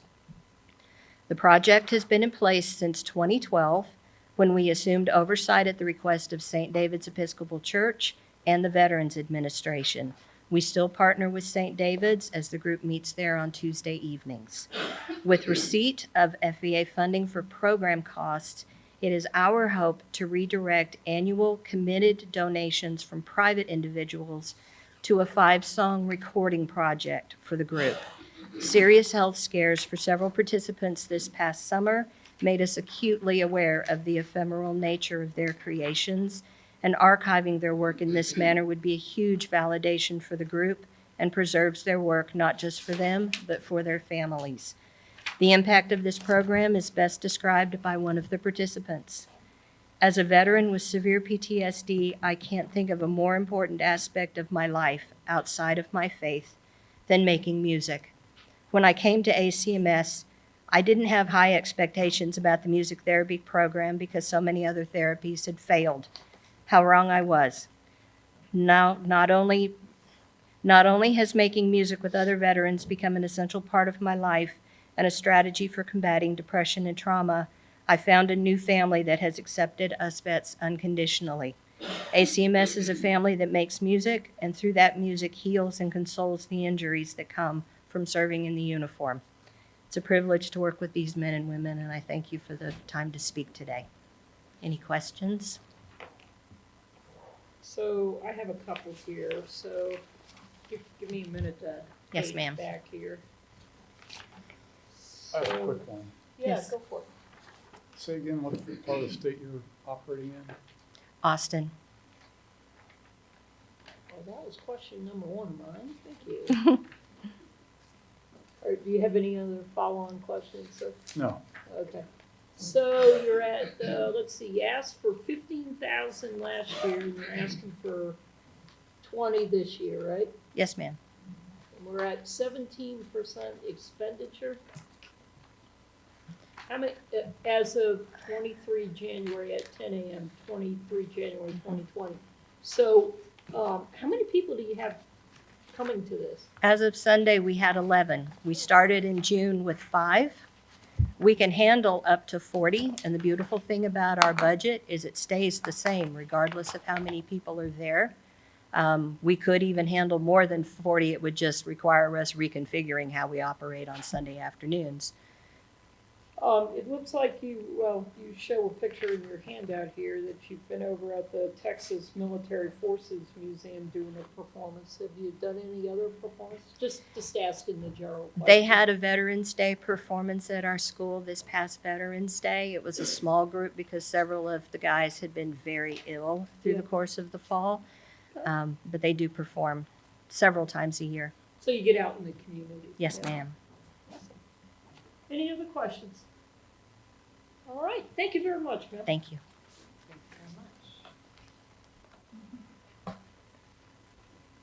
Next up, we have Santa Maria Hostel.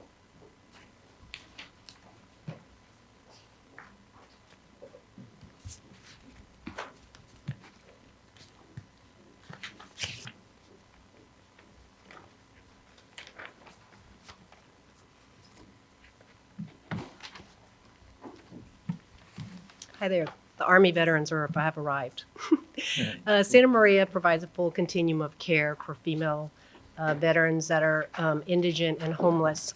We provide intensive residential treatment and outpatient treatment, peer recovery counseling, as well as mental and trauma counseling at our facility. We're thankful that we have been able to realize a 65% increase in census as of November, and a 75% increase in the award build. And to hear today from some of the services that we've been able to provide is a recent client that just exited successfully to permanent housing. Thank you for having me. It's an honor and a privilege. My name is Wendy Smith. I'm a disabled veteran of the United States Army. I served 11 months in Desert Storm. And once I came back from Desert Storm, I started having a lot of problems, drinking, using drugs, smoking crack cocaine. And I only found out I got diagnosed with PTSD shortly after that. And I've been in and out of my addiction for a bunch of years, for almost 20 years, off and on. And before coming to Santa Maria, I had been in my addiction for years. And someone told me about the program and what it entails and stuff. And I juggled with going there for about a week or so. And then I finally did. Once I was told what the program consists of, it's like, man, sounds like a place I need to be. So within that time of being at Santa Maria, I've gotten a sponsor. I'm working on character defects that I didn't even know I had. Let me go back. When I first got there, I was there for like 2 days, and I left for about a day or two, and I relapsed. And I turned my phone off. It went dead. And a day or two later, I charged my phone, and I looked at my messages, only to find my case manager reaching out to me, saying, come back, what's going on? We can help you, just come back. So at the risk of her getting in trouble with her job, my case manager allowed me to stay. And since I've been there, I'll say, I've learned boundaries, I'm working character defects, I have a sponsor. The groups are so intense, man, it's like, they challenge your mind. And it's like, they talk about stuff, I don't know where they get this stuff from, but it's stuff about things about myself I didn't even know I had problems with, that I got to learn about myself. And it's like I've been reborn into an adult. Time's up. Sorry. No, you stay right there. I want to talk to you a minute, okay? Can I finish right quick? No. Santa Maria, That's a boundary setting. life changer, Santa Maria.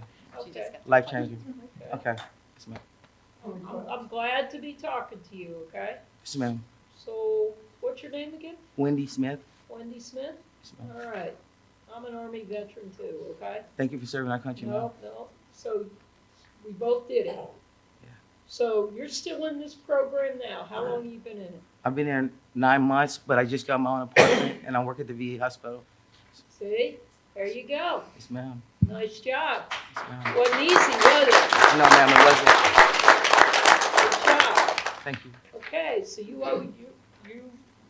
have a lot of feeling for this program, right? Yes, ma'am. It's a wonderful team, ma'am. Uh-huh. They care. Yeah, and you decide that you're gonna put your phone down and they're still after you for 2 days, huh? Yes, That meant a ma'am. lot, didn't it? Yes, ma'am. They believed in me when I didn't believe in myself. Okay, do you believe in yourself now? Yes, indeed. You're getting there. Yes, Now you're in your own apartment? Yes, ma'am. How's that A week working ago. out? Oh, it's great. Are they still keeping an eye on Oh, you yes, and talking ma'am. with you? Yes, ma'am. And now you're working at the VA? Yes, ma'am. Look at that. Nice job. Life changer, Santa Maria. All right, nice job. One more thing, ma'am, if you don't mind. No matter what the age, it's never, there's no age limit on the growth if you're willing to do the work. I'm 53, and there's still room for growth. Yeah. Who else has questions? Go ahead, Mr. Wright. And for you. Performance numbers are only at 30%. That's not too far off. Correct. Expenditure numbers are a little below that, but if you're gonna be off, I'm more concerned about performance. If you don't spend all the money, that's not a bad thing. But you had made comment, and I wasn't sure it directly related to this. You talked about since November, I believe you said you have ramped up. No, sir. As of November. If you we could had- please speak into the Oh, microphone. I'm Sorry Excuse about me, that. certainly. Sorry. Yes, sir. As of the report that I got from our CFO is that as of November, we had, sorry, I'm having a total brain fade here. A 65% increase in the census over last year and a 75% increase in award billed in November from over last year. So at It's a 30% and your target was 40. Yeah. How many, in terms of numbers? Yes, sir.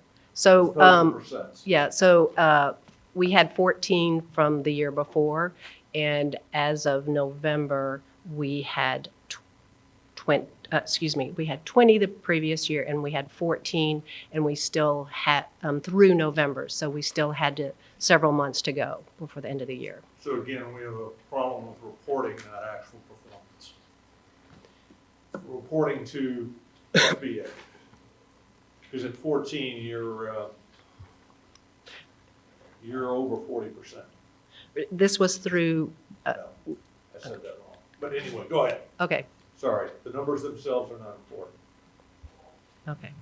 Well, and I said that, in my example, the numbers were not important, but what I'm saying is one of the things we have to look at is Yes, on sir. a financial basis, Mhm. do we award another year's worth of money, or do you look at, I believe, the director can correct me if I'm wrong, you have the ability to request an extension if you haven't spent all your money. Correct.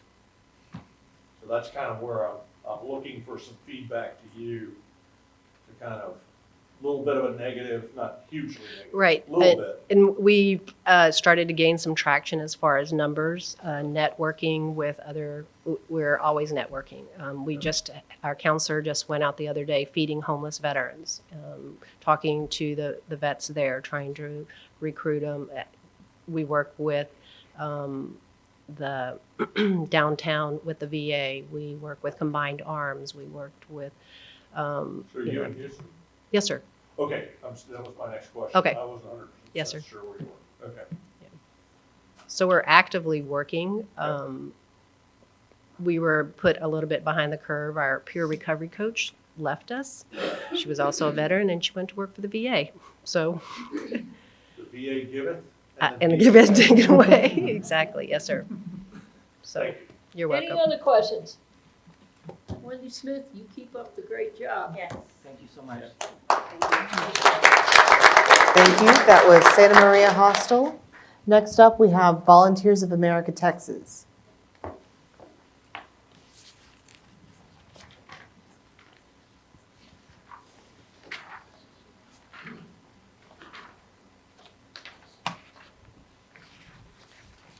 Good afternoon. My name is Erica Smith.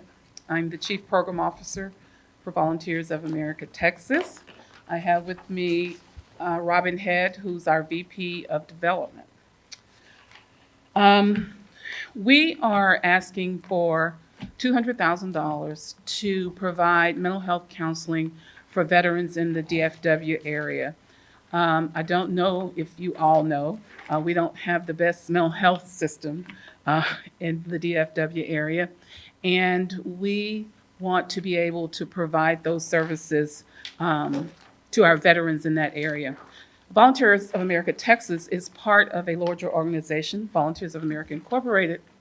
We have affiliates around the country, and we have provided last fiscal year 10,000 veteran services to 10,000 people.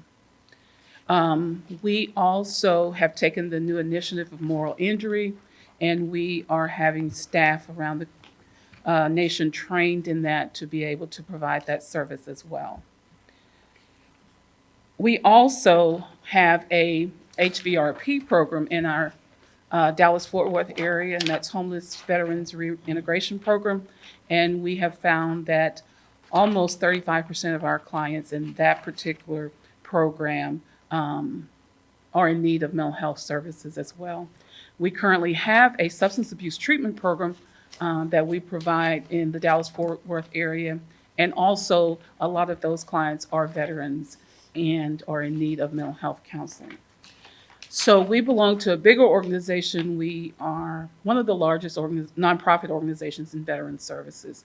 We've been providing veteran services for over 20 years as a national organization.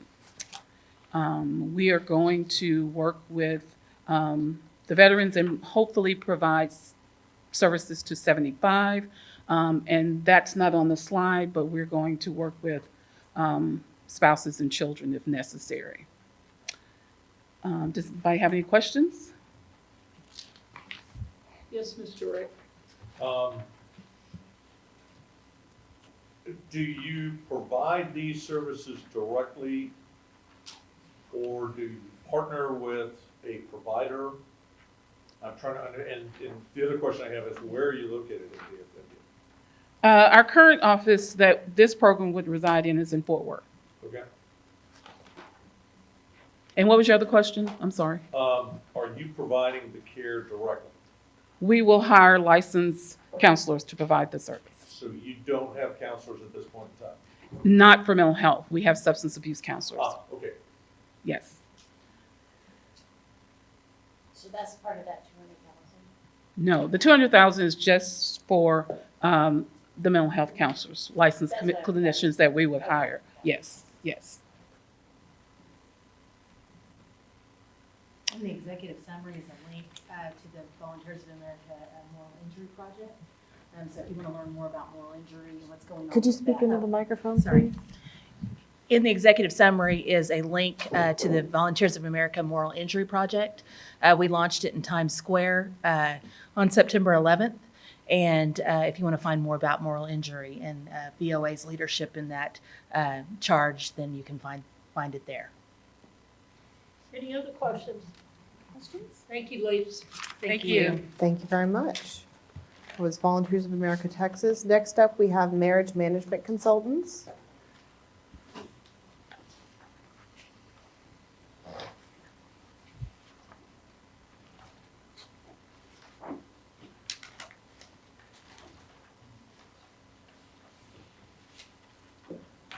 And she's going to be speaking if you just pass the microphone to her so we can hear her as well.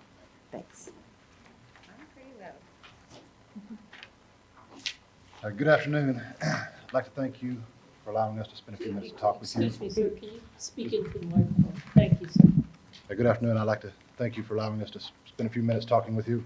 I'm Sergeant First Class Scott Gilbreth, former active duty Army and current Texas Army National Guard. Combined years of service is over 27 years. I've got 5 long tour deployments. And after each one of those, I noticed that the challenge of reuniting with the family and spouse gets a little bit more difficult. My most recent return from Iraq was in January of 18. 2 days after my return, I took a class with the marriage management, not so much for my personal reasons, but I had seen so much divorce developing in the unit and other marital problems as their platoon sergeant, I wanted to see if this could be a resource that I could point them towards. At that point in time, I had been married happily for 24 years to my beautiful wife. And no one was more surprised than I was that I had learned something that day from that class that I have taken with me and has helped develop my life. And I have offered this class to anyone who would listen, and I still do. And now I am a facilitator for marriage management.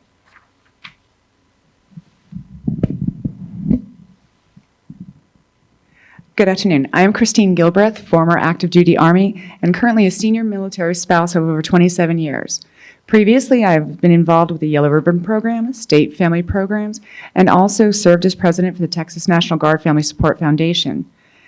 In my experience, marriages suffer extreme collateral damage. We all too often see that following deployments, the cycle of divorce, separation, and family distress. Statistically, veteran and military suicide is often preceded by a breakdown in the primary intimate relationship that the military member has. And unfortunately, the tracked information on spouse suicide is too new to make valid correlations, but it stands to reason the relationship failures would have significant impact. Marriage management is different than every marriage program the military provides that I am aware of. It offers a unique peer-to-peer approach of veteran couples serving other veteran couples. Marriage management is effective and timely for this very reason. Since July 1st, 2019, under our current TVC grant, we have served over 226 military families. We have already reached 75% of our goal of 300. Currently, we still have over 10 scheduled classes through June, which see on average 16 per class. That puts us firmly on the path to hit 130% of our projected goal. The evaluations and testimonials we receive have provided to you tell the story of us, of how needed, necessary, and valued the program is. My husband and I attended one class. Time's up. Thank you very much. Thank you. Any questions? Go ahead, Where are you located? We are located in Fort Worth, but we serve the entire state of Texas, from El Paso to Roanoke to Dallas to Lake Jackson. You travel? We have just currently added in October 3 new facilitation couples, but yes, we do travel. Each couple will travel to the closest region to host the class. We host classes all over the state. Thank you. So how does this, I recognize you, after, geez, what was I gonna say? Okay, here we go. How does this differ from like, when I'm on the bases and the chaplains turn around and have this, you can go on a 3-day retreat on the active duty side, or, reservist or National Guardsman? Well, for the most part, how it differs is that is still under the military bailiwick. It is with your platoon sergeant or your commander, and who wants to admit that they have marital problems that way? The way we offer the class is off-site, not on a military base, in a venue, and it's also small groups and a very non-judgmental, casual manner. And it's skills-based. It's not all about, we're not counselors, none of us are counselors, and we don't do counseling. It's about how to manage your marriage as you would manage your finances, manage your military career. It is skills-based knowledge of how to use your intimate relationships, whether it's communication, trust, forgiveness, commitment, those type of skills. Yes, Mr. Rowe? Marriage management consultants has been around a while, haven't they? Yes, my understanding is it's been around for about 20 years under different bailiwicks. Under different what? Under different programs. I just recall there was a couple who used to make presentations here.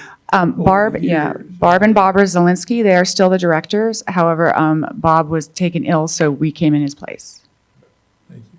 That was good. They had a unique way of starting it off. So I was like, oh, we're going to listen to Bob and the wife. So, no, that's a good thing. I'm just saying. Well, we were going to play Let's Get Ready to Rumble, but we thought that might be a bit much. Any other questions? Over here. Oh, yes, sir. How has the grant money received been spent in the past? And how do you see it being spent going forward? Most of the grant money is spent on either the venue, because again, we do off-site, so most venues we do have to pay for. Also, the facilitator's fee, any travel expenses, and we provide childcare on site, so that's not a deterrent for them to come to the class. So we have to pay for childcare. And then we also provide lunch and snacks. So that way we can keep them there. They're not going off site for lunch, because it is an 8.5-hour program over the course of one day. And that's how most of, and then there's also little admin fees here and there, but most of the grant is spent per class on each class. How many events do you hold a year? Generally, there's 2 to 3 a month, so it depends on where we can get them. I know that March, there's 4 just in the month of March itself. There are 2 upcoming in February, 1 in Fort Worth, 1 in El Paso, but generally there's 2 to 3 a month in different locations. Mr. Wright? No. Okay. Well, thank you very much. Well, thank you very much. Thank you very much. That was Marriage Management Consultants. Next up, we have the Dallas County Community Supervision and Corrections Department.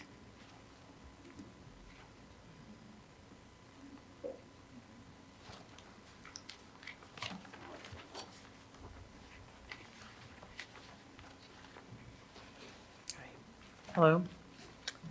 Thank you for having me here, and I see you again. My name is Suzanne Walters, and I'm from Dallas County CSCD. I'm the grant manager there. I'm going to talk to you a little bit about our Specialized Veterans Support Program. We are a continuation program, as I'm sure you're aware. The focus of our program is to provide veteran-specific comprehensive assessment of needs and supplemental treatment in the community for veterans, involved veterans and their families who reside in Dallas County. The program provides comprehensive veteran clinical assessments, individual trauma-informed outpatient group treatment, individual counseling sessions, family conjoint sessions, peer support group, transportation as needed, sober transitional housing as needed. Length of time for the initial referral to placement in the program is approximately 7 days, and that's kind of tricky right there, and I'll discuss that a little bit more in a minute. The project duration for intensive outpatient treatment is 6 to 8 months, and there is no cost limit. I want to kind of do a little preemptive strike here. I realize that our numbers are down. They have been down in the past, and I come before you today to try to give you a little bit of explanation about that, because quite honestly, I'm not sure how to fix it as well. I don't think our department is. Our latest numbers reflect a 17% of goal, I believe, as of January. However, a large part of this grant is for assessment services, for the psychological assessment. A lot of these individuals, after their assessment, they are, whatever the recommendation might be to judicial treatment center, it might be to Bonham, it might be to long-term residential treatment, or it might be to the group that we have, the one that we talk about in our program here. However, if we're unable to, I guess what I'm trying to say is when we do the assessments, we can't count those individuals because most of the assessments that we provide are done in the jail, the Dallas County Jail. They don't have a DD 214 available, and they may be in jail for quite some time before, they go before the judge or before their sentence is imposed. So it's kind of a catch-22. We've actually served or provided 51 assessments from July 1 through December 31st, but we have not been able to bill for those. Actually, I take that back. We were able to include, or I shouldn't say appeal, but count them in our numbers. I think we were able to count 3 or 4 of those that actually had a DD 214 brought back to us. They are outstanding. It's not to say that we won't get them, but that process could take a while. Do we have any questions? Yes, sir. One question on one. Sure. So you're comment on the 214? Yes. I've done jail diversion before. You're in Dallas County, right? Yes. Do you work with the DSO office? The outreach? Veteran Services? Yes. Well, from what I understand, they had done, are you talking about them verifying that they're veteran? I'm talking, they have the authorization to get you verification in 30 days or less. Right, and I believe that we had got that information on some of these, and they had sent back an email confirmation that they were indeed a veteran, but from what I understand in our audit, we were told that wasn't acceptable, it had to be the DD 214. So we have not been It's really a relationship. submitting those It's in really a our, relationship thing. okay, So you can either get with VBA through the VA, okay, or you get with the VSO director anywhere in this state, and I can tell you this state better than all states. mm-hmm, They will help you get a 214, or if somebody's incarcerated for more than 60 days, you can order 1 month.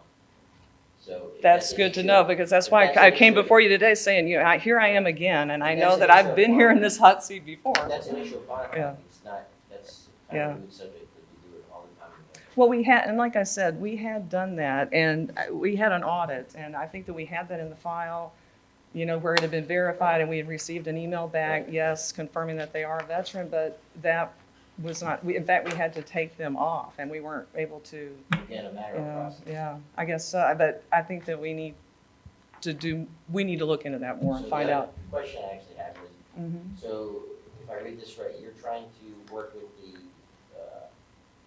previously incarcerated or incarcerated that aren't eligible for VTC, is that correct?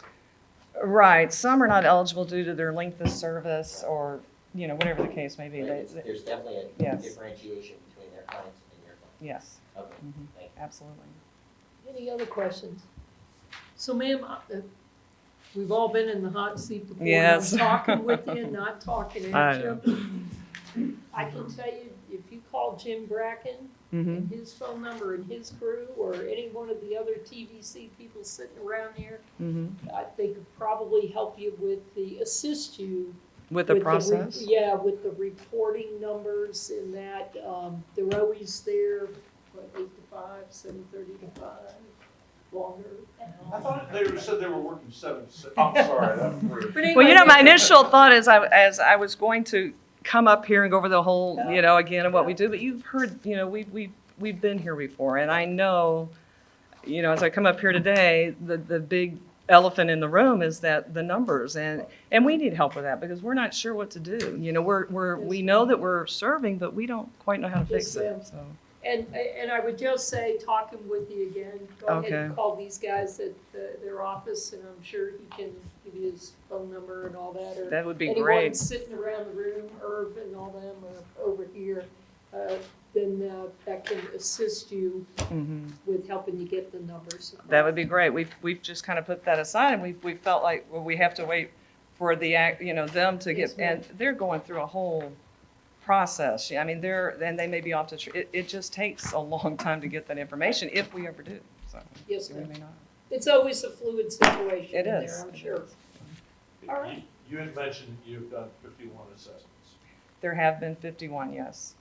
Is that total for your department? Because I realize you're now. Oh, working no, just no, that's This just is for the, just for this. Self-identified veterans. Yes, for this program of what we're trying to accomplish right here, that was for this, yes. Because the other thought that I've had is virtually, my understanding is most of the veterans Mhm. have gotten the veteran stamp, because all you've got to do is Mhm. produce a DD 214. Mhm. And I don't know if that is I think- acceptable through the state, but it is one way to confirm Mhm. as you're drilling down to find, you know, how do I document this guy? Right. Anyway. And I think that we were trying to, I think a big part of our goal with this program was to help those that are incarcerated, that come into the system, to help them get to the right help that they need, you know, to not get lost under just plain direct supervision and not get their needs met. And we understand that. Mhm. I'm asking the question more for my own in this process as we're going to recommend certain levels of funding, Mhm. that you actually think you've worked with 51 people that qualify, but we have a paperwork problem. Mhm. Okay. We have a paperwork, yes, and we want to work and Right. figure out a way to get that resolved, because, you know, we know we're working with veterans, we have no reason to doubt that, and. Sounds like the so- VSO needs to be, yeah. or the Veteran County Service Officer needs to be on speed dial. Okay. All right, thank you so much, and I'll get some information from Awesome. James Bracken. Thanks, Thank Lynn. you. Thank you very much. That was Dallas County CSCD. Next up, we have Emergence Health Network.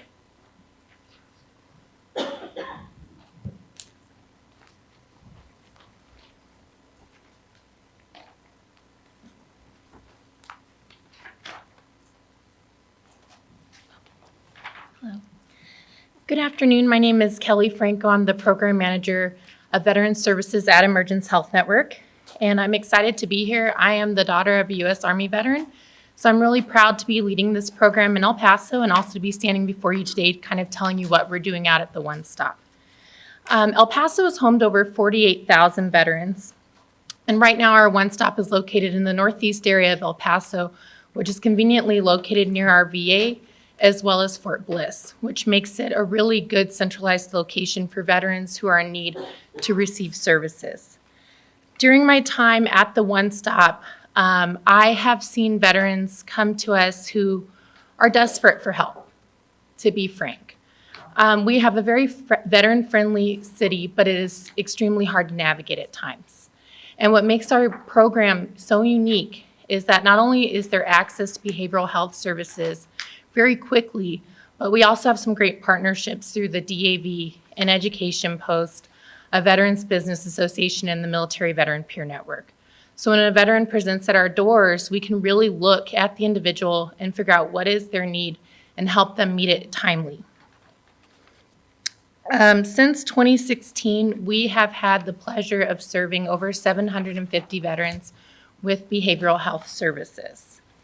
It is our goal with this grant to enhance our services by adding a substance abuse program with a licensed chemical dependency counselor, provide rental and utility assistance to those who are in need of emergency services for housing, and to train canines for support, because we do see a lot of veterans who come in that do need that additional support. They don't have a support system necessarily.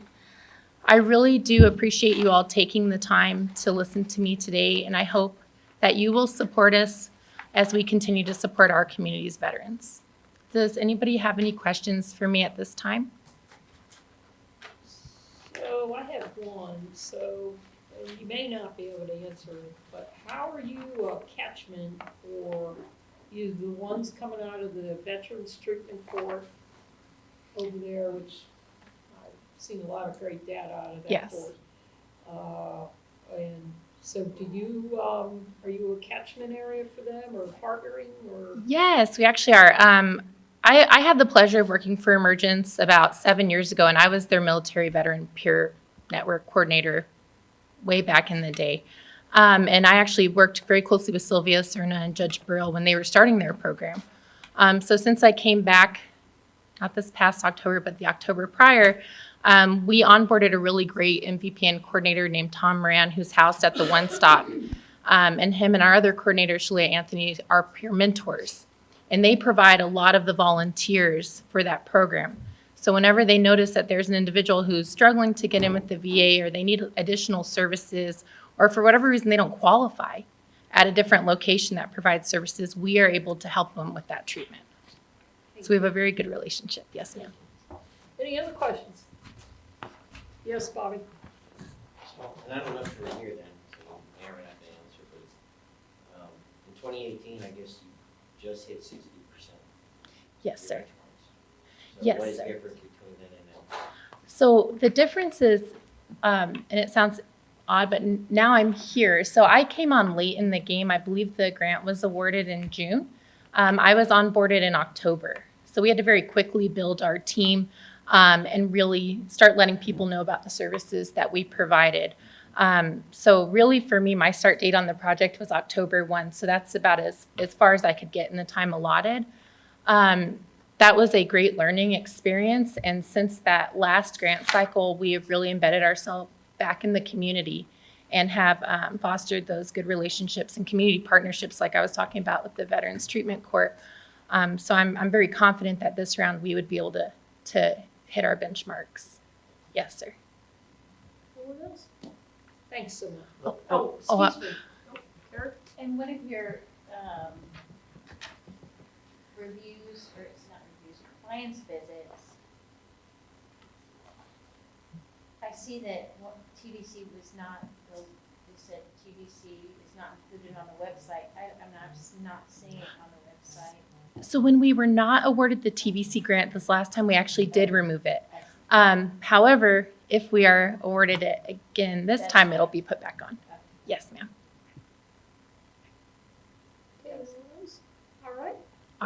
Thank you, Bill. Thank you for your time. Thank you very much. That was Emergence Health Network. Next up, we have ROC, Right On Center for Kids.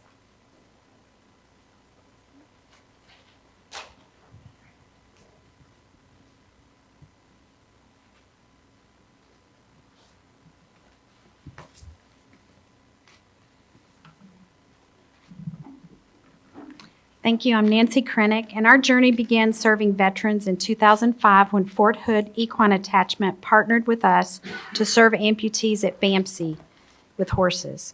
We measured the changes and witnessed the life-changing benefits in 6 veterans. A published article and video documenting the work began this movement of veterans and horses in the United States.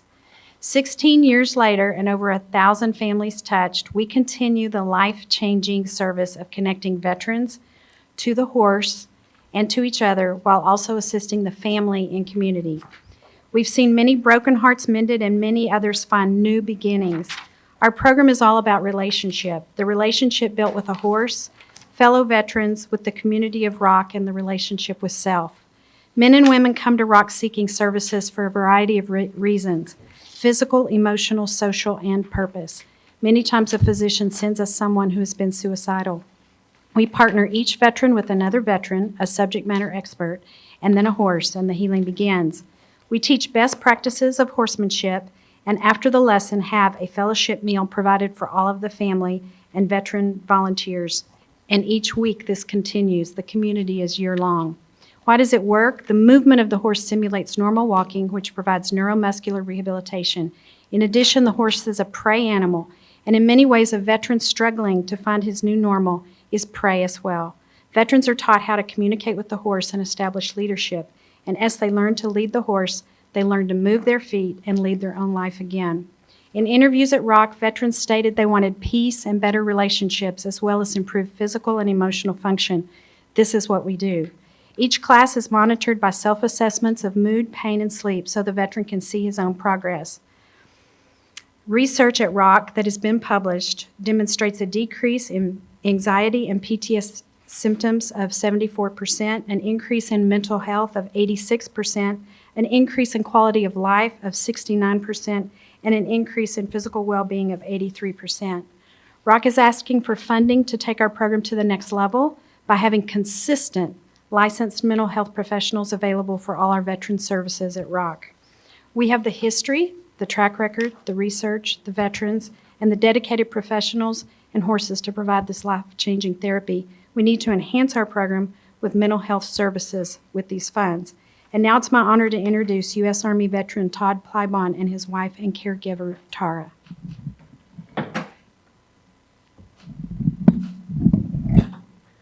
Thank you. Thank you, Nancy. 5 years ago, when Todd first started going to ROC, he couldn't speak to anybody. He couldn't go anywhere. Like, getting him here today wouldn't have happened. He suffered catastrophic injuries 10 years ago. And it was the healing and the magic. That's all Thank right. you, ma'am. I'm listening. We're listening, please. In the past 10 years of recovery with a mental health treatment team, number of doctors, nothing has been as successful as these Tuesday night programs at ROC. It has literally brought my husband back to me and our son. Todd, Thank you for your want support. to talk for a minute, sir? I just wanted to thank you for all the support that you've given them, and any support that you can give them in the future for all of the guys that go. Thank you. So you ride the horses 2 times a week or Tuesdays? Yeah. I volunteer on Tuesdays to help when new guys come to look at the program, and then my class is on Thursday mornings. Yes, ma'am. Oh, okay, so you're up there twice a week. Yes, ma'am.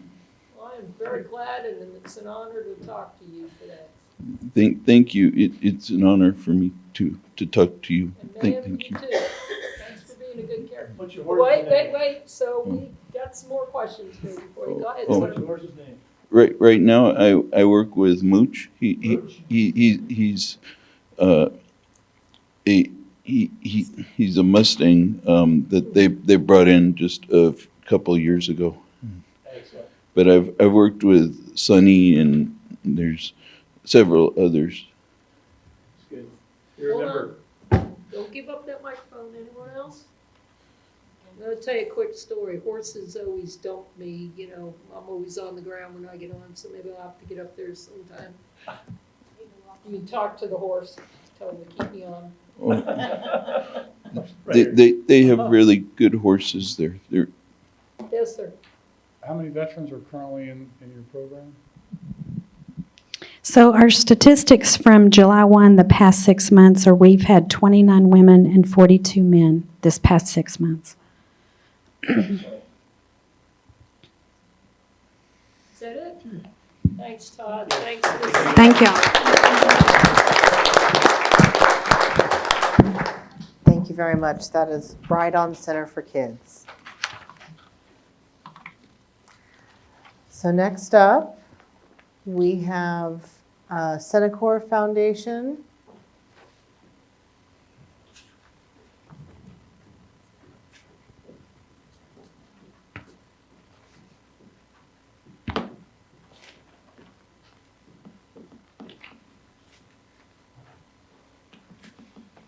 Good afternoon, and thank you for having me. I'm actually Amy Granberry with Senacor Foundation. Debbie Townsend had an emergency today and couldn't attend. This could be a little confusing to you. We were a grantee for 2017-18 as Charlie's Place Recovery Center. We did not apply for 18-19 as we were merging with the Senacor Foundation. We're currently funded in our Corpus Christi location as Senacor Corpus Christi, and then this application is for Senacor both our Corpus Christi and Houston locations. So just wanted to give you a little history that we have served in the past. The current application is for $200,000. We are credentialed through the Community Choice Care Program with all 9 of our locations and provide treatment services to a wide variety of veterans through that program. What we find is that the VA is a little slow to provide some of the ancillary services while we're filling the gap for the substance use disorder treatment. They also need some mental health assistance while they're waiting for services at the VA. And that's what we use this funding for, is both a peer recovery specialist and a licensed professional counselor to address that gap in services while they're waiting for that care. This will allow us to expand to both of those locations. We're currently serving about 40 veterans a day between those two locations for substance use disorder treatment. And this will allow us to provide those ancillary services to them. And that's exactly, we're mirroring what we've already had in place in Corpus Christi and adding our Houston location, as that's our other highest needed area where we have these services. And that's really, we want to thank you for the time that you've given us in the past and the support you've given us in the past. And I can attempt to answer questions. I'm a little removed from this process at this point, but was available to step in today and provide you some information. Yes, sir. Yes, sir. Sorry, I'm not sure I followed as you were merging, and then, but since she's not here, the right person to ask about where performance is. So could you walk that through for me again? Sure. And who this, and part of this, one of them was, so who is this money for? I get it's for Senacor Foundation. Correct. But what veterans and what area will it be serving? So particularly in our Corpus Christi location and our Houston locations. Right. And it's open to any veterans. We're serving about 40 a day with substance use disorder services. So the VA is covering their treatment services, but while they're in treatment, they're having trouble accessing the additional mental health services and also the peer support services that can follow them after they leave treatment. So just so that I'm clear, are you providing the substance abuse? Yes. Okay, so you are primarily a substance Yes. abuse, and you are looking to layer care on top of that? Yes. Beautiful, thank you. Yes. Yes, sir. If I'm understanding correctly, your current grant is only for the Corpus Christi location? Correct. And then the increase from this year would actually cover Houston and Corpus for the next cycle? Yes, sir. And is the Houston location about the same size and patient throughput as the Corpus location? They're about the same. Corpus may serve a few more, but we get a lot of referrals from the DeBakey Hospital in Houston, and more of our medically fragile individuals stay in the Houston area rather than coming to Corpus or one of our other locations. Can you identify some things that VA would not necessarily cover, or there might be gaps? The gap is more a timing issue of how long it takes for them to access the services they need, so we can get them started with mental health But would you services. get reimbursed? No. Not for those, because they're reimbursing us just for the substance use, and we're adding additional services while they're waiting. The mental health treatment, the peer support specialist, to work with them on housing, legal issues, to walk them through the system, and their certified So would peer this be a support. person that Yes. you're funding Yes. to walk them through? It's So it'd be actually- like social work. Right. You're funding like a position, a social work position. Correct, and so it would actually be a peer support specialist in each location who Okay. is a veteran, and then a part-time mental health counselor in each location. So it funds Okay. four people. And then I'm just looking at performance. Mm-hmm. I know you're standing in, but performance for this last cycle, For the current cycle? well, I'm sorry, yes. Yes. Last quarter is, you spent, what, performance is 24%. Yes. For the grant. So my understanding is we had the grant in 2017-18 and used an extension but we didn't want to apply during the merger. So in that time period, we served 165% of our goal. The case manager left for the VA, apparently a common theme that I've heard. So we had to rehire somebody when it was refunded this year, and there was a slow start to that. But that person is up now. My understanding is they've served 30 of the targeted 100, and we'll continue to add to that. They will meet the numbers.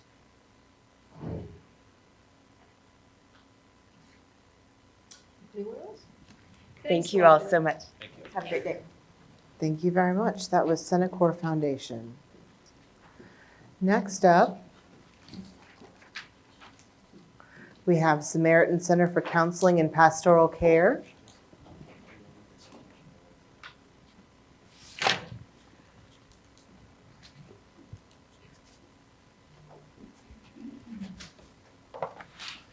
Good afternoon, everybody.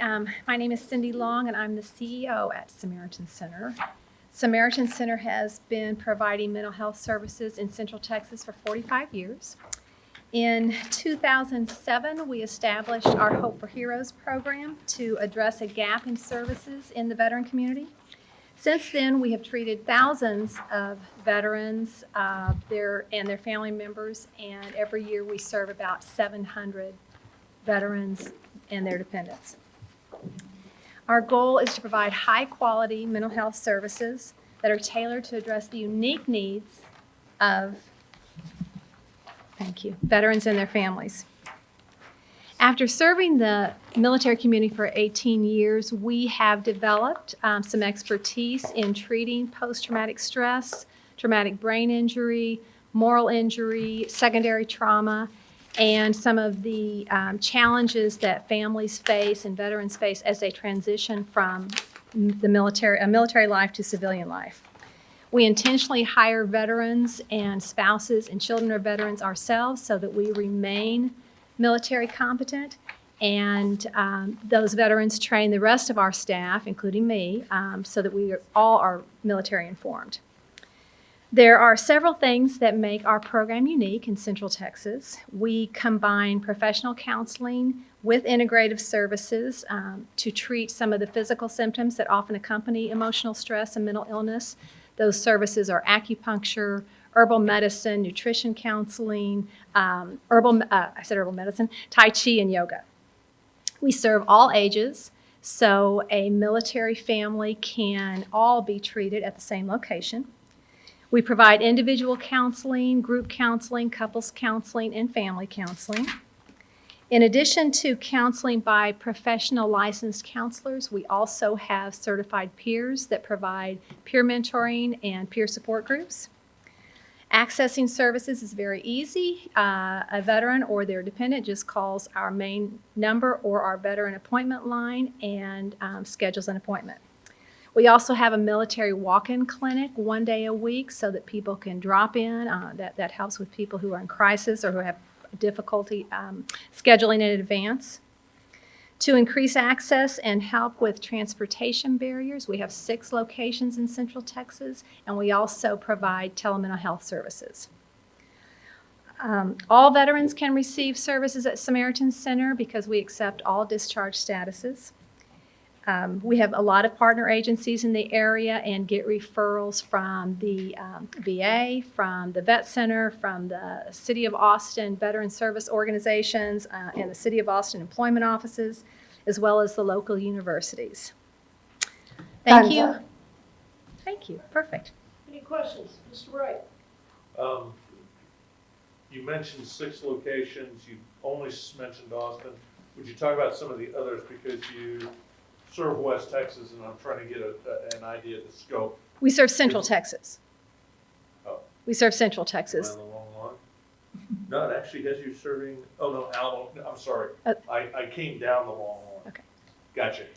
But where are your 6 locations? So our main office is in Austin. We have 3 satellite locations in Georgetown, including 1 day a week. We have a counselor at Right On Center for Kids, and then we have an office in Buda and San Marcos. Okay. I've been playing with the numbers. I'm kind of one of the guys who pays a lot of attention to that.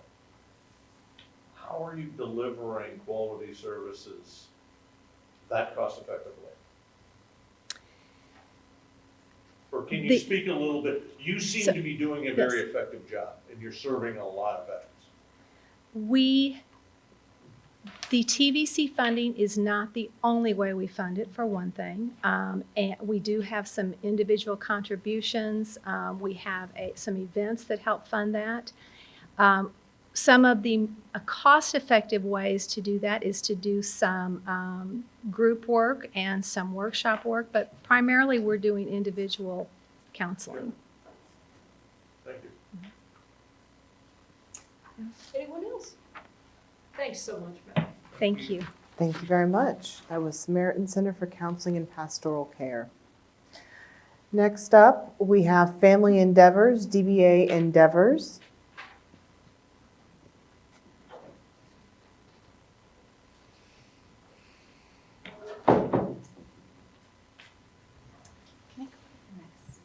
Sure. Hi, good afternoon. My name is Jill Palmer, and I'm the Senior Director of Clinic Operations at Endeavors. I'm here to talk to you today about our new service line, the Endeavors Veteran Wellness Center.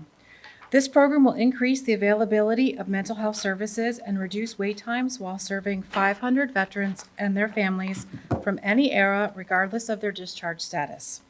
Extensive research has been completed on a model that can positively impact our Texas veterans and their families' overall health. Since 2016, Endeavors has been providing services to post 9/11 veterans and their families in a partnership with the Cohen Veterans Network. However, this line of service has a gap for our veterans who are pre-9/11 or have long-term mental health care needs. The Wellness Center is our answer to this unmet need. The center will utilize 6 principles of wellness: mind, body, connectedness, spiritual, environmental, economic, and knowledge, to foster the daily choices of health and wellness for our clients. Treatment services will include evidence-based mental health care that is trauma-informed and will be long-term with a psychiatrist, counseling, and peer support. Suicide rates in Texas are significantly higher than the national suicide rate, according to the VA's most recent veteran suicide data report. Endeavors clients from our SSVF programs, where we serve in 80 counties, tell us that they are unable to access mental health care. We believe that virtual care is an excellent service delivery model to fill the gap in rural mental health care access. Virtual care is a cornerstone component to the Wellness Center. Clients in the Alamo region will be able to access services in person at the facility. This grant would be an initial planned implementation of a larger mental health care that we're doing at Endeavors. We are asking for $500,000 to provide care to these families. We believe this amount will allow for us to start our program and impact the lives of 500 veterans and their families. Outcome and data-driven decisions is an integrated part in all of our services. We have a specific focus on cultural competency, suicide prevention, and wellness. We believe that clients living with serious mental illness like bipolar, treatment-resistant PTSD, chronic depression, and suicidal ideations can find improvement in our model. Our distinctive model includes virtual peer support that will connect clients to needed resources, support them creatively for accessing wellness services in their own area, and be a positive reminder that recovery from and living with a chronic mental health illness is possible. Thank you. Any questions? Any questions? Those 13 counties, is that a region area? Endeavors has SFVF grants that are in 80 counties. We have, Oh, yes, sir. To that point, because you are listed as statewide, and I get you provide services statewide, but for this grant, will this expand your telemed, or, because you keep referencing the facility in San Antonio? It's two parts. We will have a physical location in San Antonio that we've already broken ground on, and our psychiatrists will be housed there. And we're working on virtual psychiatry care as well, which is probably the rest of the Texas. And then we have locations that we're going to work with our SFVF programs in those 80 counties. We have 7 offices across those 80 counties with, I don't know the number of staff, but we have many staff. And then we have 3 clinics, San Antonio, Killeen, and El Paso, where our post 9/11 veterans are seen. But we have many folks there that are pre 9/11. Who are your partners? For this grant, this partner will be the Cohen Veterans Network with their post 9/11, our SSVF programs, our work with United Way, and I had 2 others, and I just went right out of my head. I thought you might ask that question. I can help you with one. Okay. Do you partner with the one stop in El Paso? Yes, Okay. thank you. So several people that have talked today, actually, our clinics already work with, and we know that there's a gap there. They will call us and say, I have a pre-9/11 client that needs some support, and our clinics are so full with post-9/11 folks, we don't have the care. We also don't have the specialty there. They're not doing long-term mental health care. They're doing short-term care, mostly for PTSD, depression, and anxiety, and transition issues at our clinics. And then our homeless population is really struggling with getting care, especially in our rural areas. And then would you repeat what you said about suicide in veterans and national averages? I was writing something else down with what you Sure. said. So the new VA's report, the recent veteran suicide data report, says that our Texas veterans have had a significantly higher than the national suicide rate. So that we have a higher suicide rate than the national rate here in Texas. That's the newest report. It just came out. 2017 data. Mm-hmm. Which offsets the more positive data that Texas is less homeless than the national average. Correct. We can't win. The data also indicates for suicide rates that women veterans continue to increase, and that is true in Texas as well. So nationally, women veterans are 2.2% more likely to die by suicide. That tracks about the same in Texas. That's all era women veterans. All right, any other questions? Thank you so much, Matt. Thank you. Thank you, ma'am. Thank you very much. That was Family Endeavors, DBA Endeavors. Next up, we have Austin Travis County MHMR Center, DBA Integral Care.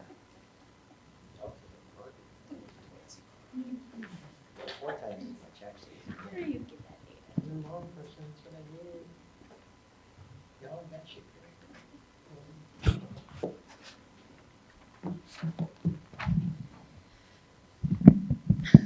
I'm a little talkative. Thanks. Good afternoon. My name is Emily Stone, and I'm the Program Manager for Veteran Services at Integral Care.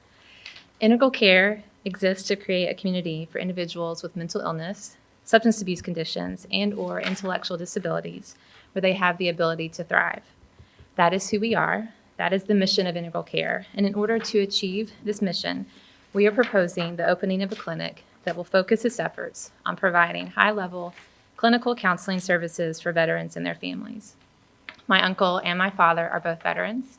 I was born on an Air Force base, and I grew up waiting on my dad in the chapel where he served as a chaplain. And now I'm a therapist who's serving veterans. Both in my personal life and in my professional encounters, I have seen firsthand how the transition back to civilian life affects both veterans and their families. Family roles are in constant flux. Children and their spouses, and alongside of the veteran, are required to adjust, and then adjust, and then adjust again. Integral Care is uniquely situated to be a haven of support and care for these individuals and families. We offer a comprehensive array of services that is person-centered, trauma-informed, and culturally competent client care that is effective and evidence-based. Integral Care has relationships with community providers such as Seton Mine Institute and Dell Medical School, relationships which empower us to connect veterans and their families to community-wide systems of care. Integral Care has a proven track record of program sustainability. In addition to grant funding from the TVC, Integral Care will seek to enhance enrollment in insurance benefit plans such as TRICARE and other health benefit programs such as the Veteran Choice Program. Integral Care is already at work with veterans in the community through efforts such as providing mental health first aid training specific to veterans and their families. And part of my work as the program manager for Veteran Services is being part of the Mayor's Challenge Committee to End Veteran Suicide in Austin. So in summary, here are the details of our impact. Integral Care is applying for the mental health grant to support providing direct counseling veteran services for veterans and their loved ones. We will be a center for connection and healing, relevant to the needs of veterans and their families. Those are the details, but I believe our story and mission are more important because they are what drive these details. Integral Care, again, strives to create a community where all individuals can thrive, veterans and their families, their spouses, partners, and children need and deserve the highest level of care that is tailored to their unique experiences, care that is informed by the best evidence-based practices for their community. We at Integral Care, with the help of this grant, are situated to step in and passionately provide that kind of care. We hope you will give us that opportunity. Thanks for your time today. Any questions? Questions? You mentioned you have a relationship that can leverage TRICARE and other. We're working on that. Yeah, developing that. So would clients or potential patients be billed insurance-wise? Yes, we'll probably do some combination of that. We have experiences in other parts of our agency where we do different fee-for-service plans, and we'll probably try to work with different options. Any other questions? So how will this work into that integral care? How will the grant work? So will it be those just the veterans that don't have insurance? So we would see the grant as kind of seed money to start. We've actually been wanting to do this for a while, and part of the reason why I came on to Integral Care. So we're wanting to start a clinic that focuses its efforts just on veterans and their families. So providing play therapy for the children, evidence-based treatment options, EMDR, CPT, TFCPT. And so this would be, within Integral Care, we already serve veterans throughout the agency, but this would be a dedicated place and clinicians that are trained specifically to work with veterans. Yes, Bobby. Tell me if I'm wrong, but I think where those two were going with the question is that one of the concerns is that services are normally free to Okay. veterans. Okay. Number one, if you're able to already bill, that means you're double dipping on the billing. And number two is that if you have low income veterans, they got 20% disability. Is are they gonna get all the services for free? Yes, yeah. So we would have, if they can't, we have options. If they can't pay, they would also be able to receive services. It won't be contingent on their ability to pay or their funding. Does that answer that question? Okay. I'm gonna give you a softball. Okay. You're the numbers guy. I've been watching you. You don't throw softballs, so I've been ready for you. What? What base? Oh, I was born on Shaw Air Force Base in Sumter, South Carolina, and then my dad was stationed at Dobbins and Robbins in Georgia. Oh, you spent all your time in the Southeast. Yes. SEC fan, I take it. I'm a Vol fan. That's where I graduated. But yeah, I have to be a true fan to still love them. So. And they hit the financial question, so. Okay. Okay, All right. thanks. Thanks. Have a great day. Thank you very much. That was Austin Travis County MHMR Center, DBA Integral Care. Next up, we have Family Elder Care. And this is the last in-person presenter for Veterans Mental Health. We have also got some remote presentations after this, so.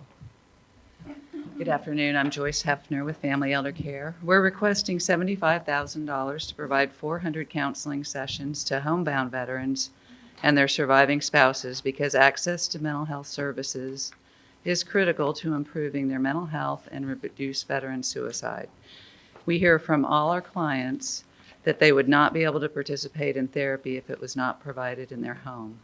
We know that a fraction of veterans that need mental health services have received them.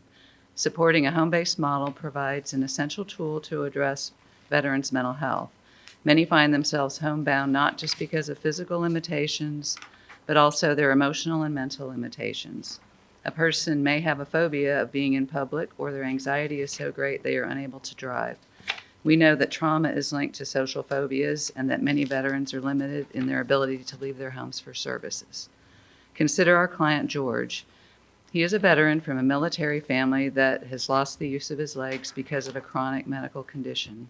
He is now adjusting to life with a wheelchair. He was recently divorced in part because his wife did not want to care for a spouse with a disability. George is getting a wheelchair accessible vehicle, which we expect will help increase his independence and help him be more engaged in his community. But right now, it is critical that he receive mental health treatment to process and adjust to many life changes. After a lifetime of the structure provided by the military and the culture of thinking of others over himself, he is learning how to put himself first and make decisions for his future. Unique to delivering in-home counseling services is a level of privacy that reduces the fear of reaching out, reduces the stigma felt by those seeking mental health treatment. Our therapists find that they are the first experience the older adult client has had with a therapist in their lifetime. Family Elder Care is effective because of our strong partnerships in our community. We are connected with a variety of providers of medical, counseling, and home-based services. The VA is a notable partner in that we are an approved fiduciary. Our investors recognize the results of our in-home therapy model. Contracts and foundation funds underwrite our financial scholarship program to low-income clients and support the additional cost of the home-based therapy model that payment by insurance is not enough to cover. Our model is not only sustainable, but it has fostered growth. In the past 5 years, we have doubled our full-time staff and expanded our geographic area. The few other home-based counseling programs in our area limit services to older adults by refusing or significantly limiting the number of Medicare Advantage plans that they accept, and they do not accept Medicaid insurance. Our agency seeks to meet the needs of these underserved members of our community. Thank you. Any questions? I Yes, sir. have one. I just want to point out that you're the first organization that's come forward and led off with the in-home counseling. Yes. And also, part of that is how will you receive patients? What is Did you say receive patients? receive patients? I mean, are they going to be referrals from other agencies? Yes, or sir. other Mhm. Healthcare providers? Yes, sir. We already have a program, and what we'd like to be able to expand and guarantee slots for veterans, especially the older veteran. The Vietnam vet is the largest population in this area, and we anticipate seeing many more of those. So they are referred either often by a home care company or a medical provider. They might refer themselves. You know, we have a lot of relationships in our community because of the multifaceted services Family Elder Care provides. And for Medicare beneficiaries right now, telehealth is a very limited option. It's restricted to certain areas and certain providers, so that's not something we can build our base on. And then are there additional trainings or certifications that you'll have to complete? as Well, you many go of our back on? staff, yes. Many of our staff have a hospice social work background. They're all clinical social workers. So they have extensive experience in home visits. Many have gone through EMDR certification and things of that nature. So they're trained in trauma. We are also affiliated with the university here, and we have lots of students that we train, and we access training programs here. We're also connected with the Aging and Disability Resource Center in Central Texas, and they often offer veteran-specific training. So we participate in those multifaceted approaches. Thank you. Mhm. Any other questions? Okay. Thank you very much. So with that said, it'll take you about 5 to 7 minutes to move over to remote, correct? That is correct. We are also running about 25 minutes early right now, so I would respectfully request a break about 10 minutes. That's doable. I'll tell you what, if we're running that early, how about we do a 15-minute break, and then that will give you the time. Yes, sir. In the presenter index, I'm noticing down on the lower side where there are 4 remote presenters, one of them Correct. is indicated as in person. That was a typo on my part. My apologies for that. Sabine Valley Regional MHMR Center, which is Community Health Corps, they will be presenting remotely. Okay. I yield back to the chair for. Okay, so let's go ahead and start at 3:45 on that clock. That sounds good. A polite reminder to anyone in the audience, we are not permitted to discuss anything about presentations or anything in the hallway or while we're on this break. And then for those on the line, we're going to go dark for about 5 minutes, and I'll be right back. I'll hop back on chat and questions to answer your questions and get you ready for the next session. Thank you very much. We're going to go quiet now. Okay, let's try this again. Thank you very much. Okay, so we are back in session per the chair. First up, we have eQuest, and Sarah Biebelhausen is going to be giving the presentation. All right, hands up, perfect. So I'm going to unmute Sarah's line, and then she will begin. All right, Sarah, I have you on the phone now. Are you ready? We are. Can you hear us now? There we go. Wonderful. We can hear you now. Committee, can you hear them? All right. Excellent. Beautiful. Thank you. Okay, go ahead and All right, so proceed whenever you're ready. Great. Okay. Good afternoon. My name is Leslie West, and I'm the Counseling Program Manager at eQuest. And I'm Joan Cutler, and I'm eQuest Veteran Program Manager.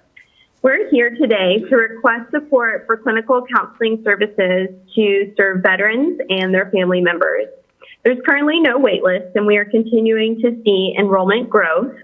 eQuest does not limit the number of sessions for clients. Next slide. eQuest Hopes for Heroes is a wellness program that addresses emotional and mental health needs of veterans and their families free of charge. The program was created by veterans for veterans with a focus on strengthening the veterans community. Next slide. Next slide again. Yeah. Grant funding will support Hopes for Heroes counseling and supportive services. Equine facilitated counseling consists of individuals, couples, family, and group counseling. Clients work with a licensed mental health professional, an equine specialist, and a horse to accomplish personal goals in support of a treatment plan. Supportive services include therapeutic horsemanship, physical and occupational therapy, and peer-to-peer learning events. These services reinforce progress made by clients participating in EFC. Next slide, please. eQuest programs incorporate work with horses who are an effective team member due to their physical and behavioral attributes. The physical activity around and on a horse provides movement that veterans recovering from injury or illness may not normally get. One veteran said, "I couldn't get out of bed, but now I can move and walk. It's more than fun, it's a lifeline." Horses are behaviorally alert and mirror clients' emotions back to them.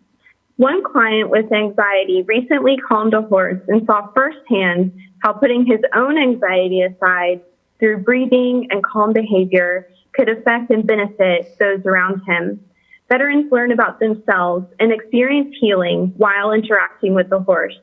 What we often hear from EFC clients is, this doesn't feel like counseling. Next slide. We will serve 100 veterans, 50 children, and 10 spouses with TDC funding over 2 years. Outcomes and goals are co-created by clients, along with licensed mental health professionals, physical and occupational therapists, and certified therapeutic horsemanship instructors as appropriate. Goals are tracked individually for each client, and data is aggregated for reporting. Next slide. EQuest thanks TDC for this opportunity. Thank you very much. Do we have any questions from the committee? Any questions? Okay, ma'am, thank you very much. We have no questions. Thank you very much. Thank you. Go ahead and push back on mute now. Now next, we have Sabine Valley Regional NHMR Center, which is Jane Morgan with Community Health Corp. All right, presenter, are you ready? Perfect.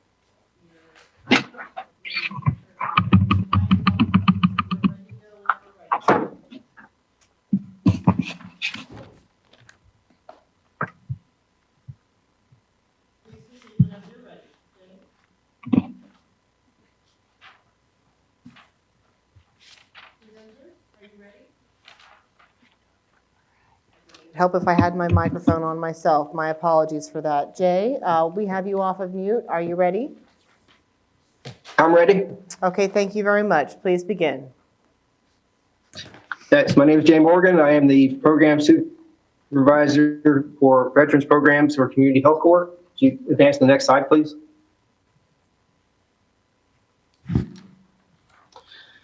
Since 2014, Community Health Corps has operated the East Texas Veterans Resource Center, offering services and referrals to more than 30,000 veterans living in our Trumbull County region.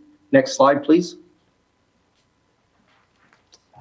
At the Resource Center, we hold a monthly engagement board and a Veterans Network meeting in order to coordinate, highlight, and disseminate local veteran services to the East Texas community. Resource Center staff liaison with local agencies and attend veteran events, conducting outreach throughout the region. Next slide, please. Feedback from local veterans and veterans organizations indicate a lack of mental health services, particularly in this very rural region of Northeast Texas. A lack of access to veterans' mental health services in this region contributes to life disruptions, including divorce and family fragmentation, unemployment, homelessness, legal issues, domestic violence, suicide, poor health, incarceration, and social isolation. In addition to clinical counseling and peer-delivered services, Community Health Corps proposes providing grant funds for veterans to engage in non-clinical therapies, including equine, art, music, and animal-assisted therapy. Next slide, please. Community Health Corps will also continue to provide case management and referrals to community veterans services, as well as engage in regular outreach throughout the region. Next slide, please. The Veterans Health Grant would benefit veterans throughout Northeast Texas with timely and much-needed clinical and non-clinical therapies, particularly to the rural counties served in this area. Thank you for your time and consideration. I'm happy to answer any questions. Do we have any questions? Yes, sir. Yes, ma'am. I wanted to ask, what city is your resource center located in? Longview and Texarkana, we have two. Okay, thank you. Anyone else? All right, sir. Thank you very much. Thank you very much. Thank you. That was Jay Morgan with Community Health Corps, aka Sabine Valley Regional MHMR Center. You're going back on mute. All right, so next up, we have Heart of Texas Regional MHMR Center. There we go. Let's get to the presenters. Yeah, you're doing good. I like that. Sue Robinson, excellent. I see you're ready, so I'm going to take you off of mute now. Sue, are you ready? Yes, good afternoon. Go ahead and begin when you're ready. I'm the clinical program manager for Veterans One Stop, subsidiary of Heart of Texas Region MHMR. We, along with our partnering agencies, purpose to provide services and resources to meet the needs of veterans and and their families under one roof, regardless of discharge status. Please note the partnering agencies on the executive summary. MHMR, the VSOs from McLennan County, the MVPN network, and Veterans Employment Services from TVC are available Monday through Friday, 8 to 5. The other nonprofit agencies come to us on Wednesdays to be accessible to the veterans. Baylor Law School provides free legal services once a month. Our clinical catchment area covers 6 counties in Central Texas. 2 of our counselors travel to 3 of the rural counties to see clients. The counseling services and evidence-based practices that we are able to provide are noted on page 1 of the summary. Our clinical team is certified in or practitioners of a wide variety of therapeutic approaches to better serve our clients. I can attest that without these varied approaches and the dynamic relationships developed between the clinicians and the clients, in just the last few years, there would be at least 31 male and female veterans, 5 spouses, 2 dependents, and 1 homicide-suicide pact between a vet and his wife, who would be part of the suicide statistics. I was hired by MHMR in January of 2017. At that time, there was only 1 full-time counselor. In 3 years, the caseload and services needed have grown to require 3 full-time counselors and a 50% caseload for myself. The increase in clinicians has been made possible largely through your generous grant. Please note on the second page of the summary our demographics and statistics, especially the total services afforded the veterans and their families since receiving this TVC grant in July. Slide 1, please. Many of our clients are referred for counseling services by our VSOs.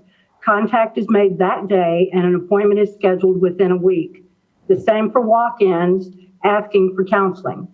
Of course, those in crises will be seen immediately. Since there is no waiting list, project service costs per client are unlimited based on the hours of operation. Clinicians do see some clients after hours due to client work schedules. Slide 2, please. The additional things that the grant funds have are listed. However, the expressive therapy supplies have been well received. We have art projects, craft kits, journals, puzzle books, and jigsaw puzzles. They provide opportunities for self-expression. They require focusing on something positive and productive. Time's up. And can be shared during family time. Ma'am, thank you very much. Thank you. Thank you for your attention and consideration. Do we have any questions for the committee? Any questions? Okay, ma'am, thank you very much. Thank you Thank very you. much. I'm putting you back on mute now. All right, and our last presenter for the day is Judge John Roach with the Collin County Veterans Treatment Court. Let me look for, here we go. I see you're ready, Judge Roach. Thank you very much. I'm going to take you off of mute now. Whenever you're ready. Great, thank you, Colin. Just a minute, ma'am. Excuse me, Judge. Is this Veterans Treatment or Veterans This is, Mental? he is the Veterans Treatment Court judge, but this is for the Veterans Mental Health application. Oh, okay. Thank you for the clarification. Go ahead, Your Honor. I appreciate you all very much. Again, this is Judge John Roach. I spoke to you all this morning about my Veterans Court, but this program is completely different. And I'm going to tell you how, and this is why we need mental health grant funds to do this. As a Veterans Court judge, I realized that if a veteran continued to mess up, and that happens a lot, that I had a choice to either kick him out of Veterans Court or send the veteran to the jail or the penitentiary with nothing really in between. And so we looked over the country and tried to figure out what do we do with a veteran who's just not quite ready to seek recovery and mental health treatment, but we don't want to let him go and have sent him to the criminal justice system. And we didn't have anything. We couldn't find anything. And so here in Collin County, we have had a program that is funded statewide called an intermediate sanction facility. It's open to anybody throughout the state. And so what I did is I went to that program and said, hey, can we carve out 11 to 15 beds for just veterans and have veteran-specific programming on a mental health and substance abuse related treatment program? And everybody here in Collin County did. Now, with that said, I want to tell you that this program is not just for Collin County veterans or for veterans only in Veterans Court. This program is for all Texas veterans, no matter where they are. They can be sentenced or sanctioned, rather, is what the word we would use, to this facility. And so, next slide, please. So there it is. So we when they come in, just like our Veterans Court, again, this is veterans from all over the state can come into our in-custody treatment facility, and they are evaluated to see what their special needs are. Are they suffering from PTSD? Are they suffering from substance abuse problems? And then we develop an in-custody specialized treatment program just for them. And as you can see, it can range from anywhere from group therapy to one-on-one therapy every week to EMDR to all sorts of different modalities for mental health treatment and substance abuse treatment. We are run by a licensed clinician, our clinical director there, and it's just for veterans. And so we find it's a big need throughout all Veterans Court, but throughout Texas, and we're very, very proud of our program. Next slide, please. And so as you can see, today we have had right now, as we sit here today, we have 6 active participants. 12 veterans have successfully graduated and gone back to their communities throughout Texas. But 3 participants were terminated from the program for behavioral issues. Some of the things that we need that are critical to us is aftercare follow-up, transportation to get them here, because sometimes they can come from Bexar County to Collin County and can't afford to get here. So that's what our grant funds are asking for, and new programming to better meet the needs of our veterans. I'll entertain any questions that you have, and I really appreciate your long day. I really do. Yes, Your Honor, we do have questions from the committee members, Mr. Ira. Judge, I just want to make sure, does this mean that they have to already be involved in a VTC around the state? No, sir, they did not. It could be any veteran throughout the state, period. And so if a veteran court, for example, says, okay, yeah, they're not getting into our veteran court, they can still come to our Valor program and get treatment. They just don't have the veteran court dismissal and expunction through that. The eligibility requirements for a veteran is that, on the previous slide, is it has to be a veteran, must not be dishonorably discharged. It cannot be a violent offense. And so this is a minimum security facility, so it can't be a violent offense. No sexual offenses are allowed. But otherwise, it's open to any veteran, and we want them to come from all over. Thank you. Mrs. Gonzalez? That would be felony and misdemeanor. So if they graduate this class when there's no expunction, does that make them eligible to go through a VTC where there is eligibility for? No, ma'am. And I'm sorry for interrupting because of the delay a little bit. I apologize for that. No, it doesn't really qualify them for VTC. But the alternative is, what we figured out is that regular jail is not going to help them. They don't have the resources and the specific knowledge of veteran issues, or a clinician like we do that's a veteran who knows the veteran issues. And so they're just sitting in jail or sitting in prison, learning nothing, and they're going to come out and probably end up doing the same thing they did that got them there in the first place. And so I think this is their last best hope for treatment and to become a productive part of our society as a veteran. No, go ahead. Okay, this is Carrie. I want to ask 2 questions. What is graduate mean? I'm sorry, I didn't catch the last part of your question. What does graduate mean? Does that mean it's a 6-week program, or? No, ma'am, it's approximately a 3 to 4 month program. And graduate means that they hit all of their goals. And so, like I mentioned before, is they're evaluated when they come in, and we're trying to treat certain things and make progress on those certain things. And so whether that's one-on-one counseling, group counseling, that they've attended all those, that they're making progress, that they're productive, they completed the MRT program. And then midway through the program, we do a psychological evaluation with them again. So it's just not subjective. So it's not just a veteran going, yeah, I feel better. Yeah, I'm not thinking that way anymore. I'm not thinking. It's actually a clinical way to measure how they're doing in the program. And we do that before they exit to again, have objective findings that they're making progress on a psychological or substance abuse level.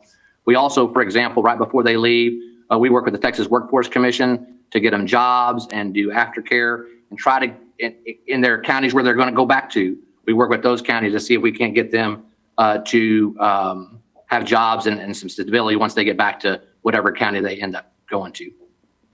Okay, now, I don't know if you can see the same slide I'm seeing. It says run jointly in bold, in custody, state-funded, intermediate sanction facility. Do you see that slide? Yes, ma'am, I see. Okay, so Yes, ma'am. let's go down to eligibility. It says to include state and national guard. Does that mean you're talking the Texas State Guard? Someone can. No, not the Texas. No, not the Texas State Guard. No, ma'am. They do not qualify. Okay, all right, just thought I'd ask. Yes, ma'am. That's a good question. I didn't see that. Discharge. Yeah, what about, I can't speak. What kind of discharges do you accept? The only thing we do, according to our grant, we do not accept dishonorable discharges. So general under honorable conditions, we do evaluate them. Again, that's not an automatic acceptance, but that's the first hurdle they have to come into our programs. Okay, Judge, it's Kerry again. This sounds adjacent to a VTC program. How is it related? Well, it's related in the fact, because I have both. I have my BTC program and mental health program, but this is an in-custody program. So this is really a jail rehabilitation program. And so the overlap is that, again, when I have that veteran that I just cannot break into, we butt heads when they first get here because they're addicts and they have certain proclivities and stuff. And so they just can't stop using. And I sanction them to 3 days. That doesn't work. I sanction them to 10 days. That doesn't work. I sanction them to IOP or whatever it is. It doesn't work. This gives me a place to put them, and every judge throughout Texas, by the way, to put these veterans in where you know that they're safe because they're in custody. They're in a jail environment, that they're safe and they can get the rehabilitation they need. And another thing that's really important about this program is they're housed together. They're in the same facility. So that same camaraderie that you learn from the military about being together and succeeding together and failing together and stuff really, really impacts the veteran in a positive way.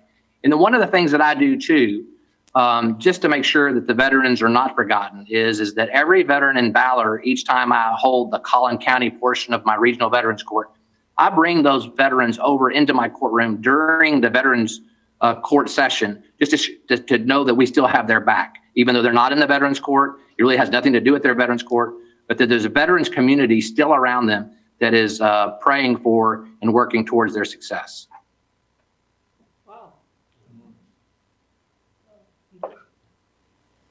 Your Honor, this is Jim Bracken.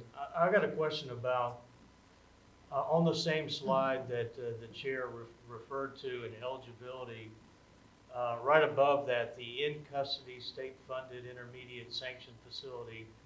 What I don't see anywhere on the slide, or it's not hitting me in the face, is this is only for JIV, Justice Involved Veterans. Is that correct? It is, absolutely. This program is for Justice Involved Veterans. Now, the state pays for the facility, they pay for the guards, and they pay for that stuff. But the money that we use in this grant specifically goes to Justice Involved Veterans. It only goes to veterans and the clinical team around them and the things the veteran needs while they're in custody, period. Nobody else gets those funds.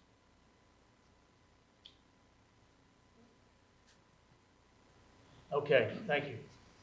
All right, Yes, sir. Any other questions? All right, Your Honor, thank you again. And, Well, y'all had a longer day than I did, I think, and I really appreciate y'all, and we couldn't do either program without you. all right, thank you. Thank you very much, Great. Judge. Thank y'all. Bye-bye. Bye. Okay, with that said, thank you to all the organizations for taking the time to help the committee better understand your veteran mental health projects. Committee members, are there any questions you have regarding any of the agenda items covered today? Hey, Chair, I'd just like to add that even though I wasn't here for the majority of it, I was able, once I was done teaching today, to listen online with the go to webinar, and it was beneficial for the hour and a half I was driving up here. I started on the marriage and counseling one that came in, and then led through all the way to the gap, and I was hoping to get here while y'all had that little break. So that was very helpful, as was yesterday tapping into the briefing from legal. So Great. I'm sure these guys really, these hard-working TBC guys, Friends of Fun Committee really appreciate that Don't know whether it's feedback. pretty good effort. Commissioner Barber, if you're listening, that's great feedback, sir. If there are no more questions or concerns, we'll take a recess until 8:30 tomorrow morning. Committee members, if you would please be back here no later than 8 o'clock.